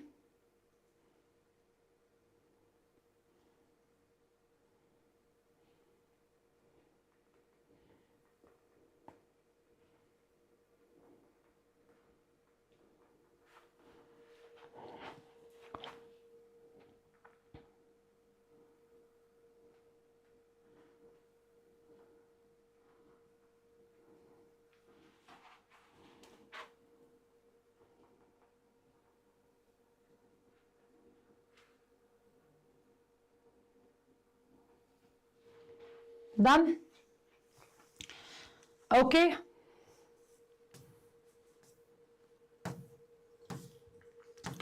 Then students, possible ill effects may, of course, nausea, abdominal pain, breakthrough bleeding, irregular menstrual bleeding, even the breast cancer, can also be there. Okay, now let's talk about the MTP, right? Let's talk about the MTP. So this is the medical termination of pregnancy. Medical termination of pregnancy. Again, I have picked up the NCERT, but yeah, here I would like to mention one thing, students. I am teaching as per NCERT here only. There are certain things which are changed. There are certain rules which are changed. Means amendments are also there, but I am teaching you as per NCERT. So MTP, medical termination of pregnancy. So it is basically the induced abortion. It is the induced abortion. One is the spontaneous abortion, right? It is all of sudden. It is all of sudden, right? That abortion is basically because before the full grown fetus, now when it is killed, that is the induced one. Spontaneous matlab it is natural, right? Something happened within the body, right? But the point is, when it is the induced abortion, so it is the MTP, medical termination of pregnancy, right? It is the medical termination of pregnancy, and yes, it is legal in India, right? It is legal in India, right? Yes, bache, right? So in 1971, Indian government legalized it. In 1971, when in 1971 Indian government legalized it, right? Indian government legalized it. That's the point. Okay, and there are still some countries where it is still not legal. Some ethical, some religious beliefs are there, right? Because of that also. And in some countries they don't even consider the other factors. Like when I talk about this MTP, it is advised in such kind of cases when, let's say, that female is not ready for the pregnancy. She is quite young, she doesn't want that. Rape case, if there is any rape case, if that pregnancy is fatal for the mother, if that baby is underdeveloped, okay, if it is the result of rape, I told you already. So these are some reasons. It's not like that this MTP is even there for female feticide. No, of course not. There should be the proper reasons for that. So in 1971, Indian government legalized it. So basically when we are talking about it, right, so when you talk about the first trimester, that is 0 to 3 months, that is first trimester, that is 12 weeks. So in this time period it is advised, it is easy because still the skeleton, that bony skeleton is not yet, like that complete bony skeleton is not there, right? So that is why it is advised in first trimester. And yes, it can even be done in second trimester, but then the chances of risk will be more, and then there should be the signature from 2 practitioners. Okay, so and it is also advised that like whenever there is any such case, right, so there should not be for the female feticide. Okay, so what are you talking MTP? So there is an amendment act of 2017, right? Do check the recent one, that is my advice. So enacted by Government of India with the intention of reducing the incidences of illegal abortion, right, bache, and consequent maternal mortality and morbidity. So according to this act, a pregnancy may be terminated on certain grounds within the first 12 weeks, right, on the opinion of one registered medical practitioner. So if the pregnancy has lasted more than 12 weeks, if the pregnancy has lasted more than 12 weeks but fewer than 24 weeks, more than 12 weeks, fewer than, then the signature from 2 practitioners are required. Okay, right? And such grounds are the continuation of pregnancy would involve a risk to the life of the pregnant woman or a grave physical, even the mental health condition. Then substantial risk that of the child were born, it would suffer from such physical or mental abnormalities as seriously handicapped. Okay, so there are countries, Dominican Republic, Iraq, Philippines, Jamaica, where it is still banned. Okay, where it is still banned. Okay, now the next point here is, guys, as I said, need your next 30 minutes and let's finish it out. Okay,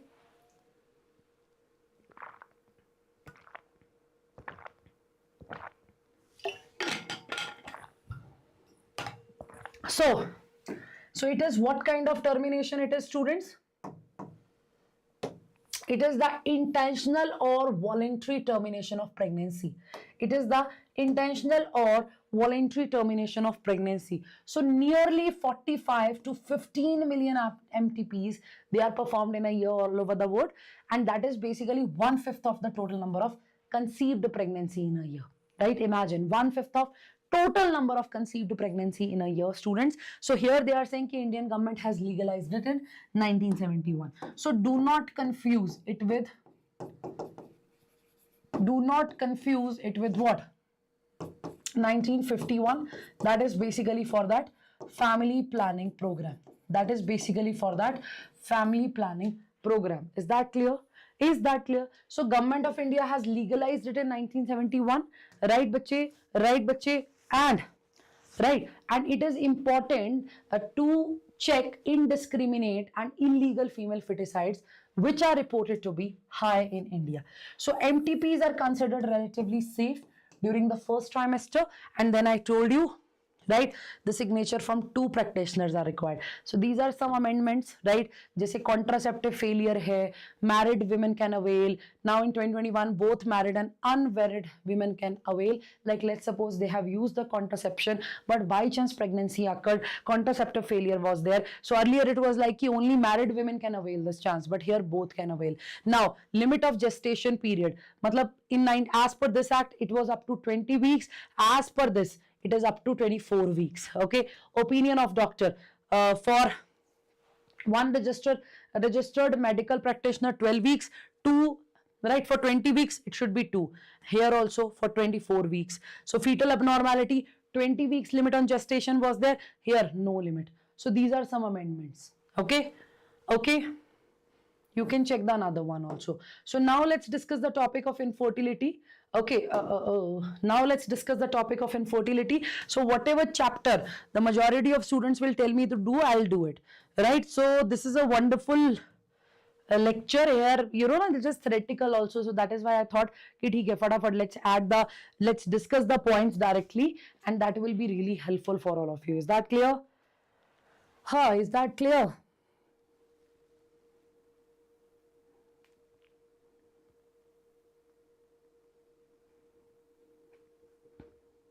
Done?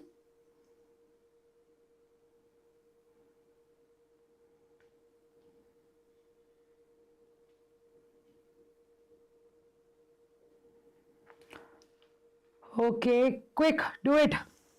Chalo. So infertility, when a couple is trying, right, they are trying to have babies, they're trying to have unprotected sexual intercourse for 1 year or for more than that, but still they are not able to get the babies, then it is the infertility. Okay, the primary infertility can be there or secondary. Primary infertility means not just once they got a chance, yeah, female was pregnant, they had the babies. Okay, secondary infertility means after first pregnancy female is not able to conceive. So when it comes to the reasons, physical, congenital means by birth, right, any disease, drugs, immunological, psychological, any reason can be there. Now here, just to support such type of couples, there is ART. ART is what? Assisted reproductive technology. जैसे कि in vitro fertilization, okay, where the fertilization will be outside the body, the zygote then will be implanted in the female body. And right, then other than that, when you talk about the first test tube baby, that is Louis Brown, right? The Louis Brown, the world's first test tube baby on 25th July 1978. On 25th July 1978, beta, in England, right, bache? Right, bache? And the name of the first Indian test tube baby is Kanupriya Agarwal, who was born on October 3rd, 1978. So same year. But here, late Dr. Subhash Mukherjee was first ever person in India and second in the world to create a baby throughout the IVF procedure. Though he didn't get the recognition for that, he was quite depressed. He ended his life due to suicide. Later on, the one who tried this IVF technique in India, when they studied it, they got to know that actually that credit goes to late Dr. Subhash Mukherjee. Okay, so the first ever Indian test tube baby is Kanupriya Agarwal and world's second test tube baby. So on October 3rd, 1978, he was the one who became the first physician in India, second in world to create a test tube baby. Okay, Durga Akka Kanupriya Agarwal. Is that clear? Baki beta, venereal diseases, I told you already. There is one question that I would like to highlight here, right? That except for hepatitis B, genital herpes and HIV, except for these, This is a previous year question. That is why beta I'm mentioning it here. Please pay attention. Please pay attention. So except for hepatitis B, genital herpes and HIV infection. Except for hepatitis B, genital herpes and HIV infection, other diseases are completely curable if detected early and treated properly. Right? And treated properly. So have a look. You can just take the screenshot as well. Right? I'll share the PDF in the Telegram group. But if you want, you guys can take the screenshot as well. Okay? You people can take the screenshot as well.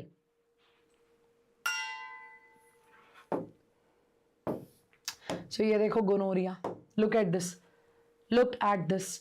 Right? Discussed it already with you all. So urethra tube that drains urine from the blood, eyes, throat, vagina, anus. So it can affect the people of any ages. Okay? Especially teens. Okay? So vaginal discharge, other possible symptoms, they are same bache. Baki syphilis mein stages are there. Stages 1, 2 and 3. Canker formation is also there. Right bache? So these are the, right? These are the things that can happen here. Okay? Baki primary, secondary, latent and tertiary syphilis is there. Obviously it is as per the complication. So early may itching, fluid discharge, slight pain and swelling will be there. Okay, female can be asymptomatic. Then PID, pelvic inflammatory disorders, abortions, they can occur. Okay, so these are the ways to avoid the STIs, avoid sex with unknown partner and all that things. Baki okay, after assisted reproductive technology, I think that slides, they are deleted. So let's discuss them quickly. Okay, let's discuss them quickly. Ready bache? So here the first thing is IVF, in vitro fertilization. Okay, so when you are talking about in vitro fertilization, because one question is expected from this part here beta, one is your ZIFT, right? One is your ZIFT, another is your, yes, one is your ZIFT, another is your ICSI, right? Another is your ICSI and one is your IUT and ICSI. See, ICSI, intracytoplasmic sperm injection, ZIFT, zygote, intra-fallopian transfer.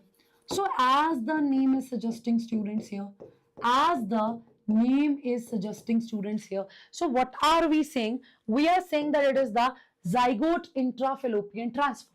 What are we saying? That it is the zygote intra-fallopian transfer. So zygote, and the word here is intra. Intra means within. So within the fallopian tube, zygote will be transferred.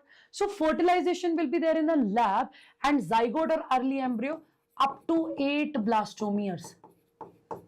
Up to 8 blastomeres, right? Up to 8 blastomeres, it will be transferred either into uterus or fallopian tube. So here, when it is up to 8 blastomere, will go to the fallopian tube, right? And if it will be more than that, right, bache? If it will be more than that, right, more than 8 blastomeres it is.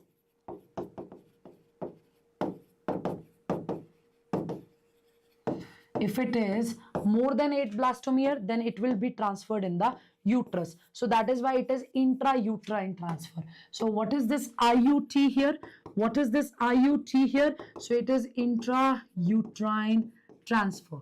It is intrauterine transfer. What's that? Intrauterine transfer. So if it is more than 8 blastomeres, right? Right, more than 8 blastomeres. So it can be up to 32 blastomeres, right? Up to 32 blastomeres. Is that clear? Then ICSI is the word, right? Then ICSI is the word. It is the, yes, so it is intracytoplasmic sperm injection. It is intracytoplasmic sperm injection. What's that? It is intracytoplasmic sperm injection. What's that? It is intracytoplasmic sperm injection. So that is what we have to keep in our mind. So basically it here what is happening beta? So embryo in the lab, right? In which basically in the lab what is going to happen? The sperm will be directly, see as the name, intracytoplasmic sperm injection. So sperm will be directly injected into that ovum. So success rate is maximum here, right? Success rate is maximum here. Now, when it is in vivo fertilization, that is the fertilization is there within the body only. The fertilization is there within the body only. So here you have gift, artificial insemination, intrauterine insemination. So GIFT, it is your gamete intrafallopian transfer. It is your gamete intrafallopian transfer. So gift, huh? So basically, bache, let's suppose if there is a couple, if in the female body the uterus is healthy, right, but the gamete formation is not there, so gamete can be injected in our body. The gamete can be injected in our body, right? So that is how it can work. So it is the gamete intrafallopian transfer. So let's suppose, right, the gametes are not the problem there. If a couple is not able to, if a female is not able to form the gametes, so gametes can be passed, right? Gamete can be passed to her within her fallopian tube, number one.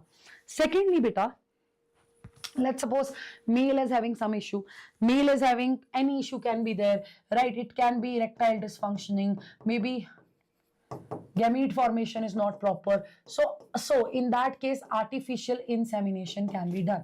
So what is insemination? It is the transfer of male gamete inside the female genital tract.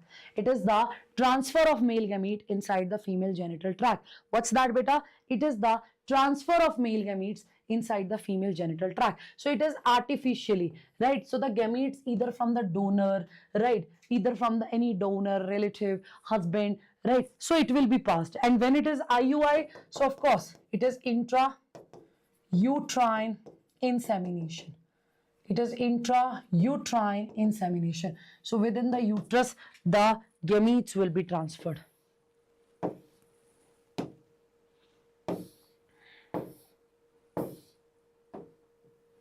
Okay, so guys, which chapter you want me to start next? This chapter is done and dusted. So which chapter you want me to start next? Is it human health and disease, or is it MBOI? Or is it MBOI? Whatever chapter you'll say, I'll go as per that. I am here for you people only. So whatever chapter you guys are going to tell me, I'll go for that. MBOI, MBOI, MBOI, HHD, HHD, MBOI, MBI, HD, HHD.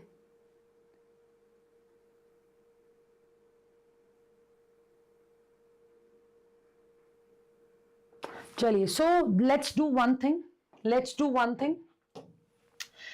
start this chapter, and I will start it from the immunity, because this part is something which I believe I need to explain, right, that we need to discuss, right, because when it comes to the drugs part, memory based it is. When it comes to that disease part, memory based it is. I'll discuss that. I'm not saying I will not. All I'm saying is ki let's pick up the immunity part first, from where one question will definitely come. Okay, from where one question will definitely come. Okay, so let's pick up that part. What say people? What say people? Cheek? Any doubt? Yes, any doubt?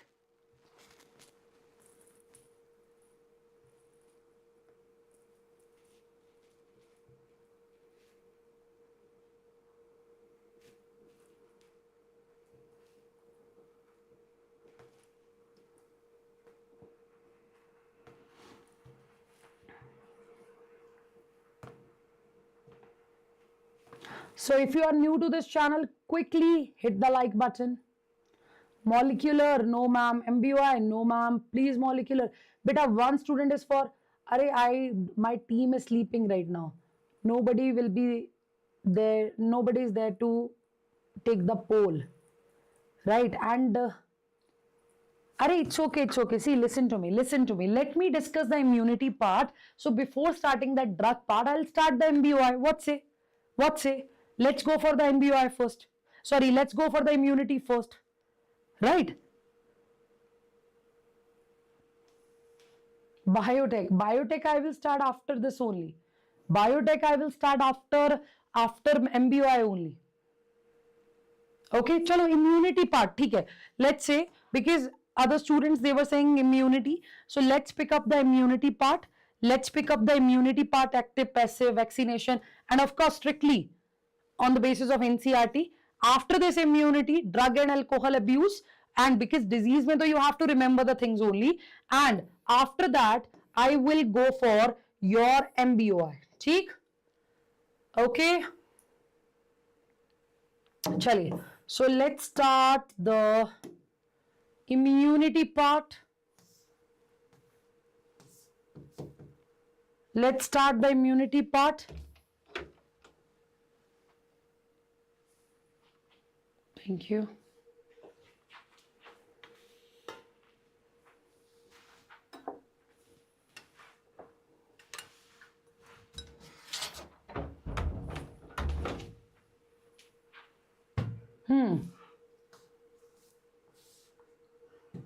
चलिए, ready? Ready? Yes, everybody, ready? Should we start? What is the meaning of immunity? Chalo, let's have a 5 minutes ka break. Let's have a 5-minute break. Just 5-minute ka break. Washroom break. ठीक है? Washroom break it is.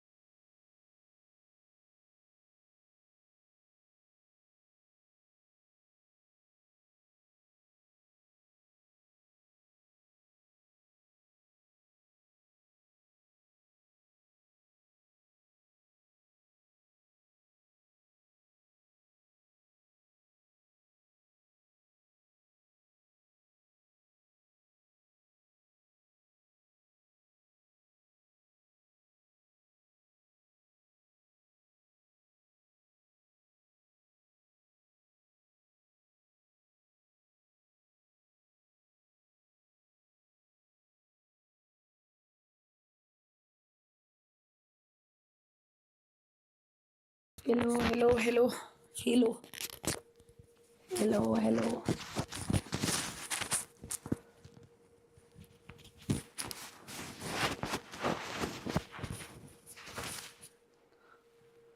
Okay, let's start. Let's start. Okay. Let's start.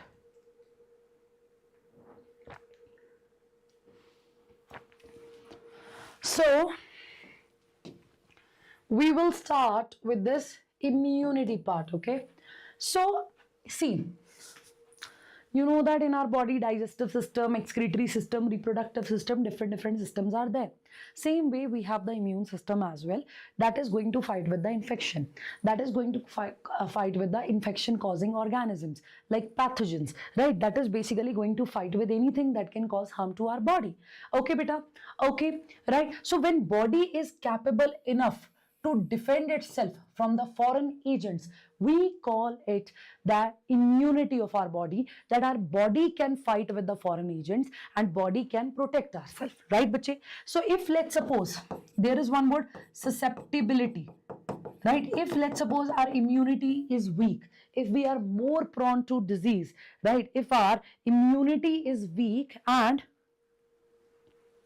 we are more prone to disease, the word susceptibility will be used. Now, here when you talk about the immunity, there are types as well, right? When you talk about the immunity, there are types as well. Just here we have discussed na innate immunity, right? And all. So same way we have the types of immunity that we have to discuss now. Is that clear? That we have to discuss now. Is that clear? Is that clear? I don't think I will be able to take the class on Sunday for question practice. Huh? For question practice. My throat is literally, it is in a very bad condition. It is literally in a very bad condition. So let's see. I have a class tomorrow. See. So we have, right, immunity. So immunity may we have innate one. We have artificial immunity. Innate immunity is there. Artificial immunity, acquired immunity is there, right? Innate immunity is there.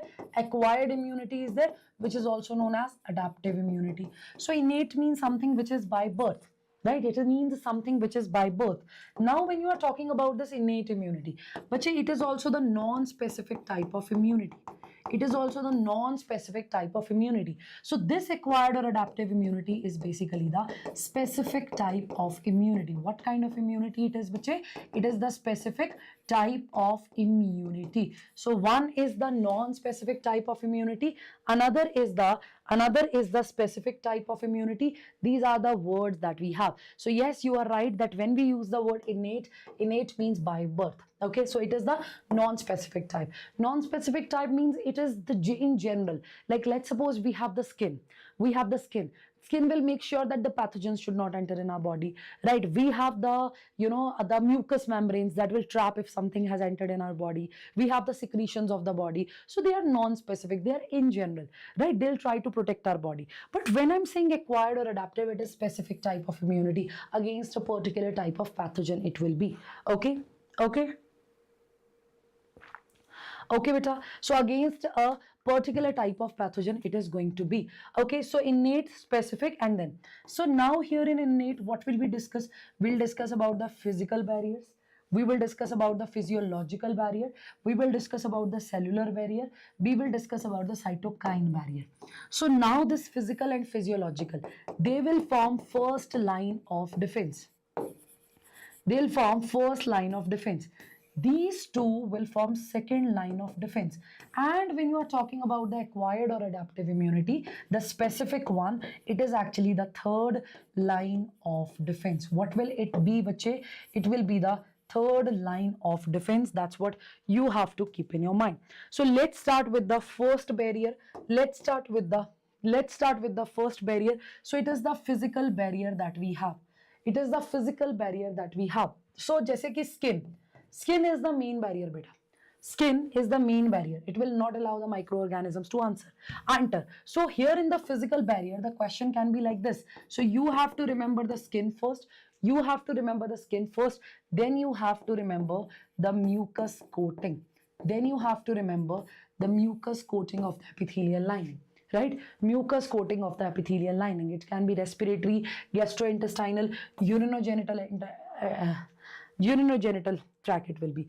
Then comes bit of physiological barriers, right? Physiology, right? Physiology. So basically here, due to our, like we have the secretions that we have to consider here. So acid in the stomach is the example. Saliva in the mouth is the example. Tears from eyes, they are also the example. Just saliva, you know that it is having the lysozyme as well. Tears are also having the lysozyme. The saliva is also having immunoglobulin A as well. So these are the things which will fight with the, right, bache?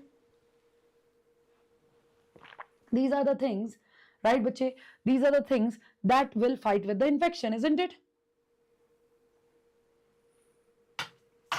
Next, cellular barrier. So when I'm talking about the cellular barrier, so certain type of leukocytes, that is WBCs, certain type of WBCs, right? And here we are talking about PMNL. Do you know what PMNL are? Do you know what PMNL are? So when we are saying beta PMNL, polymorphonuclear leukocyte, polymorphonuclear leukocyte. And when I'm talking about this, I am talking about the neutrophil, which is even phagocytotic, right? Which is even what? Which is even phagocytotic, right, bache? So do you remember this trick, right? Do you remember this particular trick, everybody here in the class?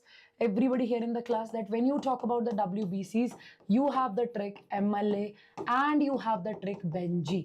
So G for granulocyte, your neutrophil, your eosinophil, your basophil. A for agranulocyte, your monocyte, lymphocyte.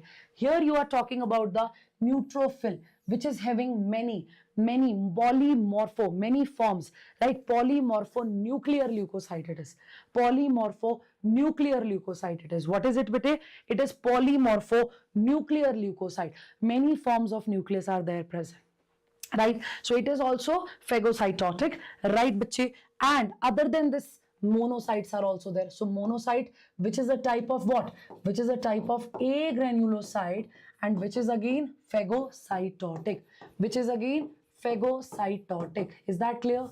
Which is again phagocytotic. That's what you have to keep in your mind. Okay, that is what you have to keep in your mind. Okay, chaliye. So the next part here is, macrophages, right? They are in tissue. They can also phagocytosize and destroy the microbes. So then comes the cytokine barrier. So again, they are also the proteins, beta. They are also the proteins, beta. Right?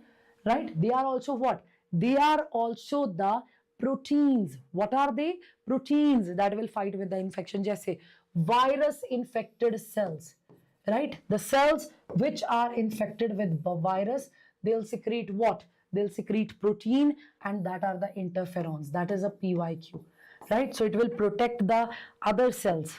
Okay. Now, bache, when it is the acquired immunity, when it is the adaptive immunity, when it is the specific immunity, means our body, right? Our body in our lifetime, when we fight with, when we encounter the pathogen, our body also start developing the ability to fight with them. Our body will also start fighting with them. That will come under the adaptive immunity. Where will that come, beta? That will come under the adaptive immunity. Is that clear? Is that clear? So whenever you will talk about the acquired immunity, adaptive immunity, so here we will be talking about, beta, we will be talking about specificity. Yes, we will be talking about specificity, right? The diversity, the discrimination,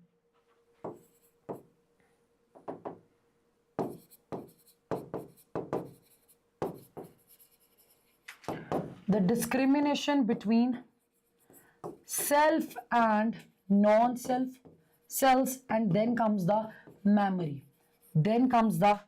So what do we have here? We have the specificity, students.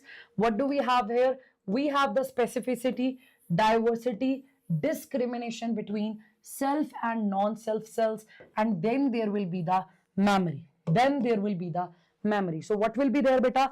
Specificity, diversity, discrimination, the between self and non-self cell, and mammary. So specificity, matlab they are particular, right? What are they, beta? They are particular, matlab it is specific for a specific organism, right? Right.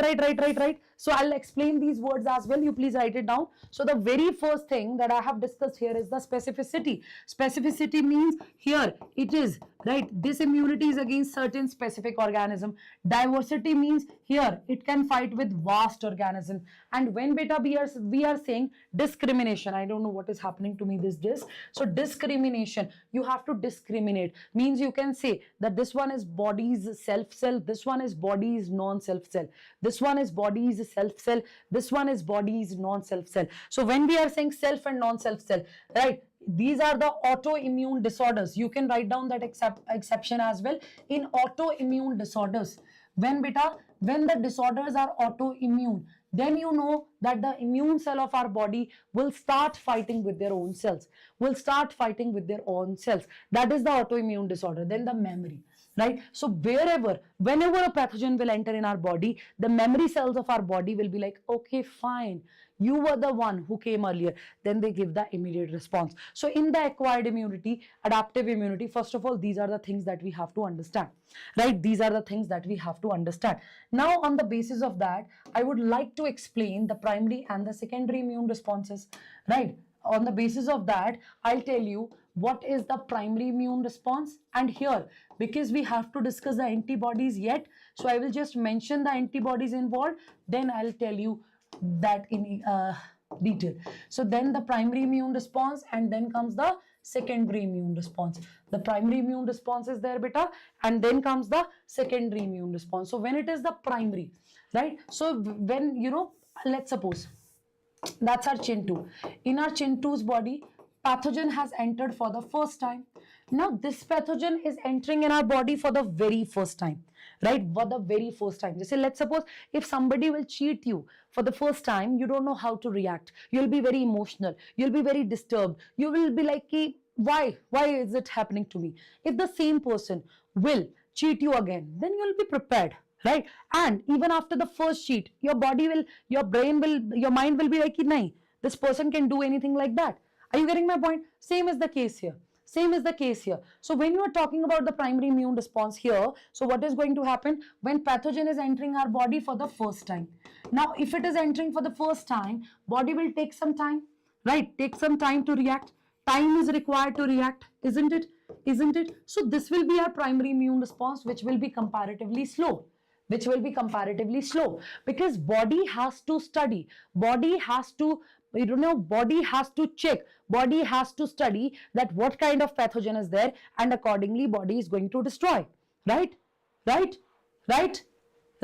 body is going to destroy. So this is the primary immune response, right? For the first time, body is encountering that pathogen, and body will take time to react against it. But after first time, that is the beauty of the acquired immunity, the memory cells, they'll keep a note of that. They'll be like, okay, fine, this type of pathogen was there, and next time I have to be careful. So whenever the second time that pathogen will react, then secondary immune response will be there, anamnestic response will be there, right? Anamnestic response will be there. So of course, when it is the secondary one, it will be fast. So that is the meaning of primary and secondary immune response. So beta, when it is the primary immune response, when our body is encountering any pathogen for the first time, remember the antibody formed will be IgM, right? Immunoglobulin M. We will discuss their structure as well. So the antibody formed here will be IgM. Now it is the and then after that IgM, IgG will form. Firstly, it will be IgM. So whenever our body, this is important, whenever our body encounter any of the pathogen for the first time, whenever our body encounters any of the pathogen for the first time, right? Remember this thing, students. What's going to happen, right? The immunoglobulin M will form. After that, it will form G. But when it is the secondary immune response, that is the direct MCQ, IgG. this is the immunoglobulin that will form. So that is something we all need to keep in our mind. Please make sure that you are writing it in your notes. Okay, beta? Okay. Okay, so this is the primary and the secondary immune response. So here in the NCERT, right, it is given. Okay, so there are two special type of lymphocytes that will help in that, B and T. So that's something we have to discuss. So up to this part all clear? Up to this part all clear? Are you sure? Are you sure? So firstly, let's discuss about this, right? B and T, then let's proceed. But before that, I would like to discuss this part with all of you, right? Then I will go to that B lymphocyte and the T lymphocyte. So what is the part that we have here, guys? What is the part that we have here, guys? We are talking about the immune system in the body. We are talking about the immune system in the body. So you know that here what will be there? There you will talk about the lymphoid organs. Which organs are you going to talk about? Which organs are we going to talk about? Lymphoid organ. Here, of course, beta, as I said, we have two tricks, MLA and Benzi. We have two tricks, MLA and Benzi. Which two tricks do we have? We have the tricks MLA and Benzi. So A for agranulocytes. That will include your lymphocyte. So here in this particular chapter, we will be talking about your B lymphocyte and the T lymphocyte. So it is a type of WBC which is going to fight with the infection. It is a type of WBC which is going to fight with the infection. So lymphoid organs. So in the immune system, lymphoid organ, tissue cells and soluble molecule like antibodies are involved. So here what we have to understand, we need to understand beta lymphoid organs, right bache? So immune system hai, important it is having the lymphoid organ, having the tissues, having the cells, having the antibodies. Then what am I saying? What am I saying? I am saying that immune system is, right, I am saying that immune system is also playing a role in allergic reactions. It also plays a role in allergic reactions, right? Allergic reactions. Okay, beta, right? So when it is the lymphoid organs, lymphoid organ is the word. Lymphoid organ is the word. What is the word? Lymphoid organ is the word. So here, where origin and, right, where origin and maturation and proliferation of lymphocytes occur. Where what is going to happen? Origin, that lymphocytes will originate, they will even mature and they will even proliferate. Yes, bache, this is important, but this is simple as well. So they will originate, they will get mature, they will proliferate, they will increase their number, right? They will increase their number here. So primary lymphoid organs mein, these are the two examples that you have to remember, beta. One is bone marrow, another is thymus. One is bone marrow, another is thymus, right? So thymus, you know, na, it is the endocrine gland that releases thymosin hormone, right? This is very important for the T cells, right? This is very important for that. And you know that this is a gland whose size will decrease as per the age. Whose size will decrease as per the age. So the primary lymphoid organs are bone marrow and the thymus. And whatever is remaining, that will come under what? Whatever is remaining, that will come under what? That will be the secondary lymphoid organ. Is that clear? Is that clear?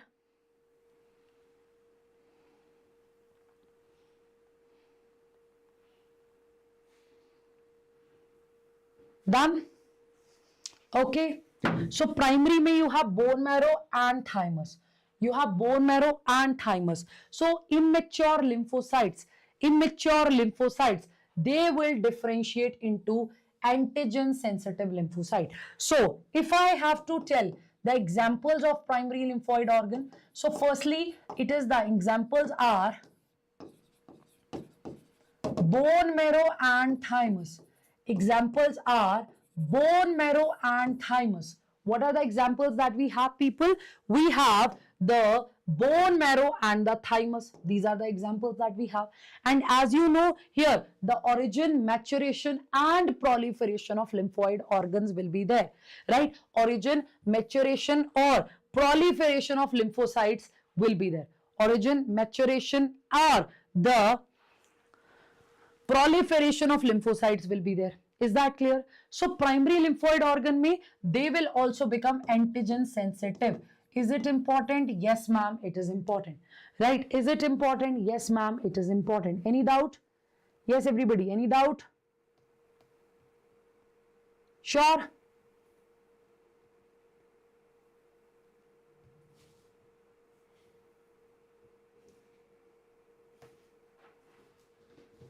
Sure?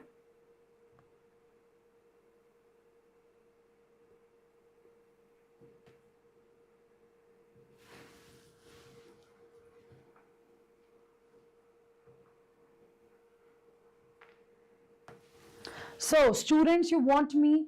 Yes, you want me to post such videos or not?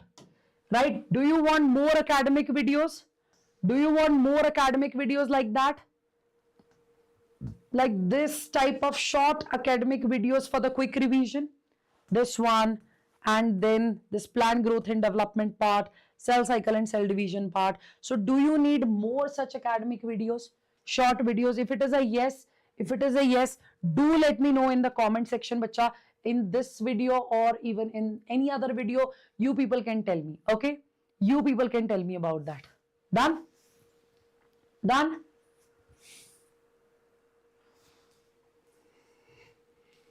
Okay. So if you need it, do let me know. Diagram part also we will cover.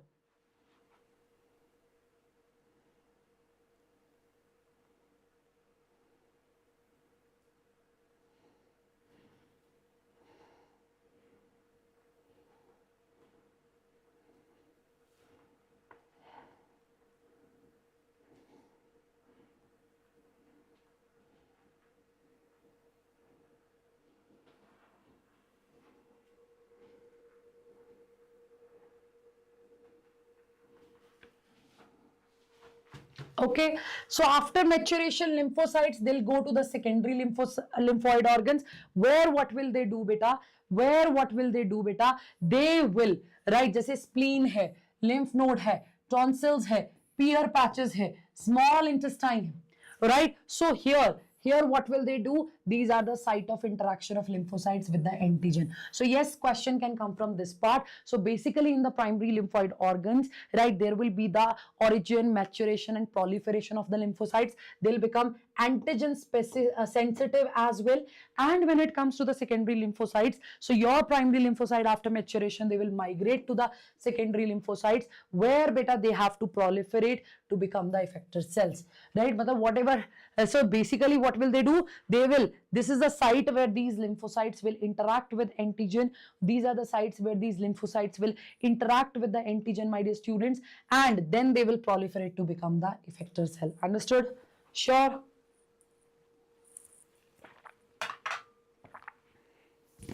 Sure? Are you sure? So main is your bone marrow, right, and the tonsils. Keep it in your mind. So bone marrow is the main lymphoid organ where all the blood cells, right, including lymphocytes are formed. And thymus, I told you already, endocrine gland located near the heart beneath the breastbone. That is your sternum. So it is quite large at the time of birth. Its size will decrease. Okay, by the time puberty is attained. Okay, so both of them will provide the microenvironment for the development and maturation of T lymphocytes. Important it is. So spleen is again the secondary lymphoid organ, the largest bean-shaped organ it is, bache. So it is the lymphoid organ near to the stomach, somewhere it is present. So it will contain lymphocytes. It mainly contains lymphocytes and phagocytes. So it will trap the blood-borne microorganism. And you know that it is the graveyard of RBCs. And along with that, we can also call it as reservoir of RBCs. Graveyard of RBCs, and along with that, we can also call it as reservoir of RBCs. Graveyard of RBCs, and along with that, we can also call it as reservoir of RBCs. Is that clear? Is that clear? Done?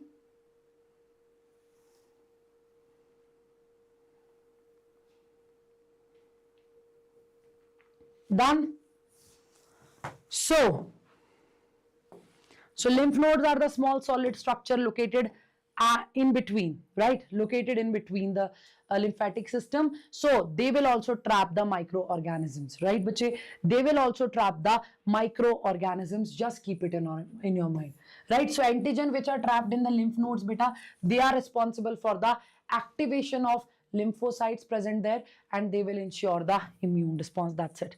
Baki MALT, this full form is also required. Mucosa associated lymphoid tissue, which is making 50% of the lymphoid tissue in the human body, which is making 50% of the lymphoid tissue in the human body. Right, bache? Right, bache? Okay. Right, so this is about the lymphoid organ. So I told you about the lymphoid organ, primary and secondary immune response, right? Primary and secondary immune response. Now let's move to the next part. So here they are clearly mentioning that we have two types of lymphocyte, B and T. So beta, B will give you cell mediated, B will give you antibody mediated immune system, which is also known as humoral immune system. Right, when we talk about the B lymphocytes, they'll give us antibody mediated immune system or humoral immune system, and from T cells we will get cell mediated immune system. Which immune system are we going to get here? We will get cell mediated immune system. Is that clear? Cell mediated immune system, that is what we are going to get. Is that clear? Yes, everybody, is that clear? Is that clear? Yes, please. Yes, please. So, humoral immune system or antibody mediated immune system and cell mediated. Cell mediated mein beta, we will have killer T cell. Killer T cell or cytotoxic T cell. Mammary T cell, of course. Regulatory T cell is there.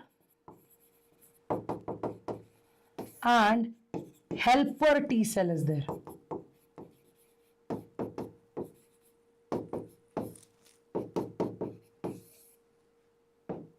Right? So when I'm talking about the killer T cell, they'll destroy the cell and they'll kill the pathogen. Right, bache? Right, bache? Right, bache? So understand this part. We are talking about that. First of all, we are talking about the cell mediated immune system. One question can directly come, and that is a very, very, very simple question, beta, that when it is the cell mediated immune system, you will have T lymphocytes. What will you have? You will have T lymphocytes. So there are different types. There's a killer T cell or cytotoxic. So they will kill or destroy the microorganism, right? Destroy the pathogen or the microorganism. Plus beta, it will also fight with the cancerous cells, right? If there is any organ transplantation, if there is any type of organ, any sort of organ transplantation in our body, it is your cell mediated immune system that will immediately react. ठीक है बेटा? So basically killer T cells हैं, so they can fight with the cancerous cells, with the pathogens, right? So they can destroy the cancerous cells, right? And when there is the organ transplantation, they are going to fight with that. So this is the role of these killer T cells, right? They will release, some perforins that will create pores in that pathogen and will destroy it. Then comes the memory T cells. Right, bache? So they will not kill the pathogen, but they'll retain the memory of every encounter. Right? What will they do? They will retain the memory of every encounter. They will retain the memory of every encounter. Okay, fine. The pathogen, this is the particular pathogen that has, this is the particular pathogen that has destroyed us. Right? Yeah, that has entered in our body. Right? Right, that has entered in our body. Are you getting my point? Are you getting my point? So that is how it is. So then regulatory T cell, right? When it is regulatory, it is also the suppressor, right? Right? Right? Right? So what will they do? What will they do? Right? So suppressor, regulatory, and in some books we also call it as suppressor T cell, right? It is the regulatory T cell and we can also call it as suppressor T cell. So as the name is suggesting, it will suppress our immune response, immune system. What will it do? it will suppress our immune system or immune response, right? It will suppress our immune system or immune response. They regulate our immune system. Just you know that it can basically, these cells can even, right, they can even act as a suppressor for the helper T cells. You can even call it as like this, or sorry, for the, yes, for the helper T cells and for the cell mediated, yeah, cytotoxic T cells, right? Right, they can also suppress their function. Okay, they can also suppress their function. That is what you have to remember. This suppressor T cell can suppress the entire immune response and can fight with body's own cell, right? And of course, when there is an organ transplantation, they can also suppress the immune response so that nothing should happen. When, and the helper T cells, they are very, very, very important, beta. When we are talking about the helper T cells, just keep it in your mind, right? They stimulate, right? What will they do? They will stimulate your T killer cells or the B cells, right? They are acting like a mediator here. They are acting like a mediator here, right, bache? Right, bache? So they are acting like a mediator. They will tell the killer cells to do their job, and they will even tell the B cells to make the antibodies. So it is just like a mediator in between. Okay, it is just like a mediator in between. Is that clear? It is just like a mediator in between. Is that clear? Is that clear? So B lymphocyte, right, they'll form, you know, that antibodies or immunoglobulins. Let's discuss that. And about T cells, I told you already. So here in the case of B cells, what are you going to talk about? You are going to talk about antibody, which is also known as immunoglobulin. Of course, they are proteinaceous. They are also known as immunoglobulin. So look at this. It is a Y-shaped structure, bache. Y-shaped structure.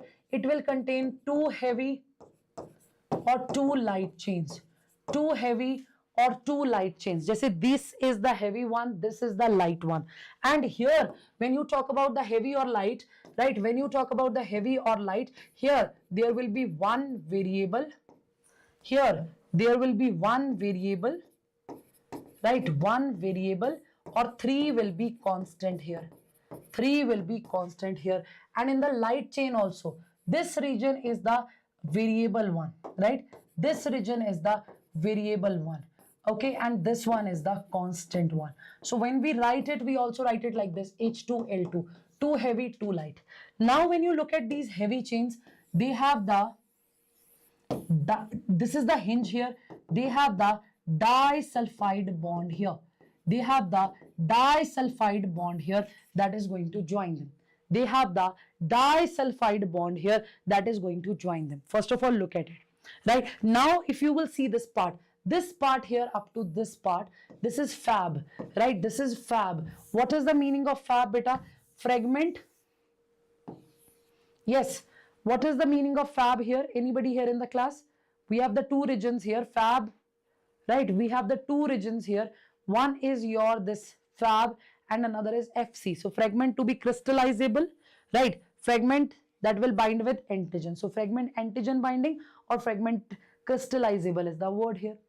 Please have a look. Please have a look. Is that true? Yes or no? Is that true? Yes or no? Yes.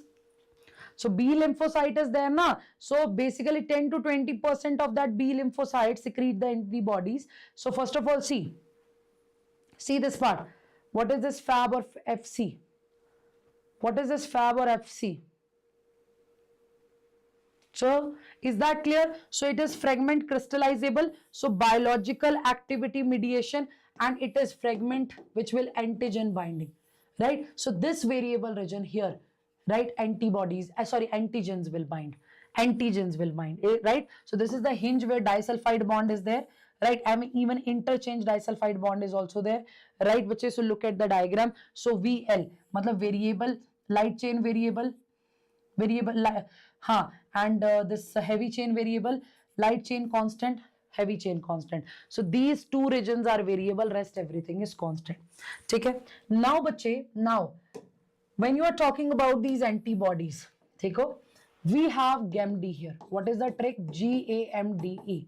It is GAMD because maximum is this, least is this. So no need to write GAMD. It is GAMD only. So maximum is IgG, then followed by A, M, D and E.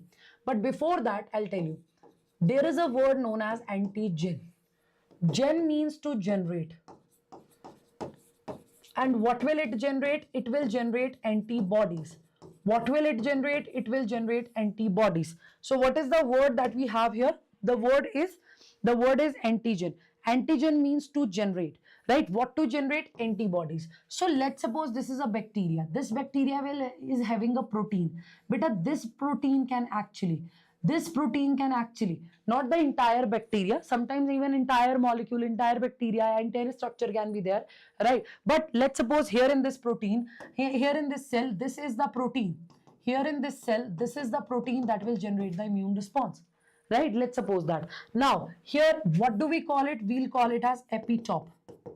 It is the part of the foreign molecule that will generate the antibody, immune response, sorry, that will generate the immune response. So epitope is that part of the antigen, right?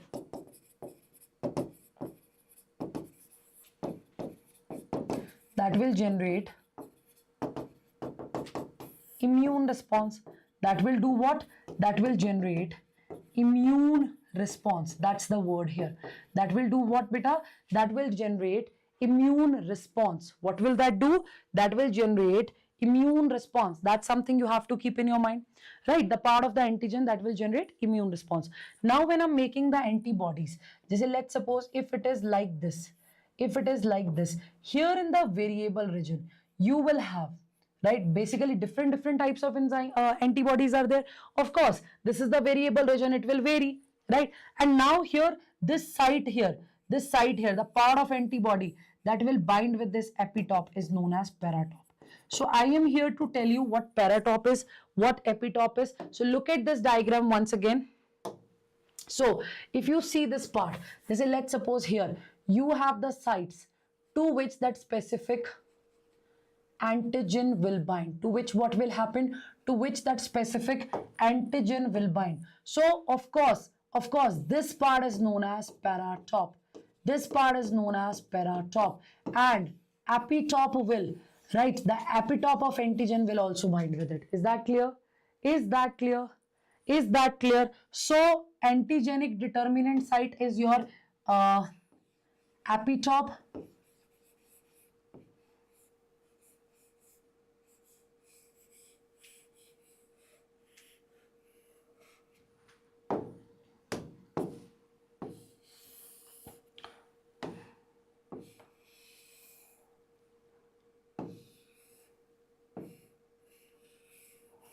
Something like that, just imagine.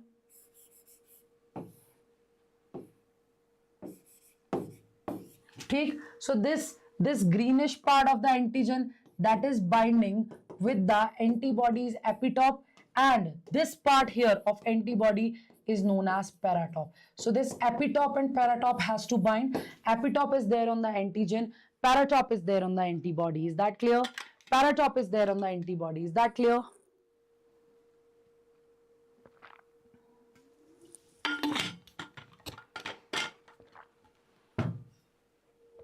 Is that clear?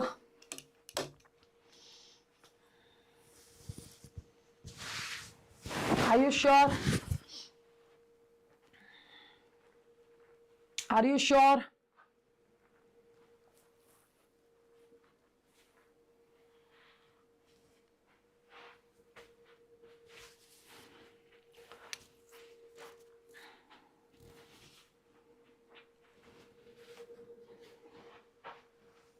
Epitope and paratope is the word. Now there are different types of antibodies. So as I said, the maximum, right, the maximum amount is of this G. So that is why it is as per the, so this one will protect what? What is the role of this G? Beta, this G will protect the body ka fluid, right? This will protect body fluid. I'll discuss more points related to that. It protects body surface. What will this do? This will protect body surface. Your M, I told you already, your M will give the, right, it will protect the body blood stream, right? And I told you, beta, that it is the antibody that will form whenever our body will encounter any of the, right, any of the pathogen for the first time. D will, beta, activate the B lymphocyte. It will help in the activation of B lymphocyte. How will it help? It will help in the activation of B lymphocyte. And when you are talking about the E, this E is basically right for hypersensitivity, E for allergy. So it mediates hypersensitivity. It will somewhere hypersensitivity, right? So this is like that. So again, once again, let's revise this part, because of course the antibodies are important. So beta, when you are talking about the IgG, right, they are making near about 80% of the total antibodies, right? Near about 80%, right? Near about 80% it is. So you know that they will pass through placenta. They'll pass through placenta and provides passive immunity to fetus. Why is it passive? I told you already that it is not ready-made. Fetus is not making it, that is why. And you know that it will give secondary response. The first antibody that will form in secondary response. ठीक है बेटा? Okay. Okay. Right, so it is the most abundant one. That's why I gave you the sequence only, right? And beta, it will be there. It can pass through placenta. Then comes the A, right? Then comes the A. Of course, it is there in our secretions, right? So it is present in your colostrum. It is even present in saliva. It is even present in tears, right, bache? So it will also provide the passive immunity. It will also provide the passive immunity. So be it saliva, be it tears, be it mucus, you will see this. Now in the case of IgA, it is in the secretions basically. It is having the dimer. So basically two structures are attached to each other. Two structures are attached to each other. How? With the help of a J chain, that is joining chain or secretory chain. With the help of a J chain, joining chain या फिर secretory chain, right? Joining chain या फिर secretory chain. This is what IgA is, right? This is what IgA is, right, bache? Then comes the M. So M is the oldest and first antibody formed. It is the oldest and first antibody formed when our body encounter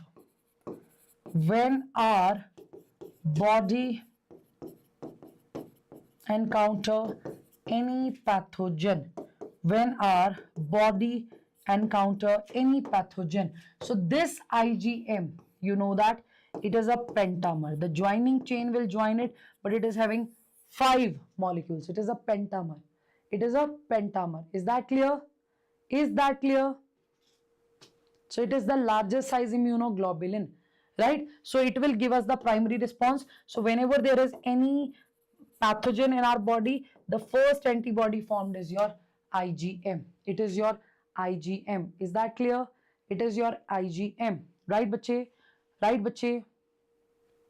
Yes. So your IgD, right? It is again in very minute amount. It helps in activation of B lymphocyte. It helps in activation of, how will it help? It will help in the activation of B lymphocyte, right? The proliferation, their division, that is what they are going to do.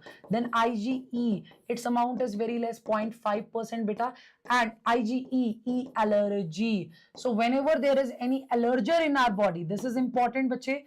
This is important, kindly note down. So whenever there is any allergen in our body, right? Whenever there is any allergen in our body, this antibody will be there. So it is present in very less amount, right, bache? So it is having the linkage with the mast cells and the basophils. So basically with the allergic reactions. Basically with the allergic reactions. Are you getting my point? Basically with what? Basically with the allergic reactions. Is that clear? Is that clear? So IgE, so it is having the special linkage, but already I have given you the break for 5 minutes. Now there will be no break. You will not get break after every 1 hour.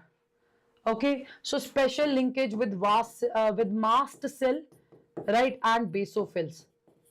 So of course it plays the role in the allergic reaction. It plays the role in the allergic reaction. So one question can come from this part. One question can come from this part, right? So this is about the immunoglobulin, this is about the responses. So heavy chain, light chain is there, right? Heavy chain, light chain is there, the type of immune response is there. So remember, whenever there is the response against cancer, response against the organ transplantation, so it will be your cell mediated immune response. Okay, it will be your cell mediated immune response. Just keep it in your mind, cell mediated immune response it is. Okay beta, so some organs, heart, eye, liver, kidney, they fail to function satisfactorily. Transplantation is the only remedy to enable the. Then a search begins to find the suitable donor. So you know that histo compatibility complex will be checked there. Chali, let it be. Next question. Okay, so this is regarding the donor beta. So when it comes to that, right, of course, if there is the organ transplantation, we have to go for the, we have to find the donor, right, which will show the compatibility, right, which has to show what? Which has to show the compatibility, right? So basically, right, this is what they are discussing here regarding that part. Okay, regarding that part. So of course, basically you will say that major compatibility complexes are there, also known as HLA complex. That's it, right? That's it. So that is something we have to remember. Baki beta, let's talk about the immunities.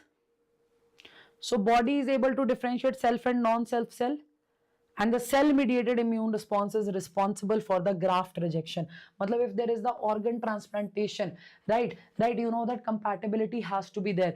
HLA complex, right, human leukocyte या फिर major histocomplexity, major histocompatibility complex, major histocompatibility complex. What is the word beta? Major histocompatibility complex has to be checked. It is somewhere on chromosome number 6, right? So that has to be checked. So it is the CMIS that will play the role in graft rejection. That is also the previous year question.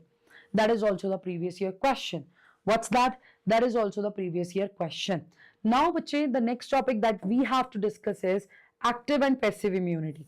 What is the next topic that we have to discuss? We have to discuss the topic of active and passive immunity.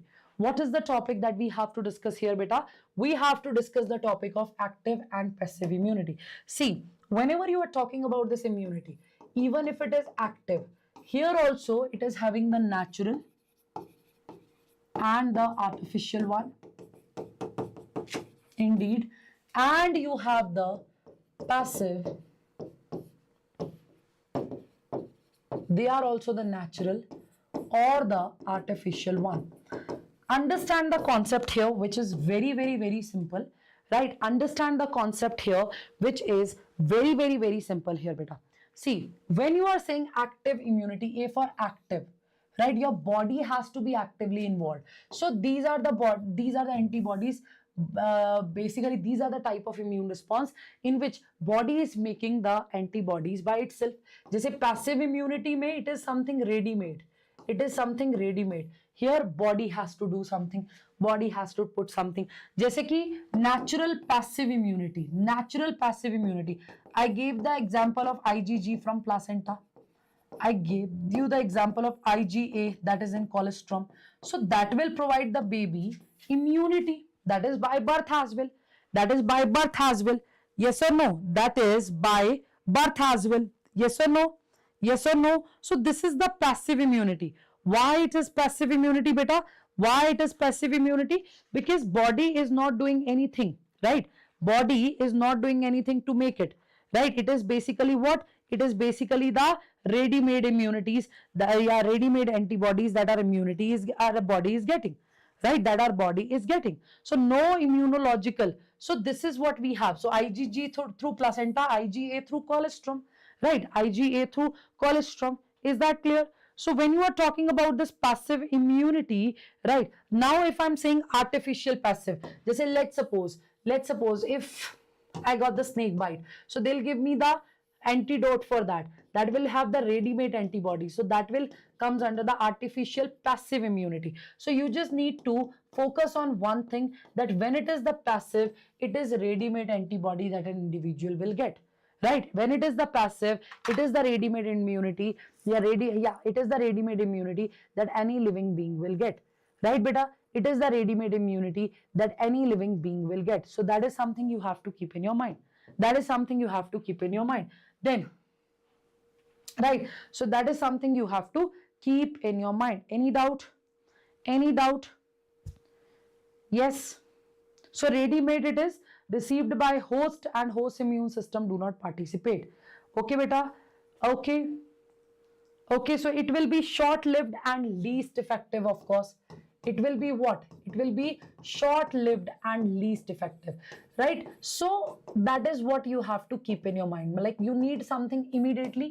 You need something immediately. Your body has to provide it. Okay, you need something immediately. Your body has to provide it. So it is more like that. Okay, beta? It is more like that. Is that clear? Is that clear?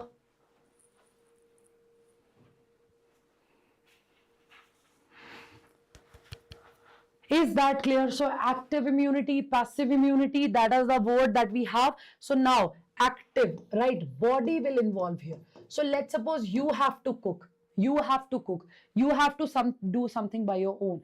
It will take time. It will be slow. It will be slow, but it will be long lasting. Right now your body is actively participating in it. So of course the memory of it will also be there in our body. The memory of it will also be there in our body. Right, bache? So when it is the natural active immunity, let's suppose you have encountered an pathogen and your body is fighting against it. Right? Your body is fighting against it. So what is the natural active immunity? This is, let's suppose a pathogen enters in our body, right?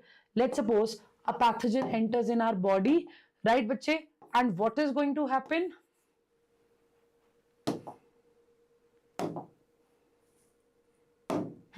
So a pathogen entering in our body, so our body is fighting with that, our body is making the antibodies by itself, so it will be long lasting. Now when it is the artificial active immunity, you'll talk about the vaccine here. You'll talk about the vaccines here, right? What will you talk about? You'll talk about the vaccines here. Is that clear? Anybody having any doubt? Beta, anybody having any doubt? Are you sure?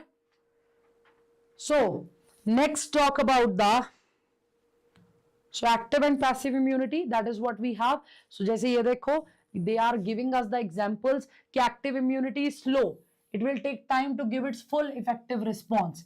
Right? It is not going to provide you the response immediately. So deliberately when we inject, right, the microorganism in our body during immunization, beta, so that will, right, because our body is also getting the chance, right, to encounter that pathogen, right, beta, so it is also the active immunity, but this will be your artificial active immunity. So now let's discuss about the vaccination and immunization. So vaccine is a suspension, beta, right? It is a suspension. Okay, it is a suspension in which your inactivated or attenuated pathogens are there. Okay, so Edward Jenner is the father of immunity. He is the father of immunity. Who? Edward Jenner. Then we have the von Behring as well, right? Who is the father of passive immunity?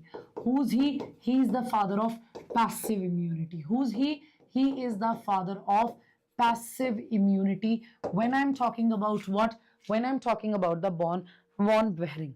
Okay, father of passive immunity. Okay, beta. So Edward Jenner, what he noticed, matlab I'll start with the story, right? That he observed that a milkman, he didn't suffer from the smallpox, right? He didn't get infection from the smallpox. Let's suppose there is a village in which everybody was getting the infection from the smallpox, but he didn't get it but he had the scabs of, right, that scabs of the cowpox. He had the scabs of the cowpox. Then he transported the material from the sore of that milkmaid, right, bache, right, having the cowpox, to the young boy of 8 years old. Matlab, it was the experiment, and I don't know how that young boy's mother, she got agreed. So basically a milkmaid was having beta that cowpox. He took the fluid from that, he injected into a boy who was 8 years old, and then they observed that even boy, he didn't get the infection from the smallpox, right, bache? from the smallpox, right? So he gave the term vaccination for this purpose. Okay, beta. And then beta, Louis Pasteur, by the process of inactivating the pathogen, right? Who? Louis Pasteur, by the process of inactivating the, Louis Pasteur. So by the process of inactivating pathogen, my dear students, he formed what? He formed the, yes please, he formed what? He formed the vaccines. Then von Behring, who discovered the process of passive immunization, right? So what he did, beta, he injected, and right, so he is the father of passive immunity.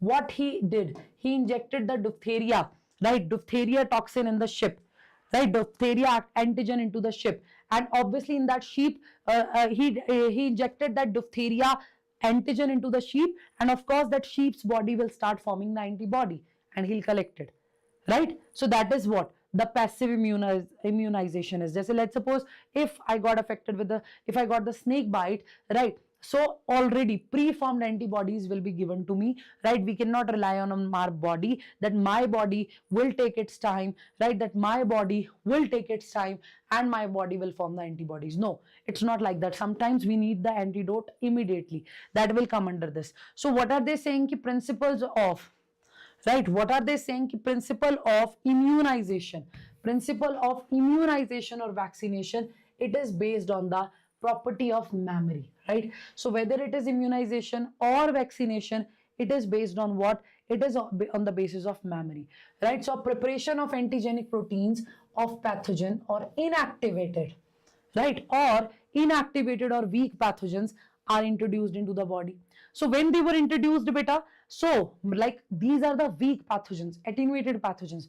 When they will be in my body will get to know about them. My body cells will be like, okay, there is something like that. They'll encounter it. But that pathogen, beta, it is not that effective. It can cause the disease to me. Right? So basically this pathogen, it is not that affected that it can cause the disease to me. But yeah, my body cells will get an idea that there is something fishy with my body or there is something wrong with my body. So antibodies produced in the body against these pathogen, they'll neutralize the pathogen agents during actual infection. So of course my body will get an idea. Just let's suppose you are giving the mock test. So mock tests are just like the exams, right? They are giving you an idea of the exams. This type of paper will come, right? So that whenever you will have your actual paper, you should feel comfortable with that, right? You should feel comfortable with that, right? But you can relate this sorry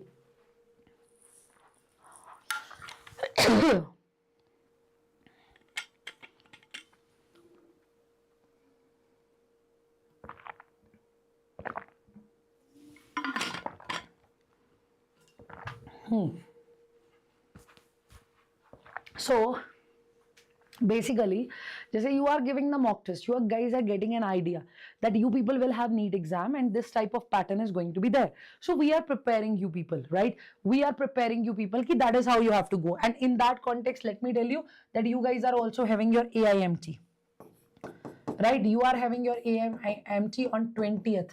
Okay, so do not forget about it, guys. Do not forget about it. Okay, do give this particular exam. Okay, so now here also what we have done, we are going to put live or attenuated pathogen in our body so that our body cells will get an idea ki okay fine, this type of pathogen can be there in our body. This type of pathogen can be like, our body will get an idea ki okay, there is something like that also. So that pathogen is weak. That pathogen is weak. That will not cause the disease to us. Right, that cannot cause some problem to us, but still our body will get an idea ki okay, something like that can happen, right? That something like that, the organism like that can be there. Okay, so same is the case here. So whenever there is the actual infection, our body will be ready. Okay, the body will be ready. So the vaccines also generate mammary B and T cells that recognize the pathogen quickly on subsequent exposure and overwhelm the invaders with a massive production of antibodies. So whenever the invaders will come, it is going to fight with that. Right, bache? Right. So jaise ki let's suppose if tetanus is there, so we need to inject the preformed antibodies or antitoxins. So in such cases of snake bite, the injection which is given to the patient will have preformed antibodies, that is the passive immunization, right? Preformed antibodies when they are given, passive immunization, right? Or active immunity में या फिर normal vaccination में, right? I told you already what is going to happen. Now recombinant DNA technologies are also there. rDNA technology beta, rDNA is there, right? Recombinant DNA technology is there. So it has allowed the production of antigenic polypeptide of pathogen in bacteria or yeast, right? It has allowed the production of antigenic polypeptide of pathogen in bacteria or yeast. So vaccines produced using this approach will allow large cell production and greater availability of immunization. So this is the example. So hepatitis B vaccine can be produced from yeast. Write down. It is produced from yeast, not can be, but produced.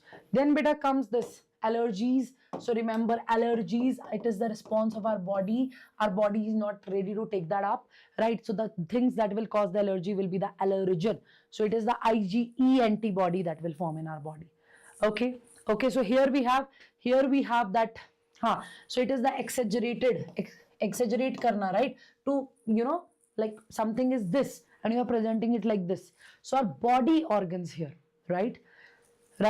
Our body organs here, right? So they are our body organs beta, right? So the exaggerated response of the immune system to certain antigens present in the environment is allergy, right?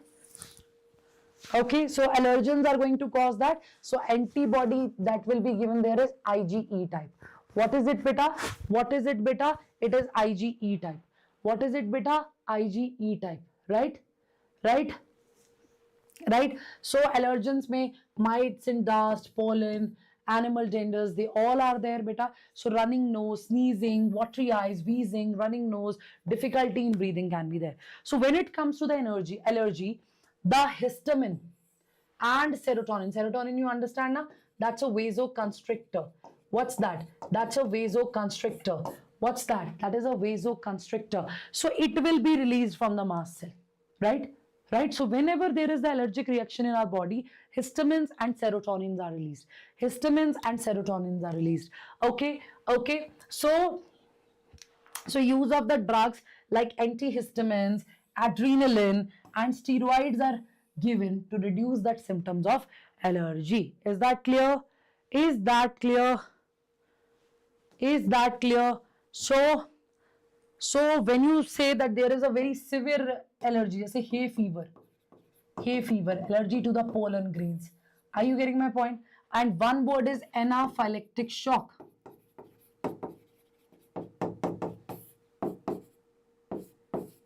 Right? What is the word that we have, beta? Anaphylactic shock, right? It is basically the response, right? A severe response to the allergy in which even the death can occur. So anaphylactic shock it is, right, bache? So it is the most severe. It is generalized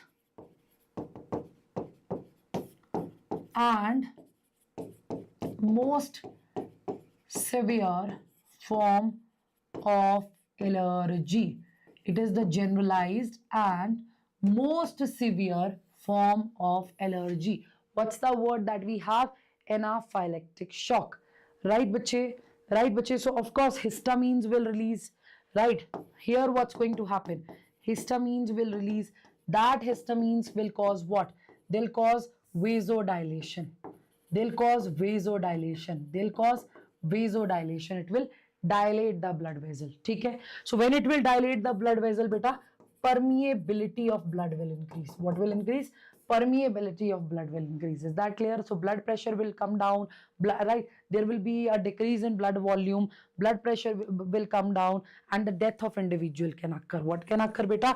The death of individual can occur. So this is something you need to keep in your mind. Okay, right? So then comes what? The next is the autoimmune disorders. So memory-based acquired immunity is there in higher vertebrates. I told you.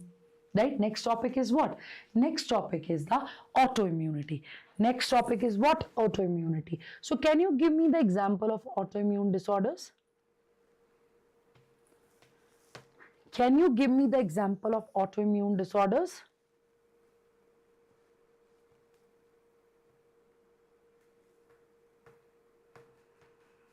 Anybody? Autoimmune disorders? Anybody?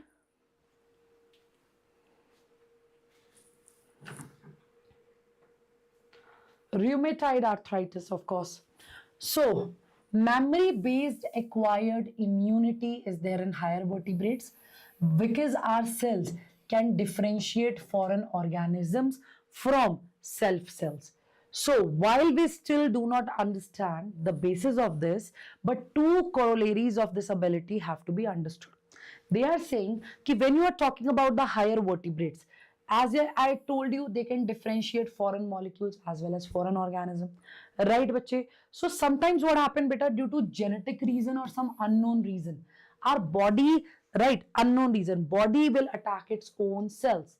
Body will attack its own cell, and because of that, there will be the damage to the body. That is the autoimmune disorder, right? So one example of that is rheumatoid arthritis. One example of that is rheumatoid arthritis. And here also, beta, IgM will be checked, right, in rheumatoid arthritis. Okay, okay, it's a type of immunoglobulin, IgM. Okay, so here what's going to happen, I hope you remember, there is the inflammation. There is the inflammation of synovial membrane. Remember, inflammation of synovial membrane. Synovial membrane, synovial joint, movable joint we are discussing here, right? Right? So membrane will start secreting abnormal granules if left untreated. Okay, so pain, inflammation and all can be there. Is that clear? Is that clear? Right? So one is beta Hashimoto. Hashimoto. It is Hashimoto, Hashimoto disease, in which antibodies are formed against thyroid gland. Antibodies are formed against thyroid gland. Is that clear? Antibodies are formed against the thyroid gland, and because of that, what will happen? The thyroid gland will be destroyed, so there will be the deficiency of that hormones. है ना? Yes, sure. बाकी बेटा misthenia gravis.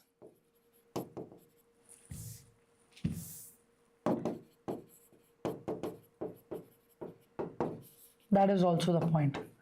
That is also the example. So examples are very important. So this is about the immunity part that we have discussed. Baki beta, when it is the drugs, right? When it is the drugs, you just need to, if you will solve the previous year questions from this part, trust me, that will be sufficient enough for all of you. That will be sufficient enough for all of you if you will focus on the drugs part. Right now you'll be like, ma'am, just finish the one topic, you switch to another topic too immediately. Right? Why to waste the time? That's what I'm thinking. Why to waste the time? And as I said, my throat is literally, it is in a very bad condition, right? It is in a very bad condition. So I'm just thinking to take it as much as I can. And I don't know, some issue is there with the laptop. The screen is not that visible. So I'll share the notes in the Telegram group as well, right? And you can even join my own Telegram group, no worries. Okay, so we'll share it there. And for the reproductive health, proper revision is there. From the human reproduction, the quick revision is there. So do solve the questions on the basis of that. And immunity part is also very important here. Okay? Baki drug and alcohol abuse, I'll just pick up the main statement here. And trust me, if you will solve the PYQs, na, you'll be able to answer the question. Just say opioids, right? Where the receptors are? CNS. Where their receptors are? CNS. Where their receptors are? CNS. Right? And even the GI tract, opioids. Right? Opium, poppy plant, papaver. So heroin is the example, students. You're also known as smack, and it is diacetylmorphine. That is also PYQ. Do you know that? So whatever statements I have highlighted, they are the PYQs. So poppy plant, that is your papaver somniferum will give it. Right? So that is what you have to remember. And heroin is a depressant that will slow down the system. Then cannabinoids, you are talking about your cannabis, you are talking about your hemp plant. So where these receptors are, they are in the brain, right? Dangerous na? In the brain. So, right? So from the plant cannabis sativa, this cannabinoids will be obtained. So flower, top, leaves and raisins, anything can be used. Anything can be used. So marijuana, right?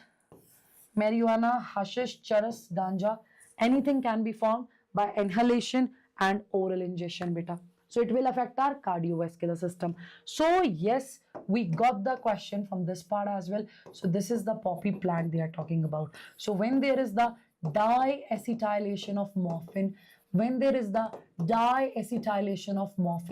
then it gives the heroin. Keep it in your mind. And morphine is beta analgesic. It is analgesic, means it is a pain reliever. It relieves the pain. It's a pain reliever. What's that, beta? It is a pain reliever. What's that, beta? Pain reliever, right? What's that, beta? Pain reliever. So quickly revise it and do check the structure. See, morphine and cannabinoid is fine. Cannabinoid, right? Morphine में ये देखो, that type of, it looks like a swing na, this type of swing is there, right? Baki cannabinoid mein the structure is like this, the structure is like this. Okay, so yes, you can just check it. Baki beta, next is what? So the points that I have highlighted, trust me, they'll be sufficient here. Rest everything are the general thing, right? Then you will be able to answer it. You'll be able to answer it, trust me. Coca alkaloid or cocaine. So coca plant, erythroxylum coca. Is it important? Yes. So it will interfere with the transport of neurotransmitter dopamine, right? So coke or crack, it is beta, it is knotted and it is, right, having stimulating action. So heroin is a depressant. Heroin is what? Heroin is a depressant. Heroines depress. ऐसे याद कर लेना. Heroines, they depress. That's how you can keep it in your mind, right? So this is the depressant, but here this one is having stimulating action on CNS.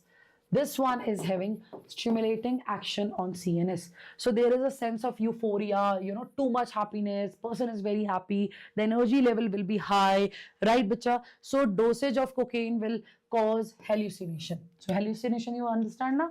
Hallucination in Hindi we call it bhram. Hallucination, something is not there, but still you feel like, right? So other than that, other than this coca, atropa belladonna, dhatura, they also cause hallucination. Okay, then drugs like barbiturates, they are sleep inducing. Amphetamines, this amphetamine is synthetic, beta. This one is synthetic. Okay, so they are used for patient to cope up with the mental illness like depression, insomnia. So morphine, I told you already, it's an analgesic.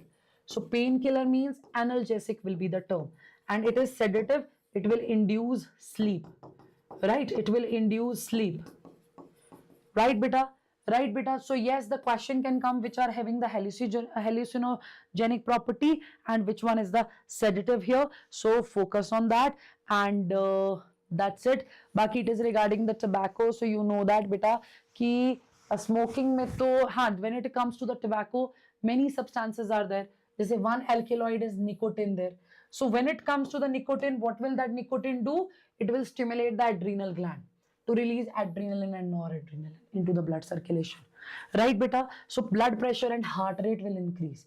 When it comes to the smoking, lungs cancer, urinary bladder ka cancer, throat, bronchitis, emphysema, coronary heart diseases can occur, right? And because of smoking, carbon monoxide content in the blood will increase. So if carbon monoxide will increase, you know that carbon monoxide with hemoglobin, it forms what? It forms carboxyhemoglobin. So our body organs will not get oxygen, beta. Our body organs, they will not get oxygen. They will not get oxygen. Carbon monoxide will be there, okay? Carbon monoxide will be there, okay? Okay. Okay. So that's it. From the drugs part, just focus on the PYQs. Okay, this is the journal. These are the general things that we have.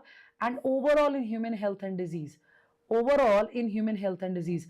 Rest beta, these are the causative agents that we have to revise. Ki bacterial, dysentery, plague, diphtheria, cholera, typhoid, pneumonia. So question can come, which one is the viral, which one is the bacterial, which one is the fungal, which one is the protozoal.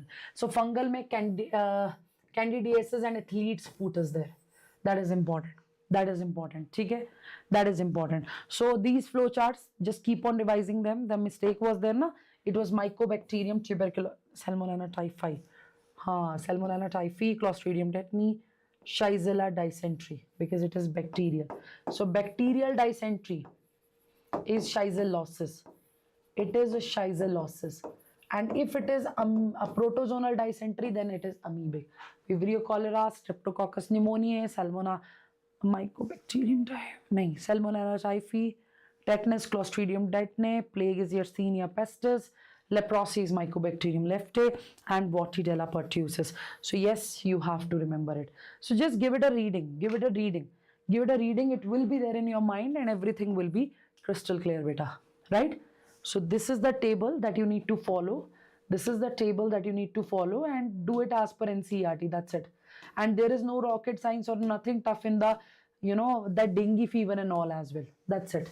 Okay. Baki, in the case of malaria, what you have to touch? So basically the infective stage is sporozoid. Mosquito is the primary host. Why mosquito is the primary host? Because the sexual stages of the parasite will be there in the mosquito. So after the liver, merozoites, they will infect the RBCs. They'll destroy, firstly eat all the things from the RBC, then hemozoin will form. Hemozoin means this is the toxin that will be released and the fever and chills will be there.